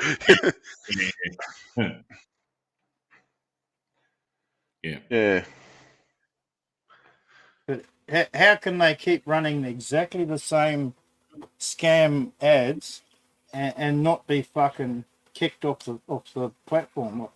But Well, because they probably just keep coming back under different, you know, pseudonyms and stuff. Like they're not. It's not the exact same user account uploading that shit. You know what I mean? I don't buy it. Right, you try and play a fucking Billy Joel song on here, see what happens. You'll get shut down in fucking 5 seconds flat. Yeah. Oh, I know what you mean. How can they keep playing the same? Yeah. Yeah, I don't know. They're obviously getting allowed to do it somehow. I kind of like some of that AI art stuff they put to music, or the music AI generated too. The whole thing is. The musician I know, he uses AI to do all of his videos and stuff now, and it's pretty cool. Like the artwork's absolutely incredible. Like absolutely incredible. Yeah. And it's like from nothing. Like you've got to think, like, fuck yeah. What's this AI fucking doing? It's been like one of the things I'm sub to on Facebook is like fucking Mighty Machines or some shit, you know, or Earth Moving Machines. Yeah. Cunts are getting in there and they've got this AI generated fucking excavator that's like fucking 50 times bigger than any excavator on the planet, you know. A dump truck with 20 wheels or something stupid like that, you know. Like. Yeah. Yeah, they do put some dumb shit. Oh. But people don't know, Adrian. I had a guy the other day arguing with me in a comment section about it was about the Tesla truck thing that's a fucking waste of time. Yeah. And he was going off about me. Oh, all the mines, he says, all the mines have switched to EV now because they can't get their fuel in. And I'm like, they can't work out the logistics of getting fuel into the fucking joint, yet they can get millions of tons of ore out. Like, what are you on about? I don't know what planet you're on. What? Yeah, it's nuts. I know a lot of mines, though. Well, not a lot, but ones that I've invested and read reports and shit on have switched to EV mining equipment, like underground mining equipment. Underground did it ages ago, Adrian. Like most of the underground stuff in WA went back when AGM batteries were still the standard. They went to, you know, underground stuff, and, you know, instead of having one Land Cruiser running diesel that would go down and back with, you know, the supervisor or something, they'd have a fleet of 5 of them instead. And, you know, when one's flat, you just park it up and take another one. Yeah. But they did that. They didn't do that to go green. They did that in underground mining because underground, what's your most valuable commodity? Air. Yeah, exactly. So the last thing you need is more machines down there belting out diesel smog. Mm-hmm. Yeah, the fucking diamond rigs have been fucking electric for fucking 30 or 40 years under there. Yeah, most underground shit, like I said, AGM batteries are what, 80s, 90s?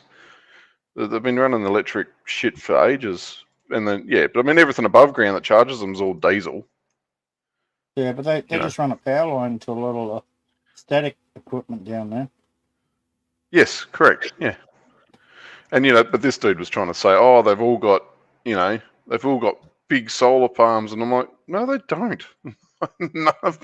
There's 1 or 2 mines in WA that have got solar on them now, but that's it. You know, that Westgold's installed a huge solar farm in Yeah, some of the new ones are building them, and people are taking that as they've got them already, but that's not the case. There's a few places that do have them, but yeah, not too many. That's that AI that my mate's music clip. See that? Nathan? Yeah, it's Yeah, fucking yeah. great, eh? That's tripped out, man.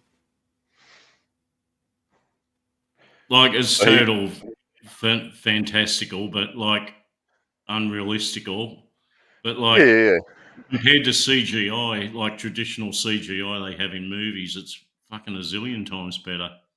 Yeah, well, he's basically gives it his lyrics plus descriptions of what he wants happening in the clip, and then it just generates video for what he wants. I like one. I only just come across it randomly, but I've seen it a few times now. It's probably quite popular by now. It's called War Pigs. Oh yeah, It's a, is it a Black Sabbath song or something? War Pigs. yeah. Black Sabbath, yeah. Yep. But all the AI imagery. Yeah, I saw that as well. Yeah. Nice. Oh, awesome. I can't imagine how they fucking do it, but yeah, they do. Generals gathered in their masses, like witches at black masses. It's a good song, eh? Fuck yeah. Evil minds of plot destruction. Yep. Sorcerers of death's construction. Yeah. Yep. In the fields, the body's burning. Yeah, it's a good song. Faith No More did a cover of it on their live video back in the day. It would have been on VHS back then. At Brixton Academy when they did a big concert there. That was pretty cool. Yeah, they did one for when the Berlin Wall fell down too, right? Faith No More. Yeah, I think so. Yeah. And I've got a video that's got it on my channel. One of the first videos ever put up.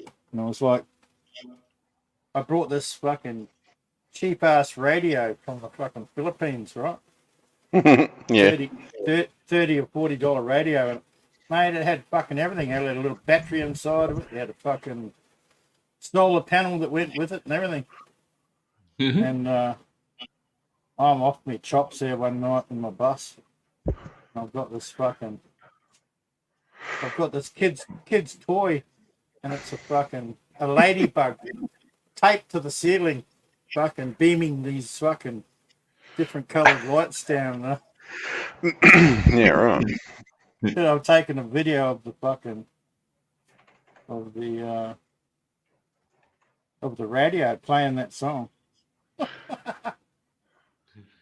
Yeah, nice. But yeah, this AI shit's getting crazy. What I thought about doing was, people get obsessed with this. There's this whole craze on YouTube, unreleased music from shit like Nirvana and anyone else that's dead. You know what I mean? And I thought about just writing some really simple Nirvana sounding songs, stuff that sort of sounds sort of B-side, C-side kind of thing, that it wouldn't be a finished song, but it would be something that like they were working on, and then just use AI to make Kurt Cobain sing along to it. And just start a YouTube channel with like clickbaity thumbnails of unreleased tracks, and then just every dumb shit under the sun and just be clicking on it. Yeah. What's this? When Tim can't log back in again? Something? Yeah, something about Is- something to do with his Wi-Fi. I thought he said earlier, so I wasn't It's too not bothered. the StreamYard. It's not the StreamYard thing. Can you just log in on the YouTube link? If you can't do that, it's something with your system there, your Wi-Fi or something. Yeah, Tim, just go into YouTube, watch us on YouTube, and then hit the link from there, and we'll let you in the back. You just won't have the buttons, that's all. Yeah, if you can't get back onto StreamYard for the minute, yeah. He said it was something to do with his Wi-Fi though, so maybe he's on his phone and he can't get on his computer. I don't know. Me not know. Do the emergency procedure. Power off. Wait 30 seconds and start it up again. Yeah, did you make sure it's plugged in at the wall? Did you? Fuckers. This is another AI generated music clip that's from same bloke. Okay, now see how the scenes change, like from one theme to the next. Yeah. Is a human directing the AI to do that, or is the AI, do you think, doing it by itself? You give the AI. So the way you work AI is you give it a big broad thing to start with, so it knows what you want, and then you keep, oh yeah, but add this now, and oh no, make this do that, and then oh yeah, and you just sort of keep, you know what I mean? It's like you got some chef cooking you a meal, and you start off with flour and eggs, and then keep telling him to add more shit to it. You know what Uh-huh. I mean? Yeah, and telling him what order to put it in and all that crap. But So a human has spent a hell of a lot of time helping it to generate this, right? yeah, and he's using a paid version of this AI, so he's got a premium business type account with this AI, so that everything it generates for him, it's his instead of belonging to the AI, like with other free ones that belongs to them, not you. Yep. So he's got basically a working account with these guys. So he can upload a video to it and then tell it to change stuff in the video, if you know what I mean. So he could upload a storyboard to it and it'll interpret that how it wants, and then you can mess around with it. I always admire those montages, like they get thousands of pictures of people's faces, all very small, and then put them all together to form like a picture or something. Yeah. Use them like they're all like an individual color cell, and then Yeah. You need brown for an iris of an eye, so you use a few Punjabs and a couple of Sudanese for the pupil. Yeah. Salvador Dali did a big one like that, huh? Yeah, did he? Yeah, I knew he did surrealism. I didn't know if he did any of those. Yeah. The thing I like about this AI stuff is it is really by its nature alone, it's surrealism, because it's trying to mimic reality, but it can't, because the AI can't see the world like we see it. It's impossible. It doesn't have the ability to understand anything like we do. Oh, look out! We got Mosh in the back. I'm gonna chuck him up. Mosh. Yeah, Azteca and Mike Chef just hit me up. They said all the cunts are here. Shoutouts. All the cunts are here. Yes, all the fucking cunts are here. What up, brother Banana King? Motherfucking brother Zeke. Bigfoot, what up? What's happening, Mosh? I see all the legends over here. Ty Tim, Easy Company. Yeah. I'm trying to get Marissa to come over here and say hello. I was watching you on your big poker game last night. For a bit, I was just flicking around and, there's Mosh is live, and you had like a big poker game going. I took that down. I took that one down. Yep. Oh, you took it down? Yeah, I finally won. No, I you know what? I'm a great player, but yeah, you can get sucked out, you can get beat. Hey, shit happens, but yeah, we have a good time, man. We have a good time smoking. We got them, drinking. We got them, and Texas Hold'em, Omaha. Yeah. Any Texas Hold'em or Omaha players, you're welcome to come join in. How do you organise that? Do you all log into like a poker channel and then live stream that as well as being on the panel? It's kind of like that, yeah, man. Yep, it's like I can just share I share that out, and so we're live, but we're also got the game going. Yeah, it's pretty neat, man. It's very cool. Yeah, interesting. Never seen it before. It's fucking awesome. It's great. Yeah, it'd be good if a few more like some sort of games or something, somehow turn these live streams into like a gamey sort of a thing. It's I don't know your actual question, but it's Poker Now. I think it's Poker Now, and you can run it to your. Whoops. I don't know your actual question, but it's. Whoops. Oops. Well, he's not going. Nice. Click the YouTube button. I had to find my mouse on my laptop. The mouse was on the mute button. We're trying You to just get wanted to Ty, hear me again. Yeah. we're trying to get Ty Tim back on board. He's got technical issues. And talking about technical issues, Easy Companies, are we still doing that whole, if you've been on the panel, you get your spanner thing, Adrian? Oh, I suppose so. Nah. Because if we are, Easy's whinging about it, and he has been on panel for the first time since forever the other day. So He was on the panel, wasn't he? yeah, he was on when I was on. I put him up. Damn, an He used Avery to- sighting, huh?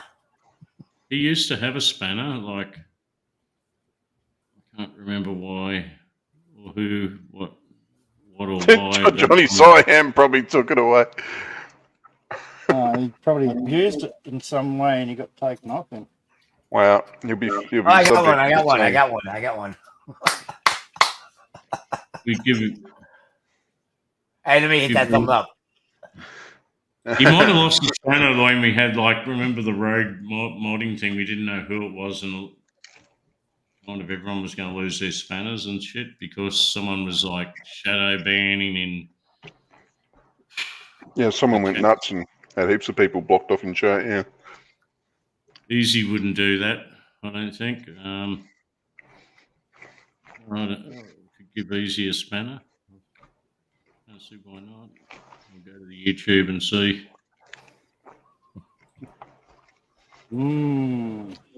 Looking at this rain on the radar, I don't know if I'm going to be going to town tomorrow. You're looking at the weather radar. Yeah. It's pissing Bit down spicy. right now. And yeah, there's a fucking shit ton of it coming in behind. Right in the fucking catchment. That drives I was our driving rivers up. home. I was driving home earlier. Nathan and Ty, Tim, and Adrian were talking about how hot it's going to be in WA. So I was streaming from the car, and it's bloody pissing Yeah. down rain and freezing cold. Yeah, well, you're Mine not wa- up in the heat. You're not up in fucking Port Edwin. No, I'm not in the Pilbara. Mate, when I drove up through there in 1996, it was 55 degrees, man. Yep, 55 would be easily attainable up there, especially around Yep. like Marble Bar, Port Edlin, Karratha, Tom Price. And we were traveling Hey, in the old can H. we have drama time?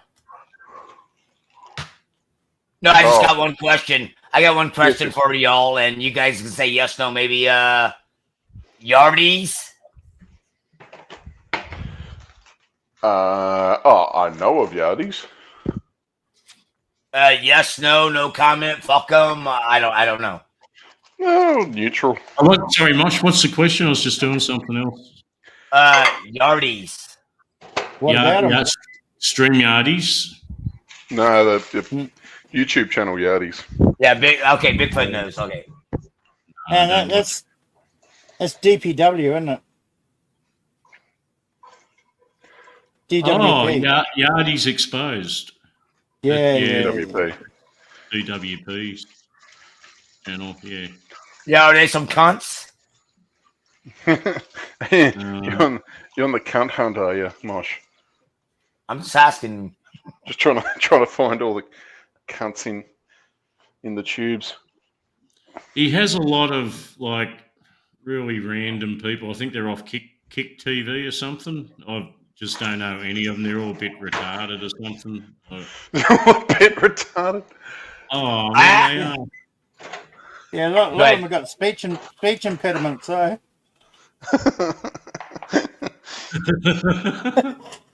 Banana King. I normally see no one over there, and I see like replaying old shit.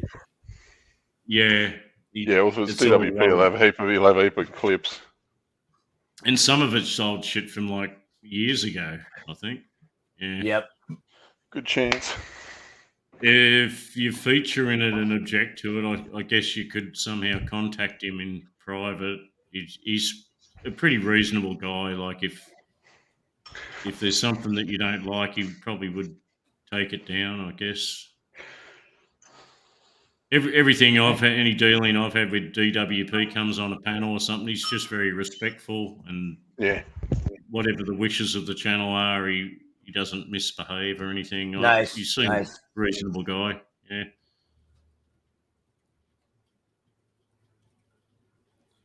Yeah. Did he have something up with you in it that you don't like? No, not at all. No. No. Yeah, I've never seen him actually be a prick to anyone. Don't know, other people on YouTube do that. I guess his thing is if you put it out there, you put it out there. So if he's got a clip of you saying or doing something, I mean, you're the one that did it. So until you tell him you don't want it up there, then free game, I guess. Yeah, DWP's sort of friendly with most of the people here on this channel. Yeah, no, and he's got a problem with him as far as I can tell. Call him a friend of the channel. What do you call it? I haven't seen Charlie since forever. Has anyone seen Charlie? Nah, Charlie said farewells like months ago. Bail, did he? Yeah, he's said he wasn't really coming back anywhere. I haven't seen him. I don't go everywhere, but I haven't seen him anywhere. Yeah, right. That's a pity. Charlie was good. Poor value. Charlie. The first time I ever saw Charlie, Nathan, he was on Chica Zares, you know, that gossip channel on. And I can't even remember. I got sent over to that channel on a raid once, and I can't remember who sent. I think it was somebody that was watching Mosh asked us to go there actually, and that was like 3 years ago or something. And I get over there, there's Charlie, and he's like simping away to Chi flat out. She doesn't even notice. totally just simping out hardcore, and she's just completely ignoring him talking to everyone else.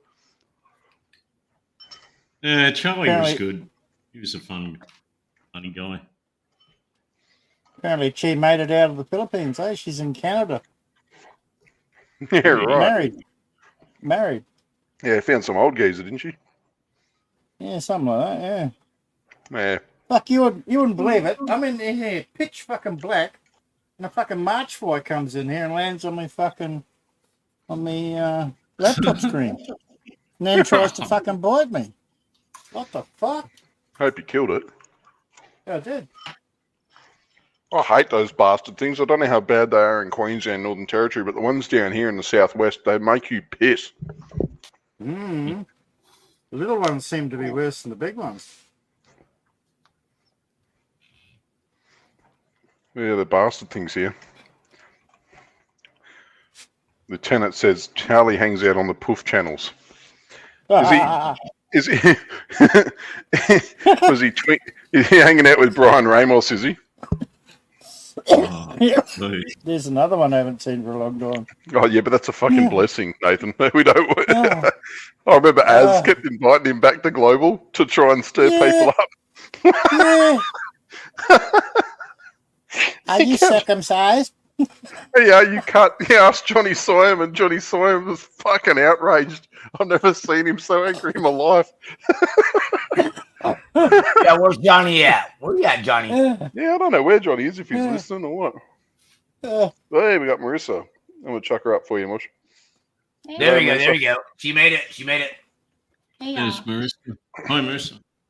Hi, Banana King. We just chewing the I fat. invited her over. Great. Nice to meet you. Yeah. How you Marissa. going? Yeah. How are you? Yeah, good. It's nice and hot Just down here. We're all in Australia where it's sort of summer and hot. Lucky y'all. We're all in hot and Dallas, bothered. Freezing.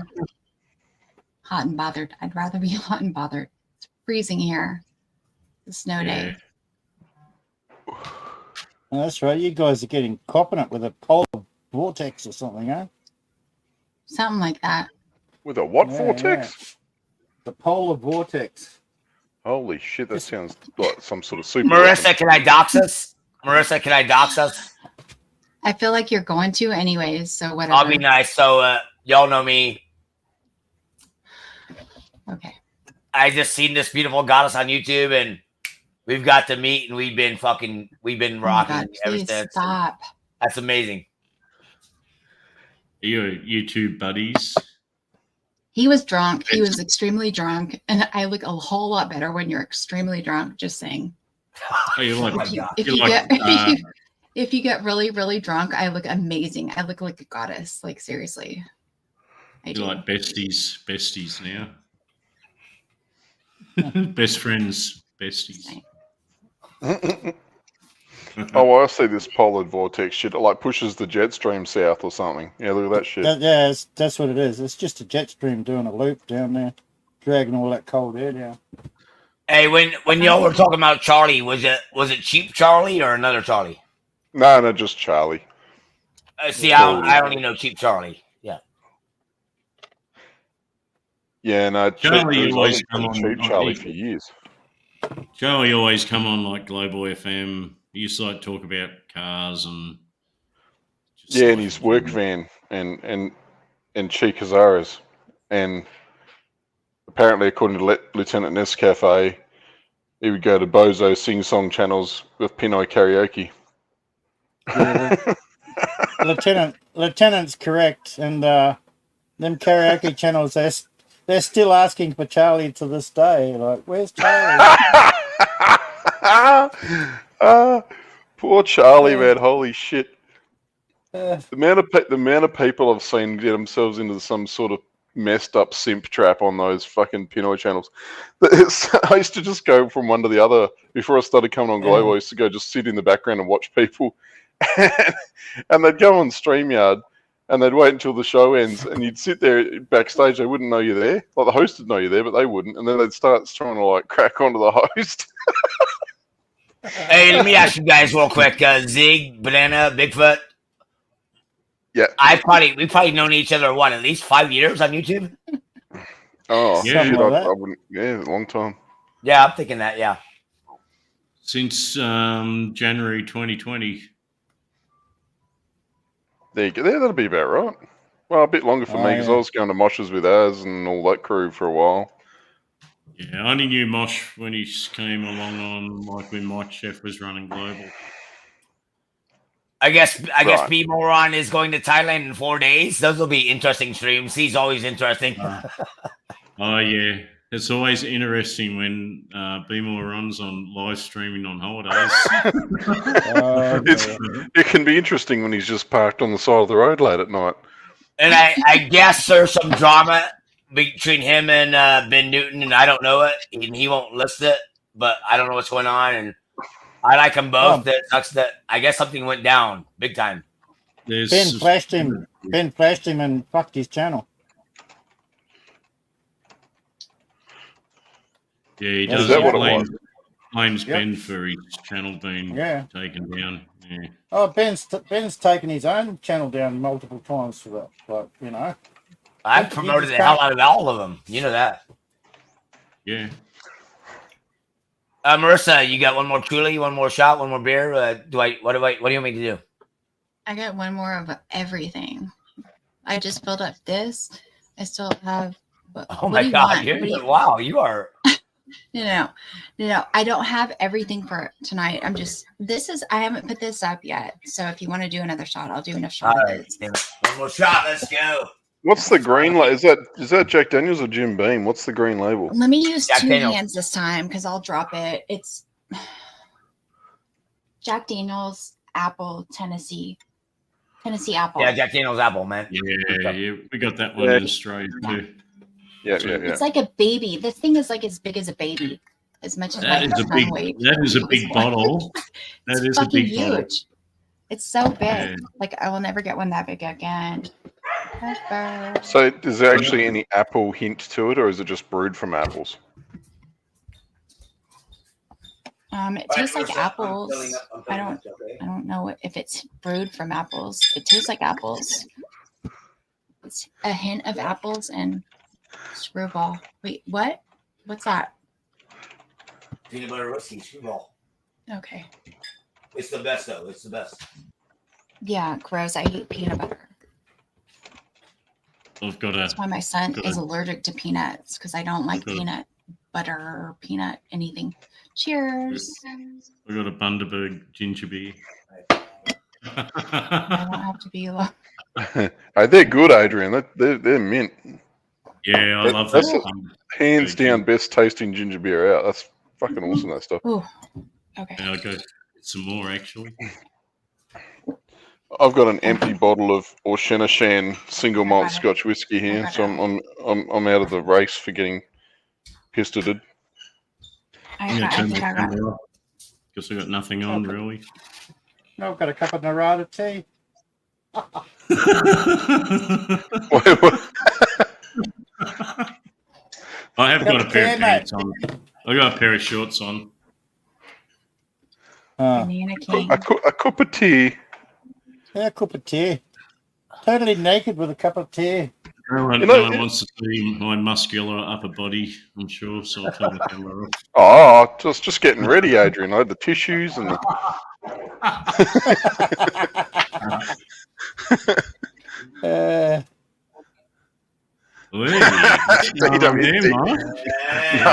another DWP one was just talking about your channel. Is Mosh and Marissa? Yeah. Well, there you go. Also known as Eminem. Really? Where did that come from? It's his phone by the look of it. Damn it, man. Mosh. You're fired. Fired. It's a You're good fired. picture. It's lovely picture. It's not when he's authorized to show though. Ugh. Yeah. He only wants to show Other- the ones where my tits are hanging out. That's it. Other people get jealous. No, he should show something where I look respectable. Damn it. I know it's hard to find those, Mosh, but I swear I am. But Are you in Florida, Marissa? I'm in Dallas, Texas. Dallas. Where are you, Mosh? You're in Florida. Yes. You know me. Yeah. Yep. So that's not that far, eh? Like, is it? 2.5 hour flight. Oh, that's a fair way. Yeah. It's pretty far, yeah. Yeah. But they're both the same type of. Never mind. Latitude? Same latitude? No. No. The same longitude, wasn't it?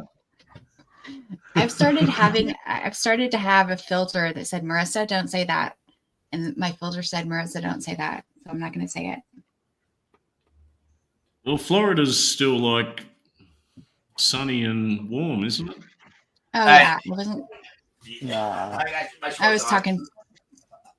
Yeah, and Marissa's like snowed in. Like, how can that be the same? Yeah, latitude? I know. And he's repping the fucking Dallas Cowboys, and I'm fucking Dallas snowed in. The fuck. Yeah, But he's he using does me for my support your- Dallas Cowboys hookup. He does support your team, though, doesn't he? No, he's using me for the Dallas Cowboys hookup I have. Damn it. What?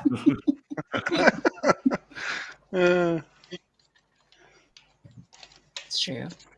Remember Pick Boss? Oh, I miss Pickford. Yeah, man. Yeah, totally, man. Mosh, he's somewhere. Is he like in Texas, like Dallas? He's near Dallas, yes. Yeah, I remember him about a year or two ago. It was that freezing cold that he was sitting in his garage inside his car with the motor running and the heater on to keep warm. Lieutenant Nescafe. I love that song. It sounds like a good way to wake up not ever again. George Strait. Yeah, I remember Travel Fun 69, a.k.a. Jeff Lepard. He got to meet Pig Boss when he went to Texas. But when I went to Texas, I wasn't able to meet up with him. But, hey, I met up with the one and only, and it's been amazing, guys. Has he kind of left YouTube? I never see him around anymore. Pick Boss. Yeah, he's giving it a I've rest, been a bro. handful. Don't lie. Never seen The him. last time I saw Pick Boss was when Camel left us. That's a while ago, isn't it, Mosh? I think I've seen Pick Boss on like once or twice since then, man. And Yeah, rest in yeah, peace, it's Camel. Yeah, rest in peace, Camel, for sure. Yeah, Camel Toes passed away, did he? Yeah, he did. Yeah. Yeah, that was shocking. Yeah, and it was it's like we were live on like a Thursday or Friday night, literally, and then a day goes by, and then boom. It was a Friday night, and we are like, "Where's Camel? Where's Camel? He's always here." It was a Friday night. I remember. Yeah, he wasn't too bad a guy, Camel. I got a text message, guys, and it's like, "Hey, this is his wife." Basically, it's like, "Damn, I don't want to answer this," and told me the bad news. Yeah, I didn't want to answer your text when I got it, but I had to. 10 days is not enough. Wait, what does that mean? Wait, how do you say that, Zieg? How do you say your name, Zieg? Flushtig Zig. Fushtig Zieg. Fushtig Zieg. Did I say it? Yep.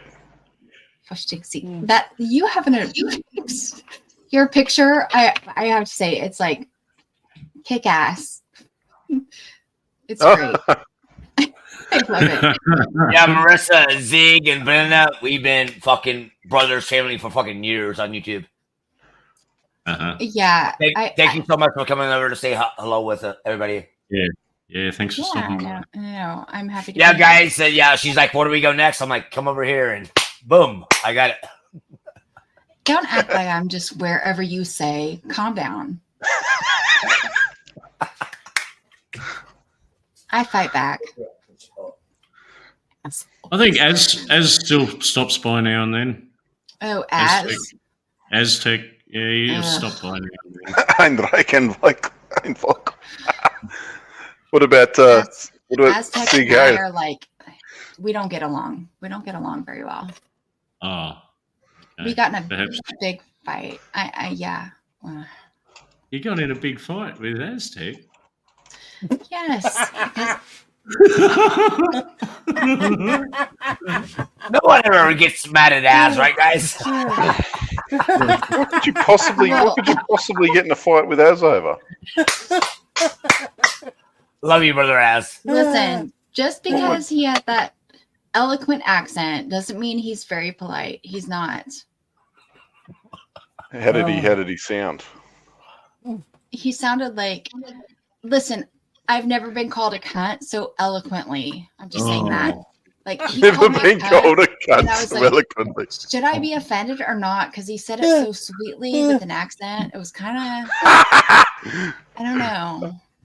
But I think in the end, I should have taken it. Yeah, I think I took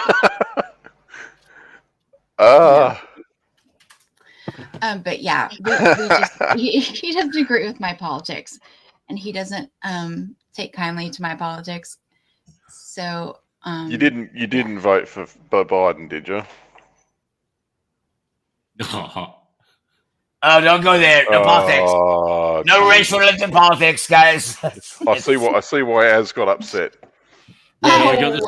Seriously? You got the special intro there. Look at my choices. Okay, I'm not saying I would vote for him now, but look at my choices back then. Yeah, but you don't have to vote in America. But I want to vote because I want to complain. I want the right to complain. You know what I mean? If you don't vote, you don't have the right to complain. I want to fucking complain. The Az factor. Easy says the Az factor. Greta Thunberg is representing the women, and she has a message for Aztec. Here it is. How dare you! Fuck you, Greta. Fuck you, Greta. How dare you? Oh shit! Whoever that girl is, I like her. Show it again. Fuck that bitch. I like this one, Mosh. You I ready? like It's a little bit longer. How dare you! Oh my god, I'm so attracted to her right now. This one's a little bit longer, but this one's for a few people as well.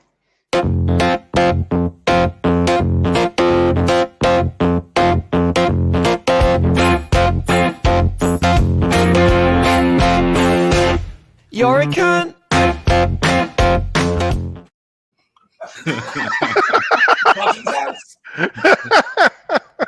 I love that one too. Oh my god, that's great. I love that. Can we get that saved, Mosh? Can you save that somewhere? As it's like his entrance when he comes on your channel. It's a rite of Easy says being called a cunt by Az is a rite of passage. It's okay if somebody else calls him one. I just can't. But if y'all call him one, it's okay. Most Australians do it endearingly. It's if they call you one, it's because they like you. You know, that's what I've heard. I've become actually really good friends with Scotland.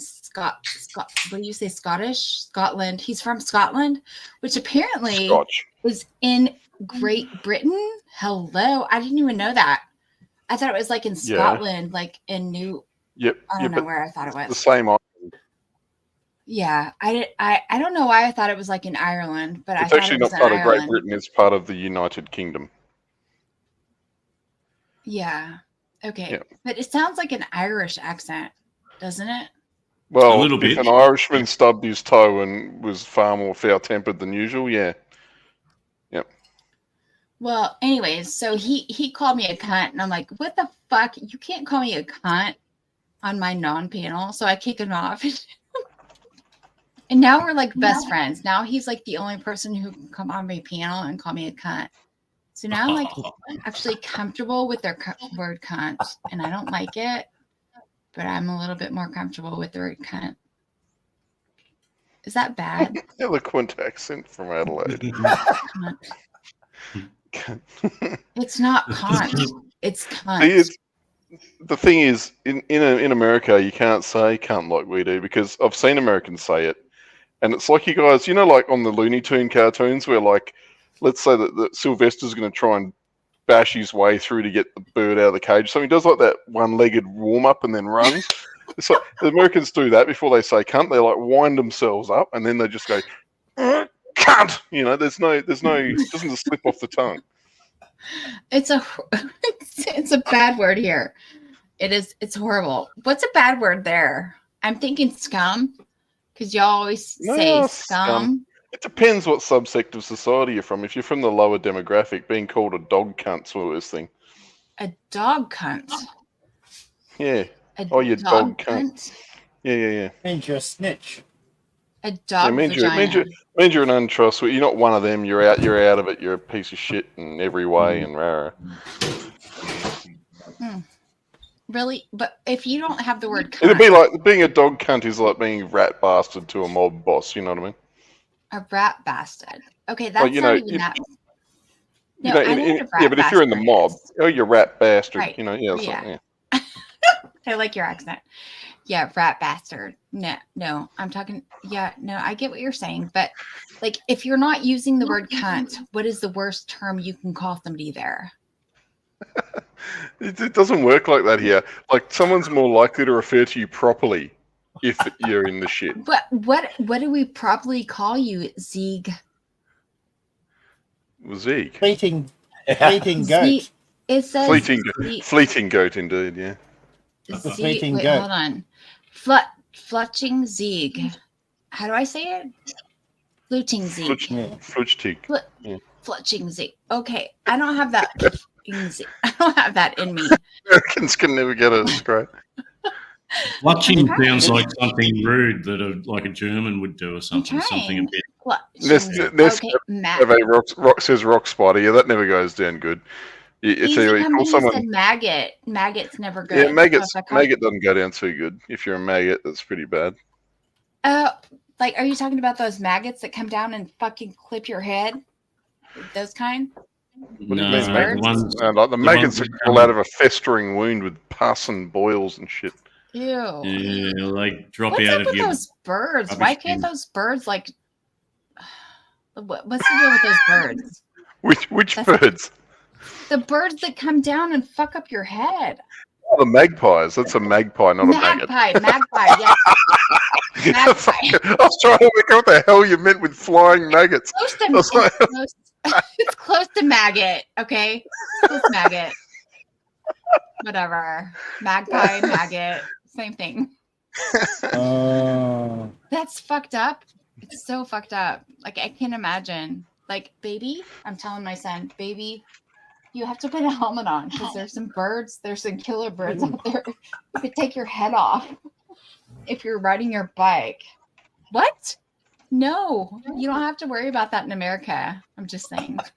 So people have their little bike helmet, those little foam helmets for safety for riding a bike with the strap under the chin. And then they have all these like little wires poking out at all different angles out of that foam helmet so the birds don't attack them. What's up with the birds? What are y'all not giving them? They need it. They need something, obviously.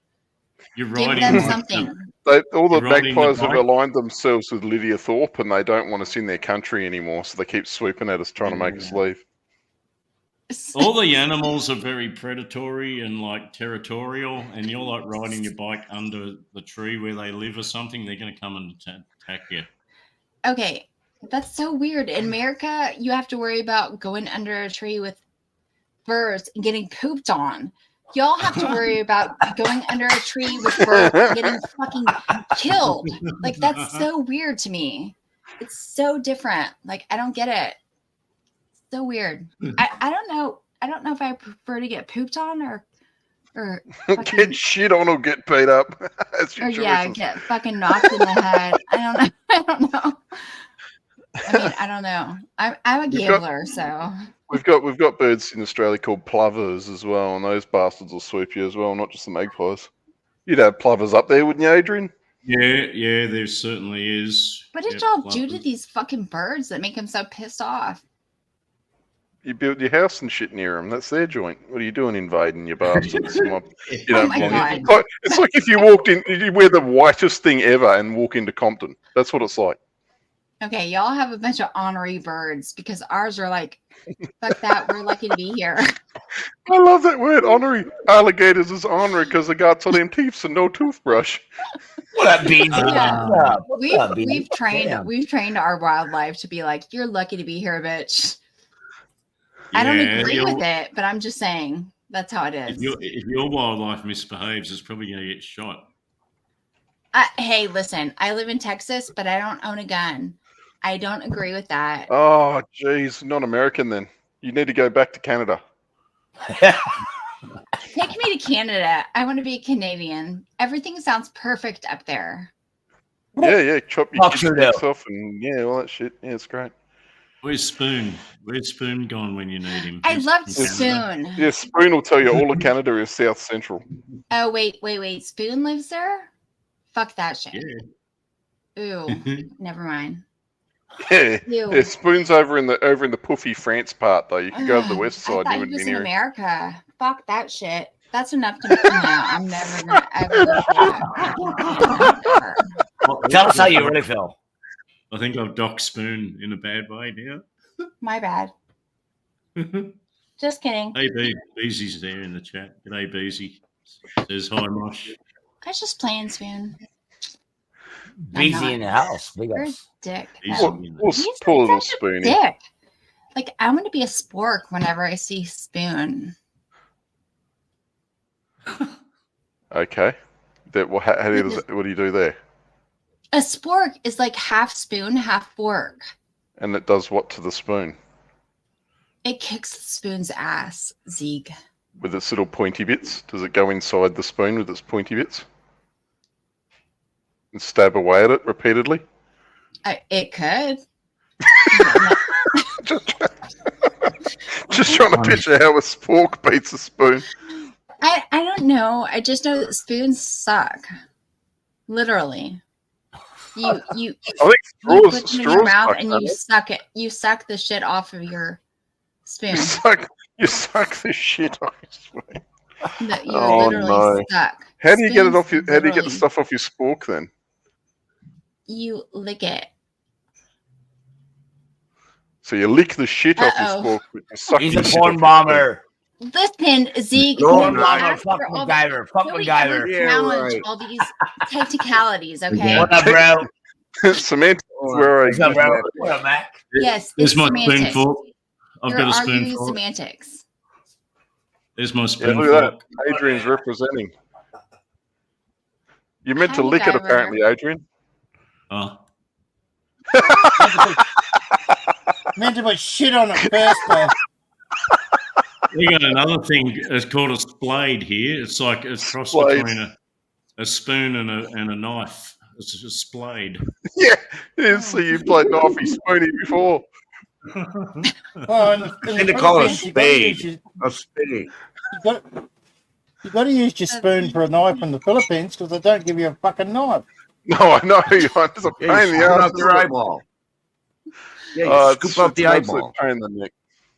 Well, when they give you a fork in Thailand, it's made out of like aluminium, and when you put it in anything tougher than like a bowl of noodles, all the It prongs just all bend out folds in differently. half, yeah. Ball of noodles. Banana. Yeah. Mosh, say the sentence again when you said. Never mind. I just They never give you have ever heard anybody say the sentence. Good to see you, Banana, Bigfoot, and Zeke. We haven't seen whoever says Banana, Bigfoot. Okay, maybe it was funnier to me because I'm drunk. But I think that's the case. I think it had to be there, yeah. I mean, I don't know what. I mean, wait, what? I see you've played Knifey Spoony before. I know that game. Okay, so it was funny to me because like I've never heard. It's like when I told my friend Pencil, like meet eraser. Like I never thought I'd say the fucking sentence pencil meet eraser. Like I never thought I'd say that, you know, because only on YouTube. But I say pencil meet eraser. We had a It's pencil weird. come on once. Pencil, that rings a bell. Yes, pencil. Is Pencil from Pennsylvania? No, she's from New Zealand. That's right. She's Blue's friend, like Blue Yeah, Topaz. Yep. Pencil's amazing. I love Pencil. Yeah, but I actually had to introduce her to Eraser one time. Did Eraser keep like correcting everything she said? No, but I don't know, maybe. But how do you say pencil meet eraser? That's a sentence I never thought I'd say in my life. It made you make a lot of mistakes. Yeah. Pencil meet eraser. That means you I make got a it. lot of mistakes. Banana, Bigfoot, and Zeeg meet Marissa. I don't think Mosh ever thought he'd say that. Did you? So you wanted to know about insults anyway. One of my favourite Aussie and / Kiwi insults is spasticated cuntfish. Oh. Oh, you flagellating zebra.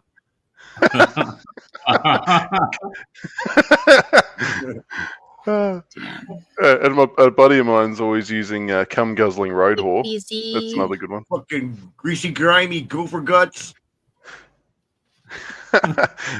My mate's brother in high school used to call everyone either jizz mopper or cum jugger. You fucking monkey nuts. Creative insults are always the best ones. Straight out insult, like, oh, you're just an asshole. That's like, good on you. I'm not even bothered. Do it again. I'll give Us you 5 assholes minutes. make Come up with a shit better like one. you. Hey, Marissa, is it just me or Zig in a way sounds like but maybe because they're from the same area? I mean, I can't look at that face and ever think as. I don't know. Well, that's The because face- that's the reminding me of an that's the ex-boyfriend, face- actually. Reminding me of an ex-boyfriend who's like, I'm Party Marty. Like, who This always is had his the- hands like this this. is the face of the Almighty, Marty. the unquestionable and the unconscionable Steven Seagal. Sounds like Zeke's Yeah. got money. Yeah. Is he having a Party shit or Marty. something? It sounds like he's No, got money. he's trying to bend a single note on the guitar. Hey, Yeah. Nathan. Oh, yeah, is that what he's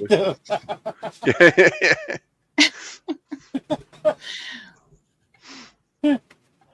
Yeah. Guys, it's got pretty late here. He looks like an ex-boyfriend of mine, He used to always go like that when he was talking. You're not skipping, That, are you? with that kind of a fucking look on Yeah. his face. I'm gonna have to skip too, but I'll be back. like, So "Wait, what? I won't disappear. What's But going I'll, on? It's got late here, Marissa. I'm going to have to disappear. So I'm going to say goodnight. See you, Mosh. What? See you, Banana Guyver. King? Yeah, Banana King's got to go now. To It's nice seeing you, Global buddy. up. See you in a Global while, Mr. life. King.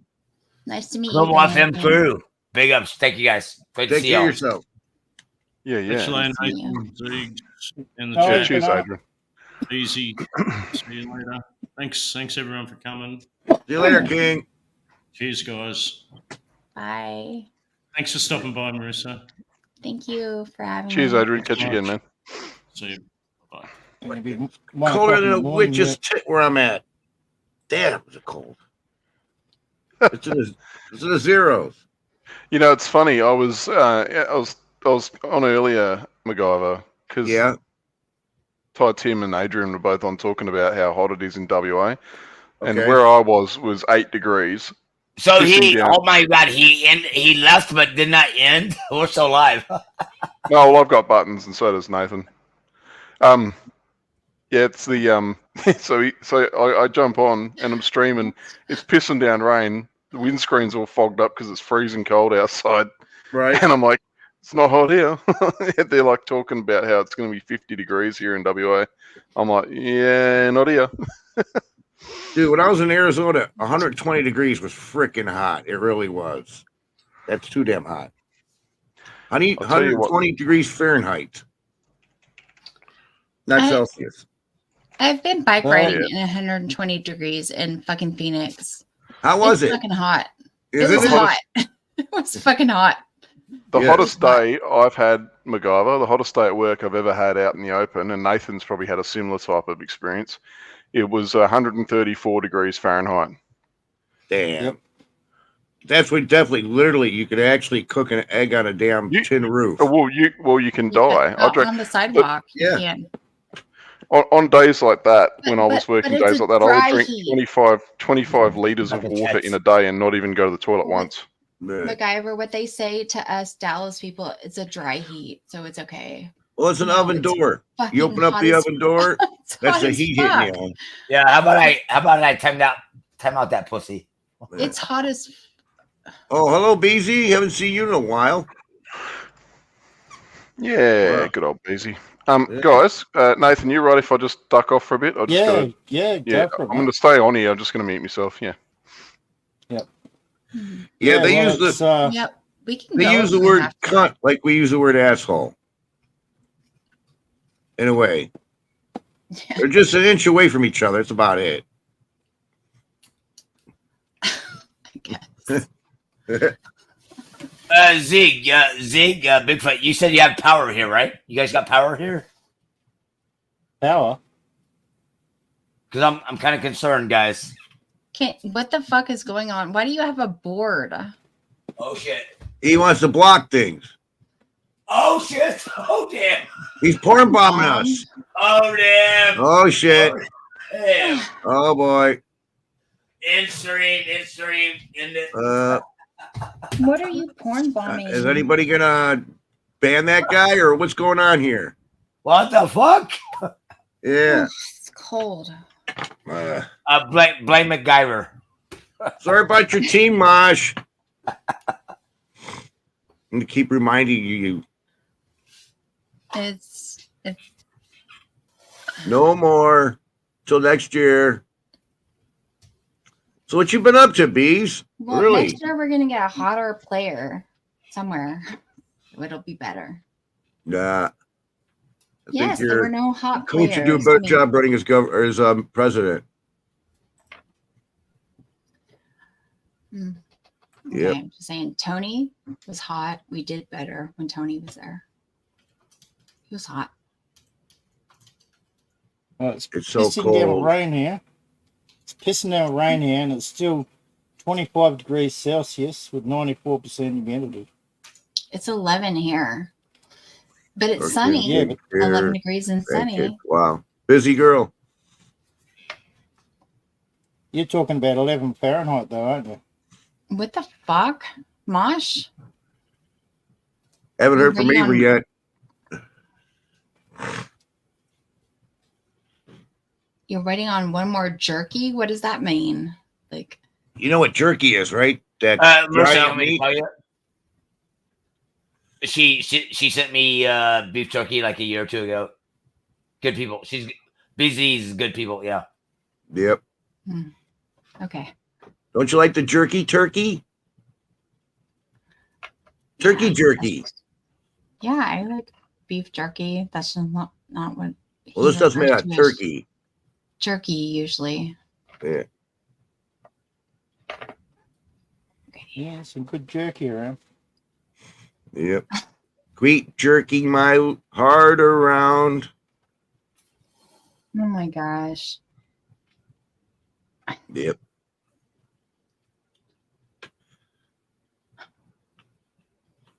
I- Shit, did what's her name again? Oh yeah, Stevie, that guy can go. That guy can go. Stevie Nicks' last song, man. What a doozy. But this old, I think you were trying to say perverts. Yeah, that can, yeah. Why is this girl so desperado to hang out with this old perverts? Well, Okay, you mixed English and Spanish and then you misspelled shit on the end. I can't answer shit like that.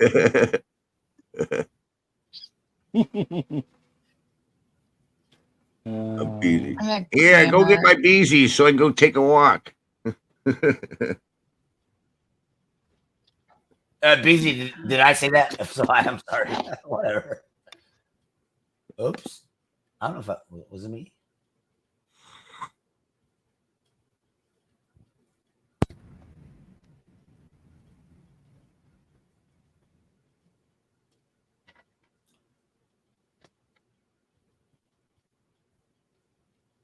MacGyver. Yep. I know you don't give a shit, and it's like, me and another person lurked the other channel, and they are so happy about slamming that door into their other half's finger, and it's like, damn. Oh, we talking about yeah. Yeah, Yes. and laughing and celebrating about it. It's like, that's sad. That's sad. Who's that? Laughing Charlie? You know, that person? Yeah, yes. Wow. I know, man. See what alcohol does to certain people. Yeah. I'm not saying it does to everybody, but it affects people differently. When they get to a certain point, they should stop, go to bed. But some people don't. My other half left. I will be leaving. Why did she leave? She didn't say goodbye. That's rude. How rude. Shout out to the old school Global in the house. What's up, Global? BZ saw it. Yeah. Well, Beezy saw it. Yeah. And then there's just me. Yay. Wow. Yay. So what's been going on, Mac? Not much. Just freezing my tuchus off here. It's like minus Oh, okay. 5 right now. Well, up to now. It Yeah, you're is- talking Fahrenheit or yeah, or, minus 5 Fahrenheit. Ooh, Yeah. that's nasty. That's like minus 20 or something. For you Dirty. guys, yeah. Holy shit. Yep. I was over across the street at my neighbor's house. They had no heat, so I got his furnace going for him. And then he's got a fireplace that's an electronic fireplace where he's got a remote. You just hit the button and it sparks, and boom, there goes the fireplace. You had to repair that for the guy. That's a lazy way of lighting a damn fire. Yeah, man. Way to go, though. Yeah. Pretty fucking rare we have to light a fire up here to get fucking warm, I'll tell you. Oh boy, it's terrible. It happens, but not very often. Like I said before, it's pissing out rain here. It must be like, still 50 degrees Fahrenheit. 50 or 60, yeah, it'll be more. 25. Celsius and it's fucking humid as fuck. It's good. So you haven't heard from Avery? No, I have not. I left a message for him for Christmas and New Year's. Yeah, You know, right. didn't get no return message back. Uh-huh. Pretty ominous. Yeah. Yep. Did hint that he wasn't in a bad way. That he was in a bad way, I should say. Well, not with me, he wasn't. I feel he was giving it a big break. There's too much on him. You know, he wasn't doing a lot of things he should be doing, and he's just spending most of his time on the computer. Yeah, he also made the hint that he was unwell. Yeah, he did that too, but I don't know. He didn't say goodbye or nothing to me, so I don't know. Yeah, well, it's hard to say goodbye from the other side. You know what I'm saying? Yeah. Yeah, I had a few of my mates fucking drop off the perch lately, eh? Yeah, my mom, out in Arizona, I guess she caught pneumonia. Now she's in the hospital. Yep. There's nothing I can do about it. I'm not going to be flying back and forth to Arizona or driving out there just to see her because she's in the hospital. She should be back here with the family, but she chooses not to. Oh, isn't it warmer in Arizona or what? Yeah, it's about maybe 80 Fahrenheit. Oh, yeah, that's nice. Yep. Fucking lovely. Yeah, but it's just that heat. I mean, I thought I could handle it, but it is. Oh, geez. Yeah. Oh, you wouldn't like it up here then. Hey, another one I haven't seen for a long time is Scottzilla. Oh, he's on every day practically, every night. I see him over at night. He's on nighttime. You're probably sleeping. Where is he though? He does his own panels. He goes on mic sometimes. I'm sub to him. I never see him up. Yeah, he's been up a couple times. He's doing all right. A bunch of people got together, got him some socks, blankets, and stuff for the winter. Gave him a little care package. Yep. I stopped by and visited him. Oh, you actually went out there and met him. Oh, dude, you can't dox that guy, whatever. If I told you his address, whatever, yeah, you ain't going to find it. He's on the middle of nowhere. Yeah, a bit like me. I'm in the middle of fucking nowhere too. Yep. And when I heard the UPS truck made it out there, I was like, what? I mean, I had a hard enough time getting out there. The roads were, I guess it rained that night, so they were muddy. Yep. So when I found Zilla, we got in the car a little bit later, went to town. I went to a car wash, washed all that mud off my wheel wells and everything. Drove back, partied with them a little bit. And then the next morning I got up, got to town, got all the mud and everything off the car, and got on the road and went back home to Chicago. Yeah. But yeah, the terrain out there. I mean, that's what I'm surprised that the UPS truck made it. Yep, it's dirt and rocky roads. Yeah, trucks are pretty good though, man. Especially Yeah, I when you got guess. dual wheels. When you got dual wheels on the back, man, you can do some shit with a truck. Well, there's like a gully that's down by his neighbor or by his property, where it's like a roller coaster. You go down, you go up, you go down, you go up. I mean, you figured that the truck would bottom out or the bumpers would, dig in, but I guess not. Yeah. They call it the roller coaster, by the way. It's a nice country. Now, the night I spent out there, I looked up in the sky. I was seeing every single star really clear. I was seeing the Milky Way really clear. I haven't seen that stuff in ages. Yeah. I live in the city here, so we got a lot of light pollution. When I was out in Arizona, there was still a lot of light pollution. But out here, there's no lights at all. I was able to see a nice, big, beautiful sky with all the stars just glistening. Yeah, you got to get like 80 miles away from it, any big light source to really start to You know, get away from the effect. But it wasn't like that when I was a kid, man. I'd be able to look outside and look at all the stars and everything, and I can't see that tonight or any other night around here in the city. So what's stopping me from seeing the stars? Could it be the chemtrailing that they're doing? There's a lot more water vapor in the air, huh? I don't know. I don't know, but I can't see stars in the Milky Way up where I'm at. I remember distinctively when I was a kid, I was able to see a lot of stars, and yep, the Milky Way. We had clearer skies when we were kids, man. There's no two ways about it. Well, how come I was able to see it out in Arizona, North Arizona? Well, probably because of the elevation. I guess he's pretty hot. He's pretty high up there, isn't he? He's from.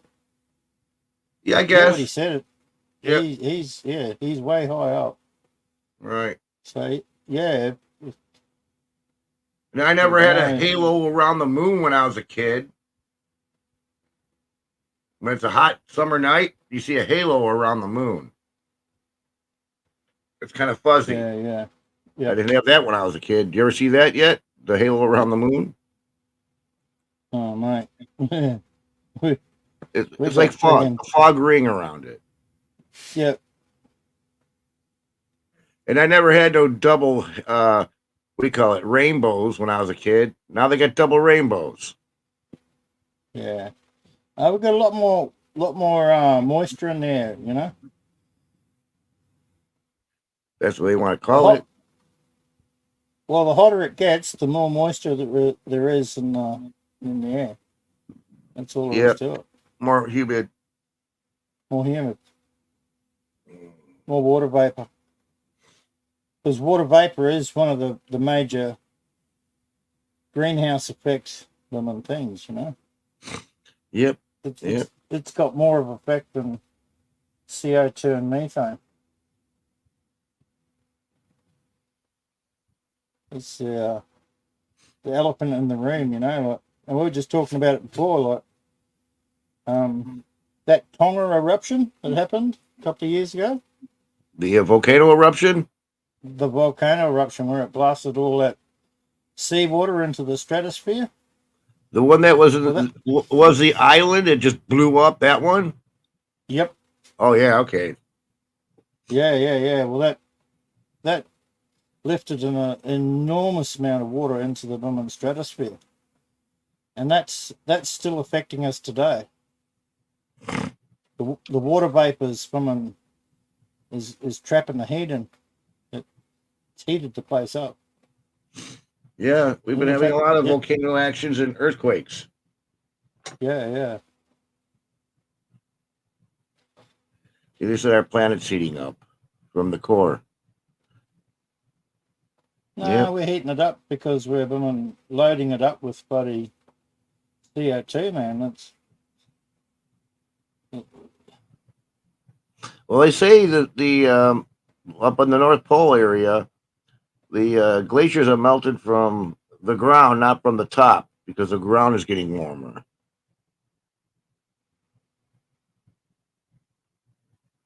So, I don't know. Something's heating up the planet. Yeah, more greenhouse gas. No two ways about it, you know. The sun to me used to look kind of like a yellowish orange. Now it's like a white color, and it is hotter. The sun is. Nah, sun hasn't changed. Its radiance actually went down a little bit. Like they were talking about it going into a bit of a minimum. What's up, Easy? It hasn't been firing for a long time, eh? Right. Yeah, I'm still alive and kicking, Easy. Still doing washing machines? Yeah. Yep. Still making them real crappy, dealing with all these old folks. Everybody's picking my brain because they're tired of all these crappy appliances. So I want to make sure they buy the right ones. Oh, yeah, that's just not going to happen, is it? They're not going to build anything that's going to last any. Well, I'm on Facebook. Yeah, I'm on Facebook, and I'm on the Speed Queen. It's a Speed Queen, the washer, the best washer made. They made a couple of different other models that suck, and they don't wash your clothes as good as a good Speed Queen. And I just should never got on that Facebook page because I open my mouth. I tell them what I did. I've been working on this shit for like 45 years, and so they believe me more than the Speed Queen person. Yep. I've seen the old knuckle buster washers from the 70s. This guy hasn't, you know. I see the changing of the guard. The best washing machine ever was the old agitator. You know, the one with the woman That's a Speed Queen is. Ones with the agitator in it. with the woman, the roller at the top. Yep. Yeah, you fucking stick your clothes through and squeeze the water out of them. Them ones, that old job like that. Right. You know what I'm talking about, eh? Is it a front loader or a top loader? Top loader. Okay, We're talking about 50 years old. 50-year-old washing machine. Okay. Had like a gear lever on the side of it. Okay, you're talking about a ringer washer. A ringer washer. Yeah, you got it, man. Yeah. Those things are indestructible. Indestructible. They are the best washing machine ever made, period. Yes. You just have to take a little work to work them, but they did what they did. I've still running a couple of them on these old ladies that kept them in the basement. Yeah. If somebody made them things again today, they would make a killing, man. Dude, they'd save so much water, too. Because it doesn't take that much water. Exactly. They did a way better job than fucking... We are lazy. Because to do that, you have to pull the plunger, fill it up with a bucket of water, throw your clothes in there, then your detergent, then hit the motor switch, and then it starts agitating. It'll agitate its head off until you go down there and stop it from agitating. And then you take it and put it through the ringer. Then you hang it up on the clothesline down in the basement. They didn't have a dryer. How you going, Johnny? Hey, Johnny. How you going, mate? Johnny. But yeah, I terrified my mum when I was a kid.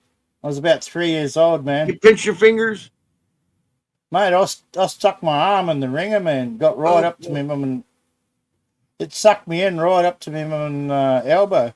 Yeah, yeah. But that lever in front, you're supposed to smack it hard. It'll pop open. Well, it did. It popped. The safety popped open because it had women. All right. It had my arm in it, you know. Yeah. Like once you overload the ringer, the end flips up. Yeah, it does. It's got on the ringer part on the top corner. It's got a speed gear. You know, there's a little lever for speed, for forward, reverse, neutral. Yep. Yeah. Now, as I was talking to you about that Speed Queen guy on Facebook, everybody's asking me, what's the best washer? What's the best dryer? I was like, well, the Speed Queen TC models are the good ones. Anything with a TR in it is a piece of crap because they took the transmission out and it doesn't wash your clothes worth a darn. And this guy is going, you don't know what you're talking about. I go, bullshit. I've been doing this for 45 years. And the Speed Queen dryer of today sucks. So if you're going to get yourself a dryer, get yourself the Whirlpool dryer with the lint filter on the top. Because if it does break down, the parts are much cheaper than a Speed Queen. So this guy was getting irate and was like, dude, come on. I'm just telling the truth. Yeah. They cheaped up on a lot of shit. Huh. Johnny's talking about the hand wringer. Like you have to fucking crank it by hand. Oh, the hand ring. What about the wash the wash plate? The scrub board. Oh. Yeah, it's a piece of yep. It's a piece of wood with a tin in it. It's rippled. Yep. The little washboard. Oh, you gotta listen to this one. We are having nothing. Oh, tons of people are complaining. People are upset, losing jobs because these Teslas are freezing up and they're not running properly because it's so cold. The batteries can't handle the cold. Too funny. I'm not kidding. They're getting towed to these charging stations, and these charging stations are not working. So these people are stranded in their Teslas. Yeah, we can't go electric. All we're gonna have problems, folks. I see a few people complaining about the range of them Teslas too. They reckon there's The no what? way they got the range. There's no way they've got the range that they advertise that they got. No, they They don't reckon have what? especially in the cold. Their range is cut in half. Yeah. Yep. And what the Ravion pickup truck is all electric. Oh, I'm hearing issues with that. If you get rear-ended or your rear end quarter panel gets dented, that rear end, well, the body is pretty much two pieces. You got your front end with the the hood, the wheel wells and stuff, but then you got the cab and the rear end all one piece. And it's a fortune to repair this sucker. So people are getting their cars written off. So the insurance company just paid them out. Yeah, well, how's Avis rent a car in America, right? I remember Avis rent a car. Well, they've just ditched all their Teslas. Yeah, everybody's ditching the electric now because of this. A lot of shit. Yeah. Much earth gets messed up from them digging up batteries and stuff. It's just way worse than what the emissions are doing. The leaching fields. Oh yeah, it's a very dirty thing, without a doubt. Oh yes, it is. It is. It's dirty. It's so dirty we don't even do it in Australia. We send it off to fucking somebody else to do. Yep, like India. They're dirty anyways. That's right. Yeah, send it to the slum dogs. Yeah, it's a fucking joke, isn't it? It's terrible.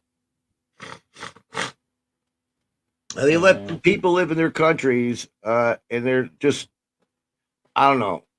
Around here, the rich get richer, and one rich guy starts making more money. Well, at the tail end, somebody's losing money, and then they're out on the streets.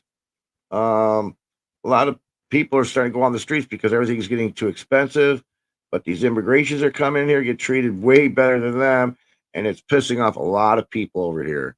And a lot of these immigrants now say, this weather's too freaking cold. We're going back to Mexico. Yeah, well, mate.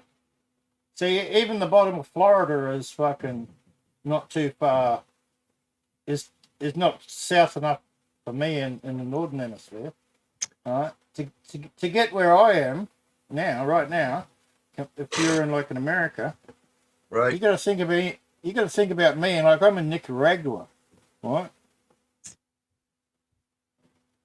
You're in Nicaragua right now? No. I'm in the same latitude as Nicaragua. Oh, okay. Right? The bottom of Florida, right? Really, if you tipped it upside down in the southern hemisphere, right?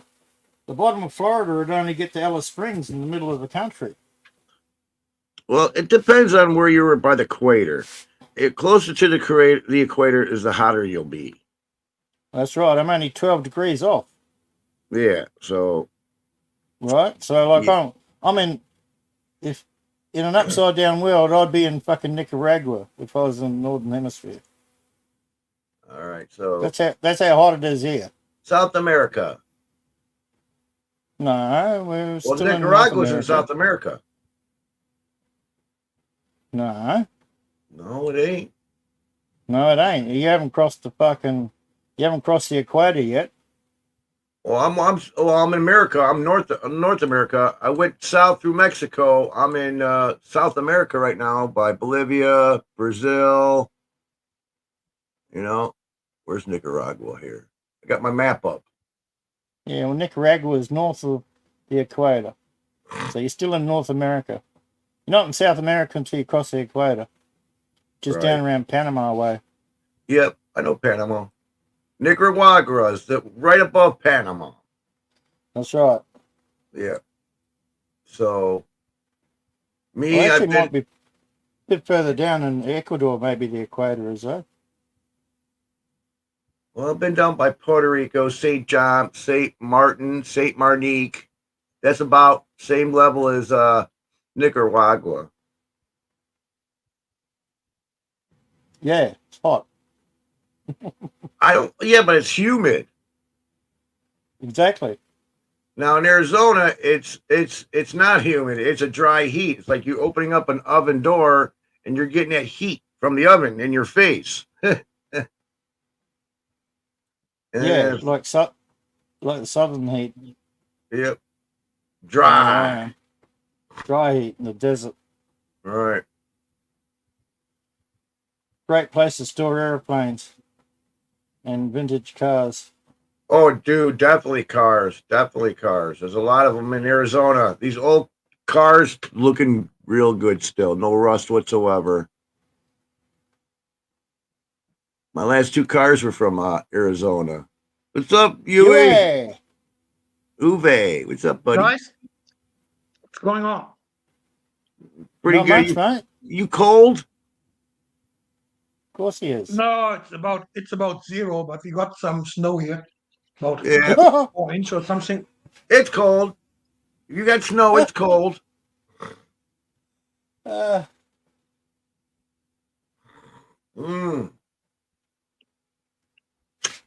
did you hear what happened?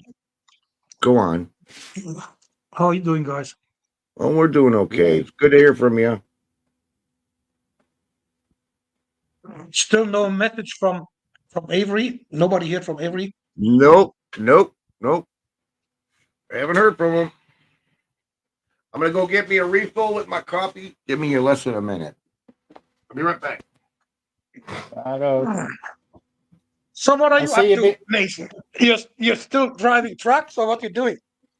Yeah. When it's going to stop raining, yeah, I'll get back to driving trucks. Oh, you are on the rain season now, or what? Yeah, man. Oh shit! It took us time to come in, but it's come in with a vengeance, eh? It is pissing down. Well, it's still hot like crazy, isn't it? Yeah. It's midnight and it's still 25 degrees Celsius with Oh fuck! Oh my gosh! with 95% humidity. Oh my goodness, man!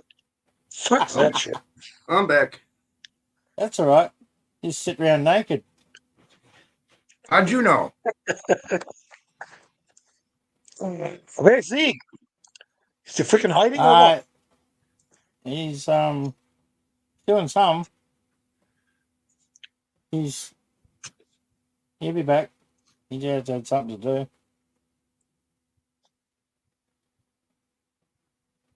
Oh. Sure about what happened in the Bronx in New York? Nope. About the synagogues. These Orthodox Jews were digging tunnels to the synagogue. And in these tunnels, they found baby strollers, baby carriages, and mattresses with blood stains and stuff on them. They were in the news, 2009 before. A couple of them got in trouble. A couple of days ago, about, like 19 of them. They were trying to fill in these tunnels with concrete, and these Orthodox Jews got in the tunnels and started blocking these people from doing the work. And when the camera crew got there, they seen all this stuff. So what the hell is going on? His mouth is freaking sick anyway, man. Well, Putin is not Putin. The Jerusalem guy, I can't remember his name. It's too early in the morning for me. Netanyahu is telling Biden, this is your war. And we know we got dual citizenships here in our government that are, I'm just going to say the word J, if you guys know what I'm saying then. The J people. So they're making us get involved in this war. This war is just going to, it's going to be the downfall of us. Because it's a lot of people. They're getting Iran, Who's the other people they're getting into? Saudi Arabia. Yeah. I guess we're fighting with people right now with rockets, and they are. Where are I they at? can guarantee you, man. If Iran gets in there, then Saudi Arabia gets in there as well. Yeah, and then man. The Americans get, and then Yeah. the Americans get their ass kicked by their own fucking weapons No, because but they have been delivering weapons to our Saudi Arabia for decades, man. yeah. But see, we got Yemen too. That goes into the Red Sea. You know, the Gulf of Aden. Yeah, where our ships are going through there. Yemen's shooting at our ships. We're poking a damn hornet's nest. But if this does break out big time, you're with us, French is with us, England's with us, Australia's with us. You know, all the allies will be. It'll be a world war.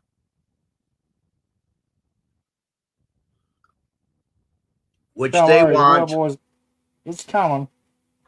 It's what they want. It's coming. Yep. So Yeah. rich people be making money. Fucking I had to go and re fucking sub to Scottzilla. Fucking Yep. YouTube had kicked me out of their account. What's up, Lieutenant?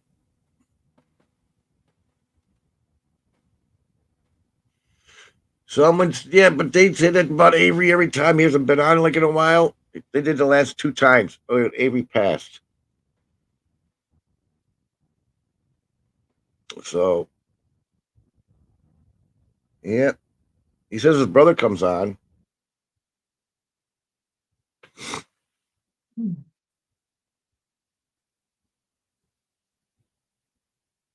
Yeah, okay.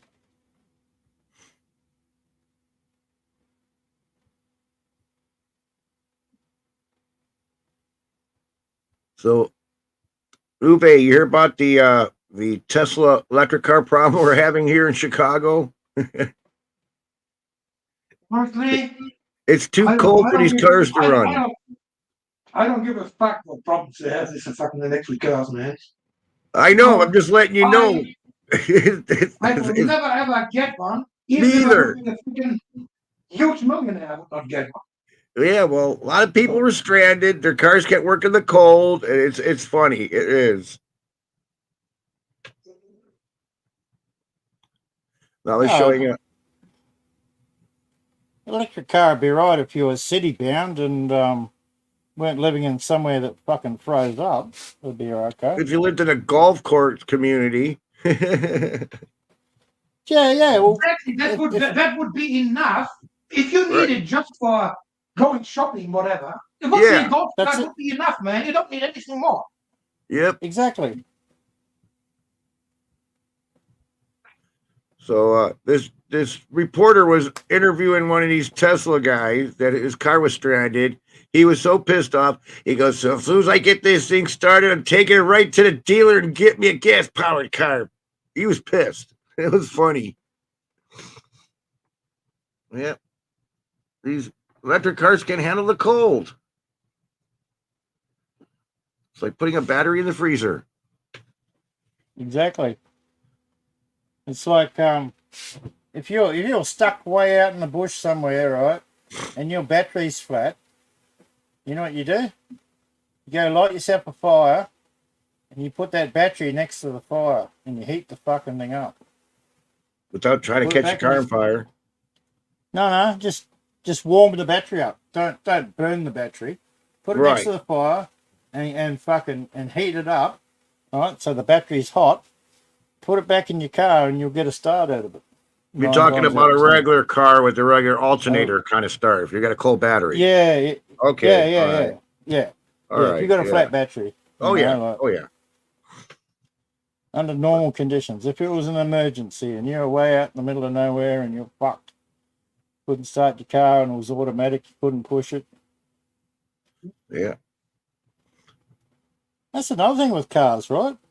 There's hardly any manuals anymore. No. They want everything automatic. My car is hooked up to Bluetooth, GPS, all that stuff. When I bought my car, next thing you know, I got the Sirius FM radio because I got it in the car. They want me. I got free XFM radio, and next thing you know, I'm getting a letter in the mail from these people saying, "Hey, do you want to buy our services?" And it's like, how do these people know who I am? I never signed any kind of paperwork or talked to these people, but they knew me. Okay. I'm like, what the hell's going on here? So No. I had it for about maybe 3 months, but then they cut me off. They kept on going, hey, I'll give you $5 a month this time. It was $20 a month, then went down to 10. Now they're down to $5. And it's like they try to get me in that $5 one. But XM is definitely better than the radio I've got now. Put it that way. It's a bunch of crap on my radio. Yeah. If you've got them You in, don't listen to the radio anymore. You got it. The news or the radio.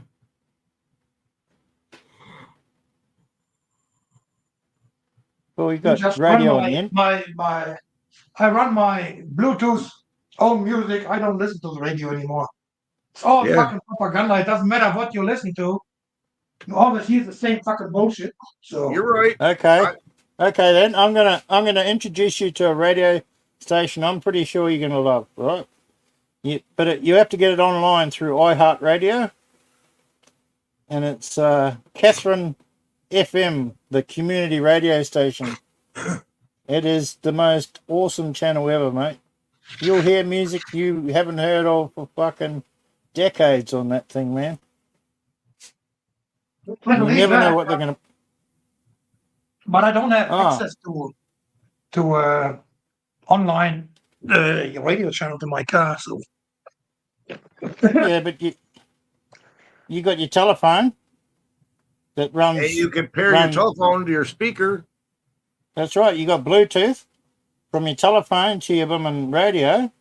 All right. So you just go into iHeartRadio and you look up Catherine Community Radio 103.1 FM. And bingo bango. You got a blooming. is it an Australian channel or? Yeah, it's a radio station. It's like 300 k's south of the blooming of Darwin in the town of Catherine. Little town. It's sort of like the blooming little blooming cowboy town. Full of black fellas and cowboys. Yeah, man. And a lot of the influence, right? Some of the best radios I've listened to have been Aboriginal community radios. And Aboriginals, man, have got really good taste in music. They really, really do. How far are you from Berlin, Huey? About 500K. Okay, all right. Boy, man, I'm on the map here. Yeah, Berlin's congested. A lot of people. Right, they were talking in the mainstream media. They were talking 8,500 people. Fuck my ass, man. You gotta be kidding me. There was 50K at least. Have you seen all the amount of people in the tractors and the trucks and the cars? Yes. There was about 20,000 vehicles in there. Well, 20,000. yeah, our radio's definitely has changed. It seems to be a lot of rap music, a lot of swear words, a lot of suggestion sex stuff. I mean, that kind of stuff didn't fly when I was a kid on the radio. That shit got banned. But they're letting this shit fly on our radios nowadays. It's like, what the hell? Wow, there's a conspiracy theory going around, right? That the prison, that the fucking prison mentality. The industrial prisons of America, right? Right. Went to the fucking music guys and said, Yep. you've got to promote all this gangster rap. It's going to stir these cunts up, turn them into criminals, and we're going to fill our jails like it. I wouldn't put it past them, right? Right. I think these prison guys actually went to these music guys and said, "You want to invest in our prisons, right? Invest your money in our prisons, and then fucking let them release all the baddest ass gangster music on the planet, and yeah, we'll soon fill up these jails." But the music behind the rap to me totally stinks. There's no talent with that music. It's just loops and beat machines. It's no actual talent with instruments. No. You know, there is some talent amongst them, right? I mean, the lyrics are sound okay if they're sung a certain way, but have you seen about the thug life and shit? Yeah, forget that crap. Yeah. Hey, Johnny. How you doing, mate? Hey, Johnny. Yeah, pretty good. Johnny. What's going on? Johnny? You, mate. Mac and Zeke, how are we all doing? You got all the stuff packed already to move in the new house, Johnny? Or Well, the thing is, we all the tradies got stolen because it's the company we built. We ended up being the biggest construction company for housing, so they've got a lot of contracts for public housing. Okay. So they stole all the tradesmen off every job and kind of said, well, we pay them fuck all if we go over time, but we get our ass kicked if we go over time on the contract with the government. So fuck the little bloke, fuck the little one-off bloke. We'll look after the government. The one good thing is the supervisor wasn't bullshitting to us, but he's doing his best. The other day we went for a bit of a walk through. The wife took a video. I haven't got it. I'll have to get her to send it to me and put it up. It's starting to turn out all right. The painting, the supervisor bloke, he had a roll of tape, putting it on little bits and pieces and stuff like that on the painting. And I thought to myself, fuck me, Dad, you're more critical than I am. And which is a good thing because he's on our side. And well, it turned out when he first met up with me that I knew his father, I knew his grandfather, I knew his fucking whole family, and we all go back for bloody, generations. So there was a good one. He was talking about a job he worked on, and I mentioned a fellow's name, and he said, "Oh, he's nothing but a cunt." And I said, "That's him. He's one of my best mates. He's been a mate of mine since 1987." And he said, "Oh." Then he mentioned a bloke's name, and I said, "He's nothing but a snivelling cunt." I said, "A useless piece of shit." And he said, "He's my father-in-law." And I said, "Fuck me, Dad. We all get along really fine then. We should go and have a beer together." Small world. Fucking very small, mate. Very small. But it's got to the stage. If I see something or whatever, he doesn't argue. He just goes, "I'll fix it, mate. Don't worry about it. I'll fix it." And I've done a couple of slimy things saying to the tilers, under the stairs. It wasn't in any contract to tile that. And there was some tiles left over, and I slipped a couple of dollars to the tilers and said, "Fucking tile that, will you?" And the painters just kind of opened the door and said, "Oh, well, it wasn't even in the thing, and it's all painted and fucking trimmed out and all this kind of stuff." And I thought, "Fucking, that's near on a bloody good bedroom down there." Yeah, one thing about like being a tradie myself, you get along with other tradies pretty fine. A box of beer here, a couple of dollars there. Things happen the way you want it to happen. And the supervisor bloke, I tell you what, he's doing the right thing. He's not trying to screw us, doing any dodgy shit. Well, he already knows that I know me shit. So they're not going to get away with it. But yeah, that's pretty well the end of February. then there's a lot of work for me to do. A lot of fucking concreting and filling stuff in and drainage and shit like that to be done. And retaining It was walls. a 2 years project, eh? Pardon? It was a 2 years project. It was a 2 years project, wasn't it? Oh, from actually from the day we bought the block of land to virtually now, it's been 3.5. Because we originally had a different contractor and they pulled out because after the disease we had to have and prices of stuff went up, they said we just can't build the house for the price. Well, and they were putting stuff in that they were saying they had to do, which they didn't have to, and I was rejecting it. And they said, well, that was the perfect out for them.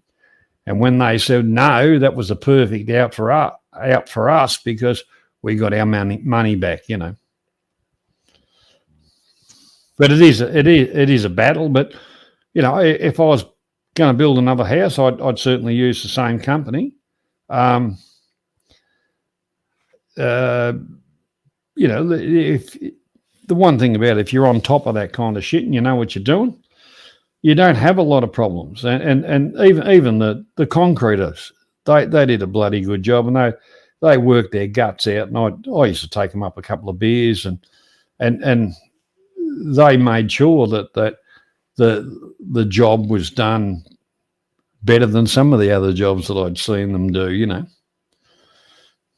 You know, a little bit of friendship and a couple of beers here and there goes a long way. Even the bricklayers, you know, to me they did a bloody good job. To find a good bricklayer nowadays here is just about impossible. But they did a good job, and that was, you know, there's a carton of beer for you one Friday night. You know, there, fellas, you're doing a good job. Keep it up. Finding a builder that's not going to go bankrupt would be another thing nowadays too. Shit. Well, the one thing about Metricon, Nathan, is Australia-wide, they're the biggest builder because they bought out some of the other companies that went broke that had the government contracts, and the government chipped in money, which they got, to virtually take over shit and finish it off. Yeah, right on.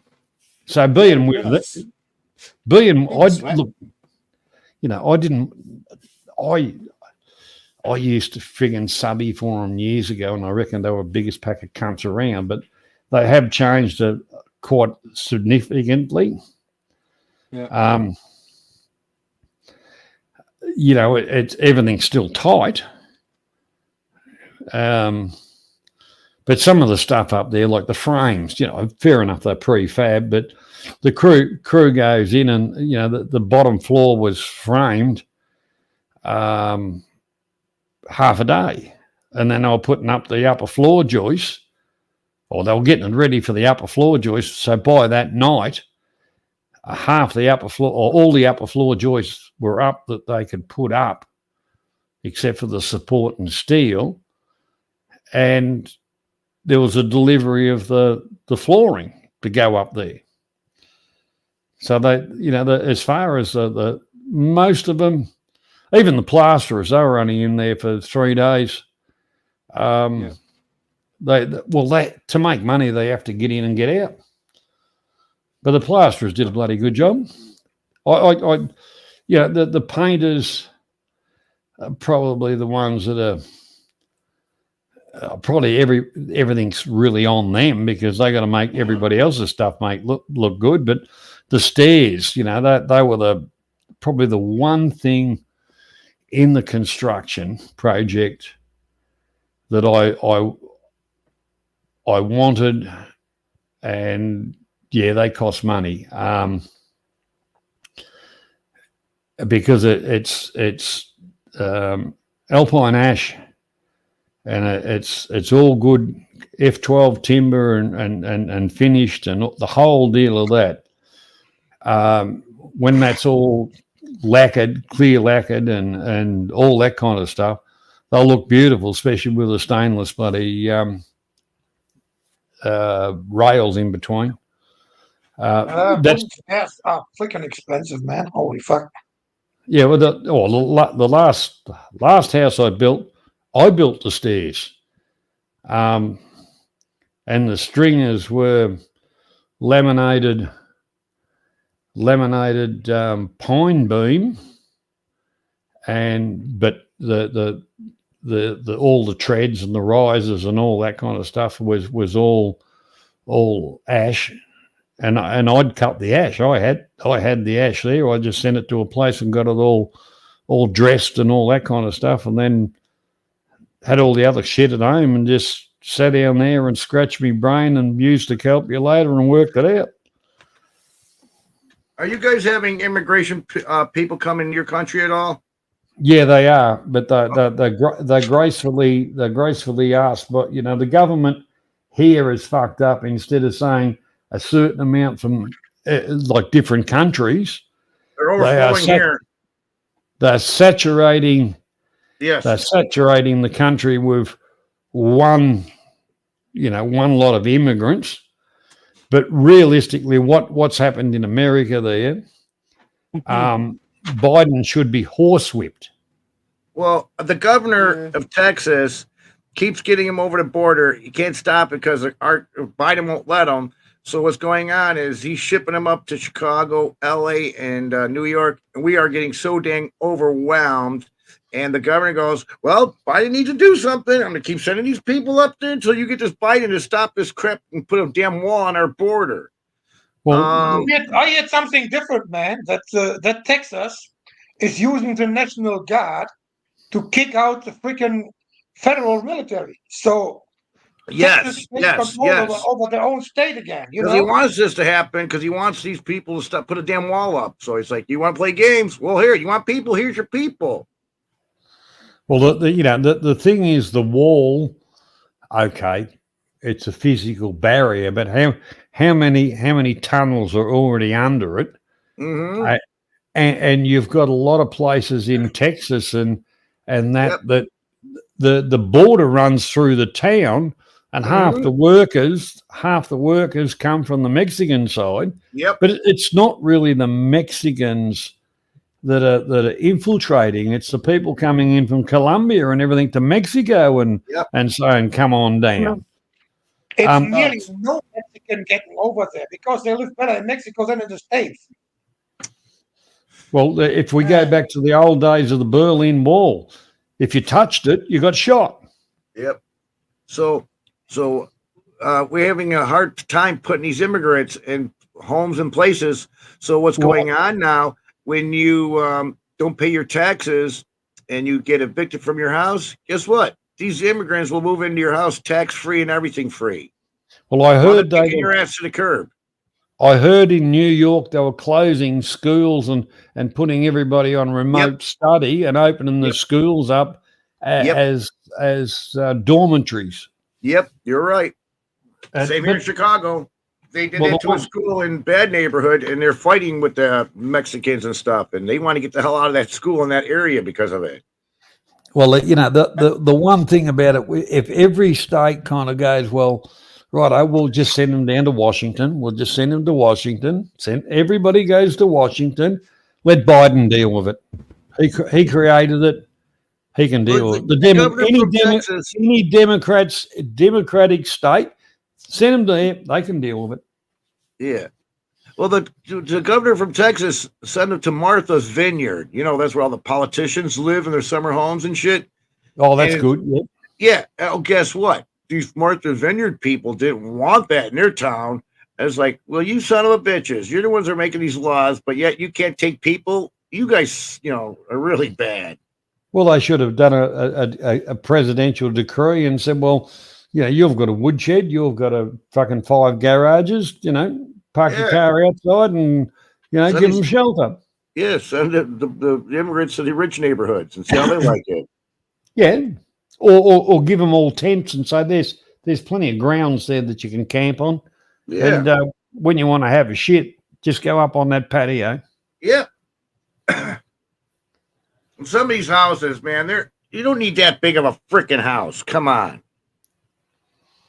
Well, you're right. Seriously. A husband, a wife, maybe 2 kids, and this house oh, I swear to God, at least 5 families can live in this house. You know, you don't need such a big house for. It's Well, an investment. It's showing wealth. It's showing wealth, sticking it up everybody else. Look at me. Look at me. $1 million homes. Yeah.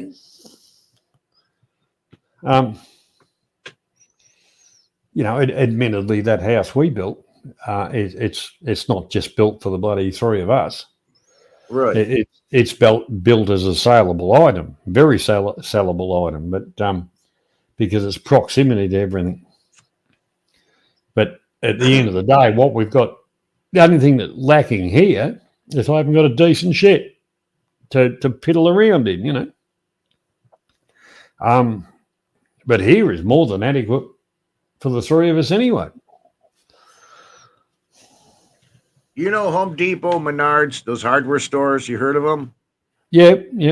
Well, I can go to, Home Depot and spend $16,000 on a 2-floor shed, and people converting these things into houses. Yeah, the Amish do them, and they deliver them to the block. Yeah.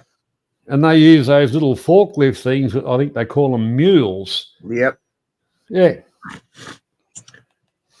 Yeah, my mom and dad, they bought a camper that was made in Amish land, Indiana. And I remember mom and dad needed to do some repair. So they went over to Napanee, Indiana to get their camper, their mobile camper repaired. And if you got there early, you got, first come, first serve. So we got there a day early, camped on the site. And in the morning, I've just seen a shitload of Amish on bicycles come to this place because they do the work on these campers. And that's why everybody likes their camper, because there's good quality. Yeah. But the Amish work their freaking butts off. They ride their bikes. The community over there was pretty nice. I couldn't live Amish, but, the people were decent. They respect each other. Yeah. Well, it's all about, their way of life is a simple way of life without corruption from the outside. And what do you call an Amish with electricity? A Mennonite. No, smart, but they're not allowed to have electricity unless it's by their own generator. No, they can't do that. They can't do anything gas or more power. They have. Yeah, but the Mennonites can. The Mennonites can.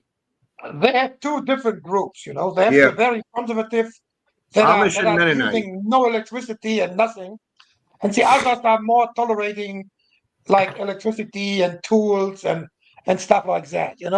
So, but for me, they have the biggest respect. It doesn't matter if you like it or not, but they have the biggest respect to live that way. It's absolutely incredible. And I tell you, man, I guarantee you they live way more healthy than all we are. I guarantee you that. Oh, I don't disagree with you.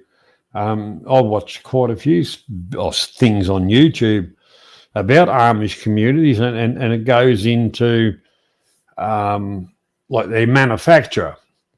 They'll buy a plot of land and build a factory, but it's not quite. It's in the town, but just out of it, outskirts of a town. Yep. But it's away from their community. But it's got a generator, but it's not hooked up. No phone, no nothing. It's not hooked up to in the outside anything. Which is interesting. I like the idea of they build their wagons and the horse and cart and up the road. Yeah. Well, all I know is their food tastes so damn good compared to crap we get in stores, because all their stuff is natural. Yeah. Good food, the way I remember it tasting. But remembering a lot of the stuff that you're eating in the stores was probably picked last season and been in cold storage, and they do what they call gas ripening and all this kind of stuff. Yeah, CO2. Yeah. I remember we were building cool rooms for the fruit growers around here.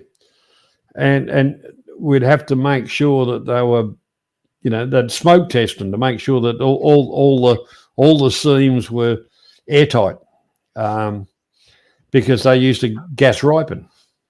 Yeah. They picked the whole orchard. As soon as it started to get a little bit of colour on it, they picked the whole lot, not wait for it to ripen, and then put it in cool storage, and then warm, reverse the gas flow, warm the cool store up, and pump the gas in, and then all of a sudden you've got nice red apples and stuff's ripe, and all this kind of shit. Manipulation of food by the multinationals for the multitudes. Simple as that. Have you seen the vertical growing of veggies and wheat and shit like that? Have you seen that? Like huge freaking houses, but really huge, and it's getting freaking all made by robots. So there's nobody in, just getting no sunlight. It's all getting LED lights in there and all that shit. But Yeah. the freaking fruits and veggies never see the fucking sun. Yeah, well, they just use grow light, which is like an ultraviolet. Those bastards. Yeah. But, that way they can, let's face it, that way they can control the growth, they can control the market, then they can control the price. No, they don't want to control the price. They want to control the amount everybody can get to eat. They want to reduce the population, and that's how they do it. They just shortage the freaking food. Well, I'm not saying that's not right, but we've got a small garden here. It's not big enough, but the thing is, it produces probably 3 meals a week. So and the stuff that comes out of that, it's fresh, it's there, it's on the plate. It's better than. But I only go to the supermarket for supermarket items. If I want fruit and vegetables, I go to the greengrocer. If I want meat, I go to the abattoirs or the butcher. Yeah, lucky you. You've got all that shit there. Oh, mate, you're up in you hunt, you hunt, you cook. Yeah. You're up in paddock to plate. Yeah. And if it moves and you don't catch it, you starve. Nathan gets one freaking water buffalo that lasts him for fucking 2 years, man. Oh, yeah. I'd like to see Nathan fucking tying his water buffalo up and milking it for his cup of coffee of a morning. That'd be a good video. Oh yeah.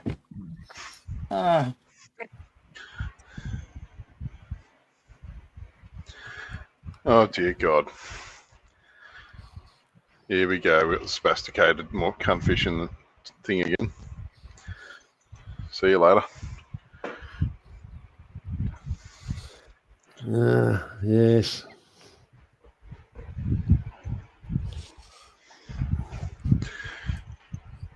The trolls are round. Oh, that's interesting. What's that?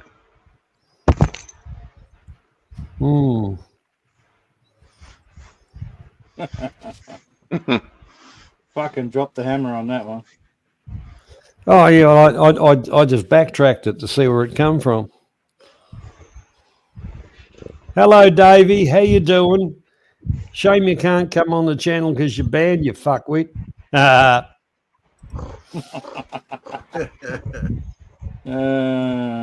god. Yeah. Oh well, look. There's always idiots, and the whole part about it is half the time with their shit is funny. Half the time. Oh, I get enjoyment playing whack-a-mole with them, actually. Whack-a-mole. It's like tennis, Nathan, like the Australian Yeah. Open.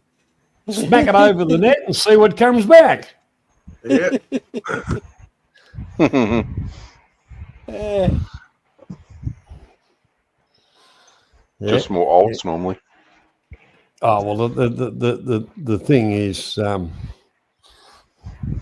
the other thing is you go to the three dots and you report. You go to report, and you go hate speech, for stuff like that. And you report that, and you send the report.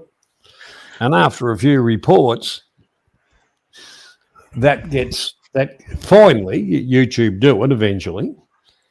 It gets taken down, but all their little alt accounts on that same phone number and all that they spent 20 minutes making are all gone. Bang, whole lot of fuck. Yeah. If they get rid of YouTube, do they get rid of your Google too? Google, YouTube's YouTube and Google's Google, but Google's owns YouTube anyway. What the hell? Right. Or Google owns YouTube. Virtually, yeah. Yep. Yeah. Well, they do. No two ways about it. They were hand in hand, but I think the YouTube took over, which is actually the CCP. So they worry about Oppo phones and stuff like that. What's the CCP? Craig's crayon paintings. Yeah, that. The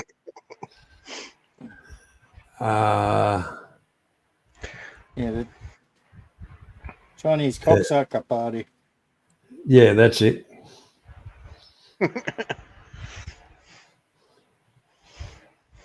Yeah. Yes. I reckon Yep, they should just wait. They should just wait till they're having their 2-year conference and nuke that mob. the CCP. Yeah. Oh, did Someone you see? should take one for the team and just go haymaker in there with a fucking PKM or something. You get at least half of them before they stop you. Oh, look, the whole part about it is it's all a bloody bullshit game. But unfortunately, with their carry on, all of them are very, very rich, at the cost of the people that really own the country and work to even survive. They're the ones that suffer. Isn't it funny how in China, like I watched a video of the dude that from South Africa that used to live there, and him and another dirty Yankee guy have ridden their motorbikes into an area. Yeah, Strapenzo, wasn't it? Yeah, Serpent ZA, yeah. So he's gone in there and he's with that Laowai guy, but he goes in and there's signs everywhere in this valley village, right? About how wonderful it is that they built this road and this other thing for them.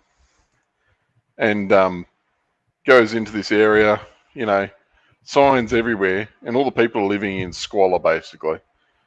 And the fucking signs, all interpreted when you read them properly, they say things like, this gift we've given you, all these roads and this stuff, like, this benevolent overlords have blessed you with all this shit. But in actual fact, what they've done is they've taken all of their income for the last however long to build it, and then they're about to flood their valley and put them all out of a home. Their ancestral, where their grandparents and great-grandparents and great-great-grandparents have lived and worked the land. But no, you got to thank us for giving you this road. That's it's nuts. But then the other side of me too, Johnny, was like, well, even if they're not upset about the valley thing, because we need a dam or something, why would you thank them for a road? You've just paid for it with all your taxes for how long? They owe you a road. They're not being benevolent by giving you one.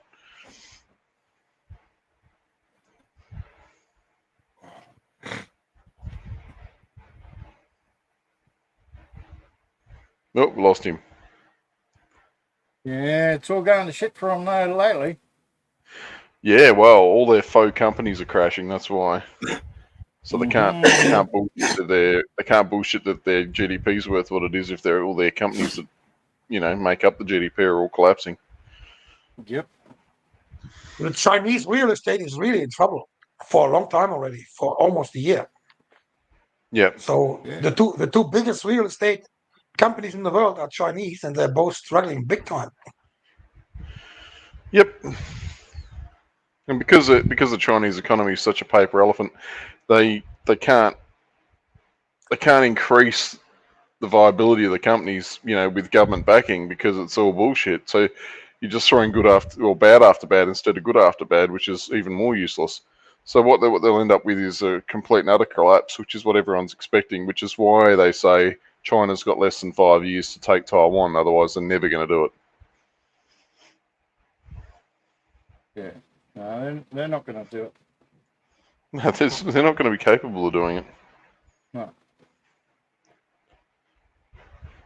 No, it's. Well, imagine like we boycotted Russia. Imagine when China gets boycotted. Yeah. Finished. It's all over for 'em. If China gets Basically. boycotted, man, all our economies are dead in less than 4 weeks. Oh, without a doubt, we're all going to go down the tube. But you know what the big elephant in the room? It's the ability to bounce back, though, that other nations will have that China won't. That's right. The problem See, is we're go- that most of the stuff we used to produce on our own, we can't do it anymore because all the production, all the machinery, and all that stuff got fucking traded to China or even freaking destroyed. So we are not Yep. able to make that stuff anymore here. But other countries can, Uwe. India, Brazil, etc., etc. Yeah. And that's the thing; those nations will bump up. China's in a really bad way. If China gets put in a position where they have a proper collapse, they will take a lot of things down with them that are propped up by Chinese money now. But China will be in an irreparable place because they'll be in collapse and they won't be able to import their 90% of their fucking food like they have to, and all the other shit. They won't have the money to import the food, the water, and all the bullshit they need.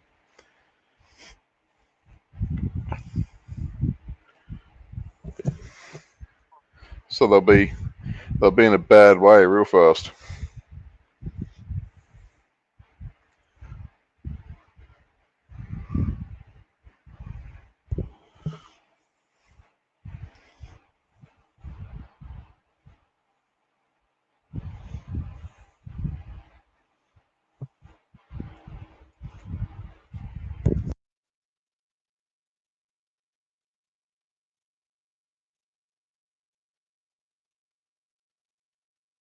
And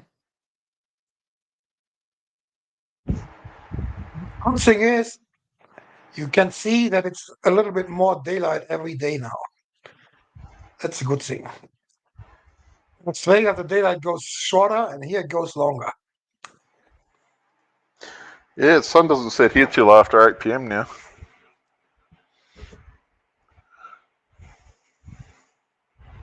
It's about 8:15, 8:20 p.m. when the sun sets here.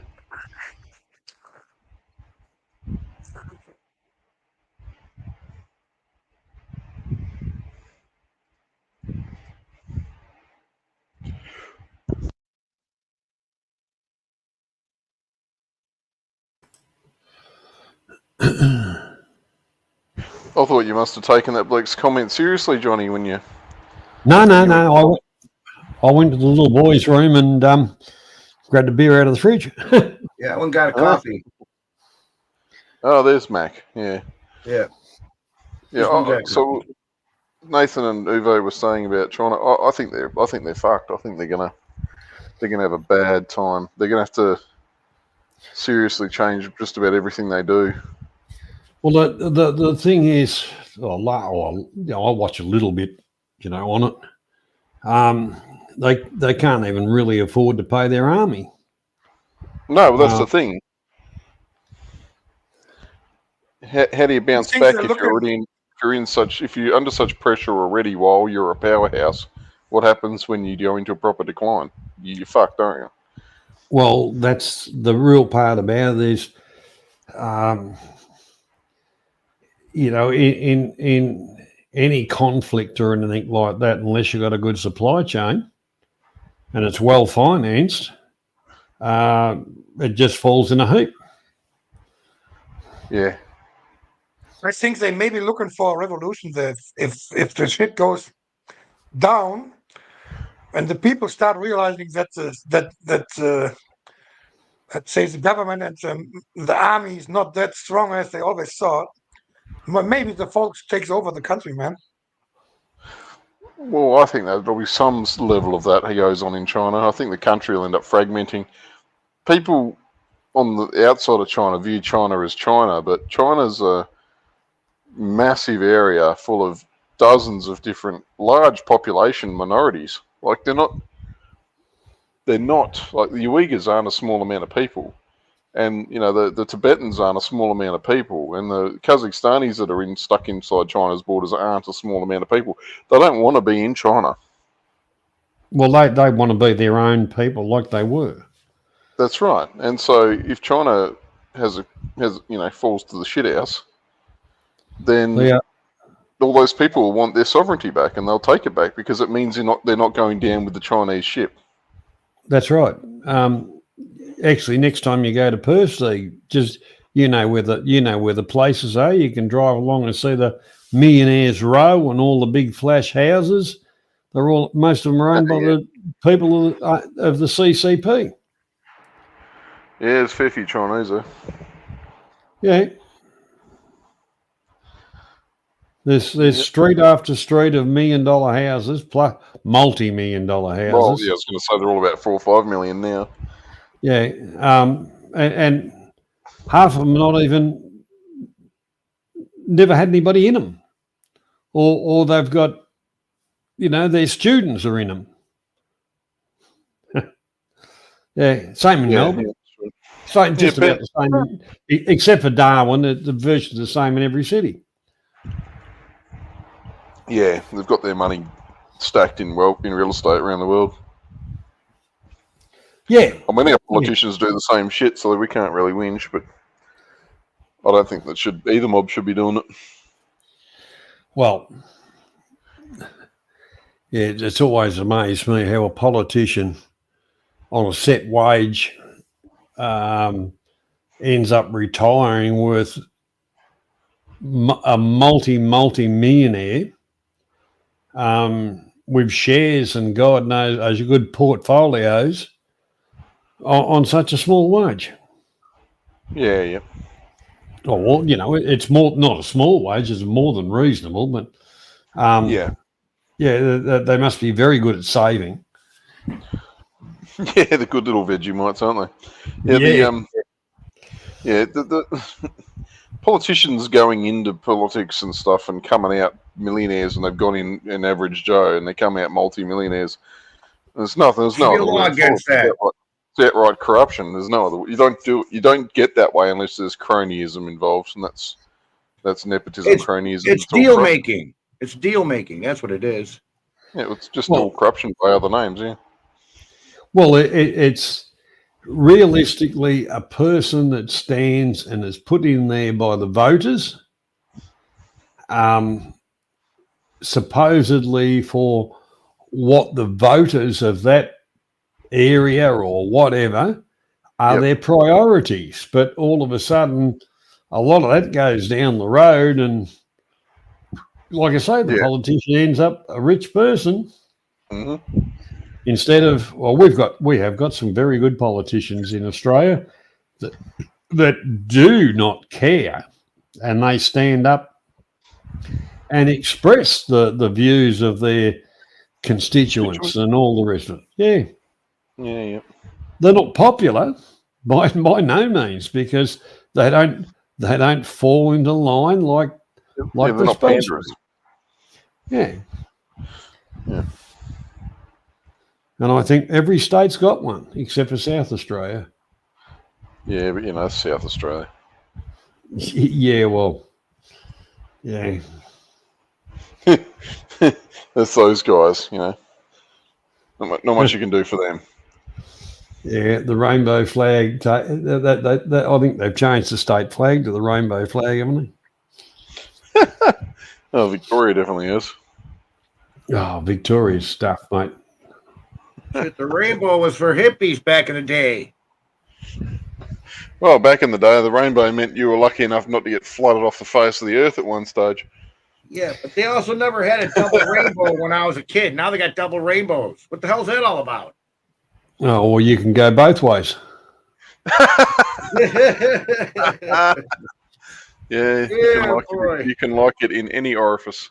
Look, a double rainbow. Oh yeah, you know, people Hell. back in your day, the mull wasn't quite as strong. We never had a double rainbow when I was a kid. Never. You've never seen a double rainbow? Never. Oh shit, mate! Yeah. Bloody pretty regular around this area. And you're missing out. Yeah, I've seen them. Even bordering on Yeah, simple nowadays ones, I huh? see them, but not when I was a kid growing up in the 70s. Oh, you probably had too much wacky backy to fucking realise what was going on. I didn't I start think he's- smoking that shit until I was like 18. He's probably focused on too many white pointers. Yes, maybe so. Or beavers, or beavers, or beavers. collective maps of maps of Tassie. Yeah, beef tacos. Yeah. Yeah. They're picking up what we're putting down, Mac, or what? What's that?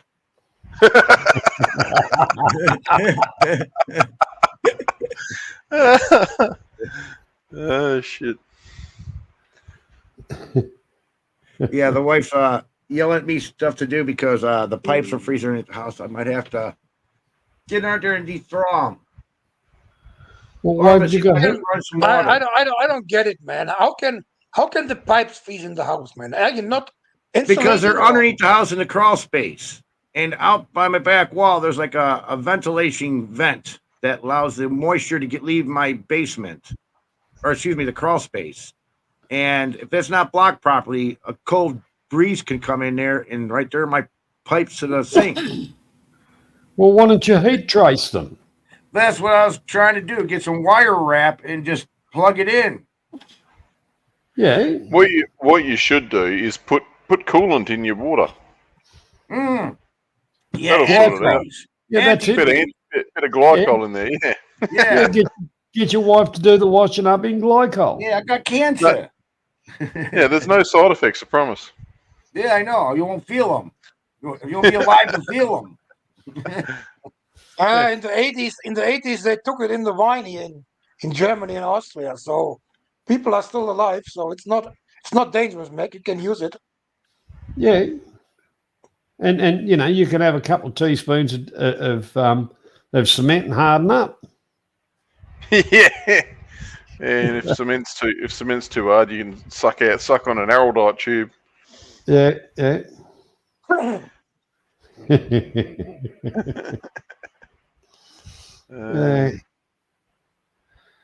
Mac, up in Saskatchewan in Canada, they had -50 the other day. -50. That's Celsius. That's Fahrenheit. Yeah. No, that's No. Celsius, man. Celsius. Oh, Apparently shit. they hit -80 in China the other day. Well, So they should. But they can't, because of global warming. They can't. I have only one explanation for that. That must be the climate change, eh? You know, the bloody global warming, man. It's completely fucked over. You know. Well, the whole part about it, I remember on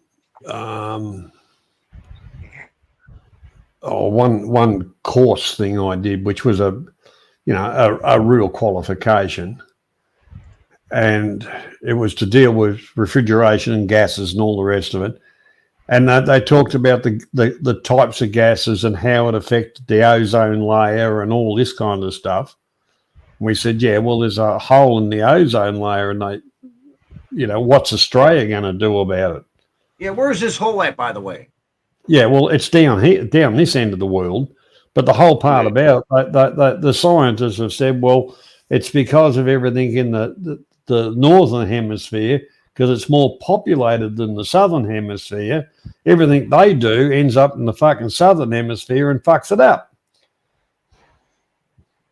Yeah, I'm not sure how whether there was a polarity thing to it, why CFC's accumulated on the on the fucking South Pole, but it was in the Great Southern Ocean and a Yeah. bit of Antarctica that the hole was basically sitting over. So where I am, Uwe, in Western Australia, down the bottom of the state, the UV index would always be 2 or 3 points higher than up in the tropics because on any given day because the hole was there. But I reckon that hole's fucking gone now. Well, we actually, and like I say, my wife's Thai, and you know, she grew up and used to warmer temperatures, the hot sun, all that kind of stuff. And I always said to her, here, when it kind of gets to summer or a sunny day, you just about feel your skin burning because it's the UV. Yeah, it's worse here than it is in the Philippines, Thailand, you know, in Southeast Asia, closer to the equator. Tropics don't really feel the effect. Yeah. It was so bad in the 80s, they reckon, that in the early 90s, the Antarctic crews would have to wear full face coverings with goggles on all the time. They reckon the UV was that bad that not just regular snow blindness, but they'd just go completely blind from UV if they weren't wearing goggles and shit all the time. Mm. But do you know the story about why we end up with CFCs, don't you? Well, CFCs. So there was this professor, right? And we were using ammonia and other toxic and flammable shit to refrigerate things before he decided he was going to change that. So he came up with a refrigerant that would not be flammable and you wouldn't, be toxic to breathe in if it leaked, right? Next thing you know, we've got CFCs fluorocarbons, and they started using it in aerosols and everything because it worked as a good dispersant as well as a refrigerant. Yeah, and next thing you know, it's burning a fucking hole in the ozone layer. Yep. Well, do you know that R12, same poor bastard? R22 refrigerant. You know that same poor bastard that invented that was the same bloke that increased fuel efficiency around the world by tenfold when he introduced lead into petrol. Yeah. He fucked the environment of the globe twice, trying to do the right thing. Well, the whole thing about it, in his lifespan, with his creations, he saw a lot of things, and his legacy lives on. There you go. As of 2019, the ozone hole is mostly over Argentina, Chile, and that whole fucking American side of the Antarctic continent. Oh well, it's gone back to where it belongs. Well, the northern hemisphere. as I do heating and air conditioning, I've got to get a reclaimer. So if I open up a sealed system, I got to suck that freon into my reclaimer. Then I got to take it and bring it to the facility so they can dispose of it properly. There is tons of refrigerator repair guys out there, heating and air conditioning, that don't reclaim, and that's against the law. I can sue a lot of people around here. I tell you what, Mac, when that first came in, any car, I used to get the R12 and R22 was in the cars, air conditioning. No, R12. Yeah, R12 and R22. Yeah, 12 now first. It's 834, 834A. Now, yeah, all of them and 134A. But the thing is, you had to, like they'd say, Jono, I've got a car. It's been in a prank. Come and reclaim the gas out of it. Yeah. And then like any fridge that went to the tip would have to have the gas reclaimed out of it and all that kind of stuff. And with my reclaim unit, which was fine, I used to filter the gas and put it into a bottle, and I'd mark my bottles for what gas. And if I just had a bottle of bits and pieces, I could sell that back to the reclaim facility and all that kind of shit to go and get burnt. high temperature burnt for more than I'd pay for brand new gas. But the other gas, I'd get that for free, and actually get paid for taking it away, which you'd go and sell to a customer at a later date. I love how they freak out if people undo their gas on their car, their aircon, and it purges the gas. They freak out about people, but every single car that's had a collision where the air conditioning condenser has been hit, when they crack it, it leaks right in the ozone. Yeah, it instantly leaks out anyway. It's like, well, yeah, that's right. Well, the newer gases are supposedly not as big of a problem. Yeah. Yeah. Back in the day, like for camping, you would have your refrigerator, and it would be ammonia system. And how an ammonia system would work, you'd have a gas and a flame, and you would heat up the ammonia tubes, and the effect from heating up ammonia is to cool, and it would cool. That's the reaction it would get. Yeah. And they still use big ammonia chillers in a lot of fisheries and abattoirs and shit. Because abattoirs, ammonia is the cheapest to run. Yep, that's right. It's the cheapest to run. It's the easiest to scale up to make it big. Yeah. Yep. But the one problem with ammonia, especially on your fridges and the old fridges, they used to call them Caro fridges, but they weren't, because you had the little burner at the bottom. Yeah. Is when the freezer got over cold, the ammonia gas would go and hide up the top because it liked the cold, it didn't like the hot, so there'd be no flow. So you'd have to lock up. Yeah, it'd be a thermal block. But the whole part about it, you'd have to take your little candle wick thing out, and then take all your shit out of your fridge, turn the bastard upside down, leave it like that for about 4 or 5 hours, and then turn it back over and put your thingo back in and run fine. But even in the abattoirs. Yeah, I just buy me the world's fastest production car, 330 miles an hour. Who the hell needs to go 330 miles an hour? Damn. 330 mile an hour. I don't think there's a road around that it could do that speed on. Got to be on the Autobahn or something, but still 330 miles an hour is ridiculous to go that fast in a car. You can only do that anywhere in the desert or whatever. Yeah. It's all flat, Salt and Lake nothing Flats. round, whatever. Yeah. Down a runway, Can't do a it on closed here. runway. Shit, the Bugatti goes 304 miles an hour. Yeah, but the thing is, they do those. On any road, you would get screwed, man, if you do that on any road. Even the Autobahn, I've watched guys doing 350, 370 k's an hour in highly tuned Porsches and BMWs and stuff on YouTube. And even those things that are designed with all the aero and everything, and they get up that speed, they're not comfortable for more than a few seconds at that speed, and then they slow straight back down. They're grabbing that steering wheel real hard too, man. They're like, shit. They start drifting. The things are drifting. Well, they do. They get some light of its own. Old mate is a speed dealer, right? He would run to Adelaide in 16 and a half hours. All right. He would run to Alice. He'd run to Alice Springs in 6.5 hours. Once he got down from Darwin to Alice in 6.5 hours. Once he got down past Alice, right? Catherine, he would sit on 280 k's an hour cruising. You know what he reckons? Bullet trains go 300 miles an hour. No, we're talking kilometers, right? So what do you reckon was? Yeah, the GDR should do 315 flat chat. But he reckons it got a bit squirrely at that. Yeah. I don't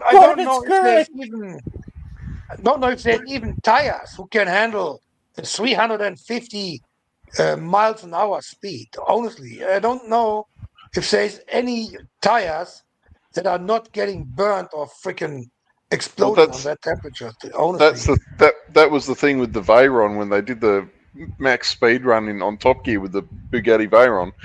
Right. At its top speed, the tires only last 12 minutes. But that's okay because you run out of fuel after 10. Yeah. I'm Yeah. watching a video right now about the Bugatti. It's not the Veyron. It's this one. 401 miles an hour. Chiron, 401 mile an hour. There's nothing in a park. There's nothing in a car lot that compares to one of those though. I mean, the Bugattis are sold at like something like I don't have $4 million loss. I don't have $4 million. Well, even at $4 million, they're sold at like a 6,000% loss. Like they're a wank factor car even for the car company. But you know the thing is the tires that they've got what do they have, nitrogen in them or some fucking thing, helium nitrogen. Oh fuck! I'm just going to remember what they put into aircraft tires. It's not air. Well, what they do is they put a stable gas in there, Johnny, because when you have static forces on normal rubber tires, you build up a flammable gas inside the tire. Yeah. It's the same as like you can accelerate it by electrocuting a tire on a rim, by just electrocuting the rim, and you make a flammable gas. If you bust open the valve, it'll actually light quite explosively. But I can't remember what the gas is called, but I learned about this shit when I was doing military crap, because it was like if a vehicle gets struck by lightning and then the fucking wheels and anyway, the same thing obviously going that speed, the amount of current you're creating, the friction between the ground, the amount of static current you actually put into the tires, they can actually literally explode. So they put nitrogen or something. I can't remember what combination. Yeah, but they're carbon fibering the tires so it don't fall apart like that. Fuck, could you imagine a carbon fiber tire exploding next to you on the road and just shards of shit going fucking everywhere? Oh, dude, definitely. Yeah, well, this asshole, back in last summer, this asshole was messing with me and the wife. We had two different vehicles, and we're coming from Indiana Beach, coming back from a vacation. And this guy kept on weaving in and out of traffic, getting on my bumper, passed me up, get on my wife's bumper, gets back in the lane and floors it. And then when he got a little bit further away from my wife in the other lane, his back tire on the passenger side just blew out. When it blew out, the whole wheel well, all this plastic from this guy's car was just shredding all over the road. Yeah. Oh, gosh. He was doing about 90 miles an hour when this happened. But talk about the crap the cars are making. See what happened when the truck tire explodes, man. Yeah, I was going to say before, Nathan, holy shit, that's fucking loud too, isn't it? Oh, shit, yeah. You're driving down the road and you go, and it launches you off the seat. You go, what the fuck's that? Yeah, I know what it is. Now I've got to go to work. Jack the bastard up. Yeah, I've been to I've been to a truck garage where they've got that cage where you stick your tire in the cage to fill it up. Because if that ring pops, man, boom, that's some devastation. I seen one of those guards totally just demolished from a tire blowing up inside it. More than a few people have been just like had their head removed by split rims. Yep. Well, they don't use split rims anymore. No, they don't because they're fucking dangerous. No, they've gone back to beaded rims, but you know, you go back before the split rim, you go back to the old-fashioned split rim, where the rim was actually split, and it was like you pushed the rim together and you turned it a third of a turn because it had like three kind of locking thingos, and you turned that around, and if you didn't get that right, you got to smack in the fucking ear in a hurry. Yeah. The old split rims, they weren't that bad. They're good. I reckon you'd have to be tires. The thing is, you knew when it was seated, because when it was in the groove and together, it was about just enough to get a tire iron in there to fucking open it up, you know. Did you see that YouTube video of this pissed off guy that got off the city bus and he stabbed the front tire on the bus? When he did that, the pressure was so tremendous, it broke his arm and gave him a compound fracture on his arm because a bone was sticking out. You see that one? Did he sue him? Did he sue him for that? No, he stabbed it because he was pissed at the bus driver. So, I'm going to stab this front tire. And then, it blew him way off the tire and broke his arm completely. Well, it's a wonder he didn't sue him as a road accident victim or something. No, he's on camera. Oh, it doesn't matter. He could have said, "I hit it with me fist." Hit it with me fist, all right. Stupid. He wasn't jeez. thinking. Lucky the fucking knife didn't get launched into him. You got that right. Well, it's a shame it didn't. Oh, well. Obviously, the bus company had a good idea. Hang on, we'll have a laugh out of the dickheads want to create bloody damage. We'll make sure it goes back to them. Anyhow, gents, I'm gonna head to bed. Yeah, I'm not far off it myself. Way Minutes too away. late in this part of the I'm gonna world. I'll play you a little clip first, Johnny. You like? All right, mate. All right. Play us the clip, Nathan. Let's see how we go away with it. Please be very Mason comes careful. up just This is the I- Canberra swamp. Oh, smells worse than Uncle Clive's jocks. Oh, miss, what are those things in there? They're bureaucrats, Barnaby. Well, how did they get here? They're all government bodies that were created by former governments and Parliament House. Oh, yeah, look. There's Foreign Affairs, Health, the Environment. Oh, look at them all. No, Elbow, you can't cross the red tape unless you're going to feed them. What do they eat? Taxpayer money. Scott, no, don't feed the animals. But they like me, miss. Look, this little fella's from Foreign Affairs. I can't not feed him, otherwise everyone will think I'm racist. No, see, that's how they trick you into feeding them. They'll all create problems to solve, just so you give them more money so they can exist. But the problem never gets solved, and you'll never stop feeding them. I knew it. This is all Scott's fault. I tell you what, when I'm the next leader of this country, things are going to be very different. No, you won't, Elbow. I've been in politics long enough to know that even when the government changes, the bureaucrats stay the same. That's Why don't I exactly just right. drain the bloody thing? It's a good idea, Bob, but if you try and drain it, the bureaucrats will throw mud at you and eat you alive. Corruption! Stop it, you unelected pieces of shit!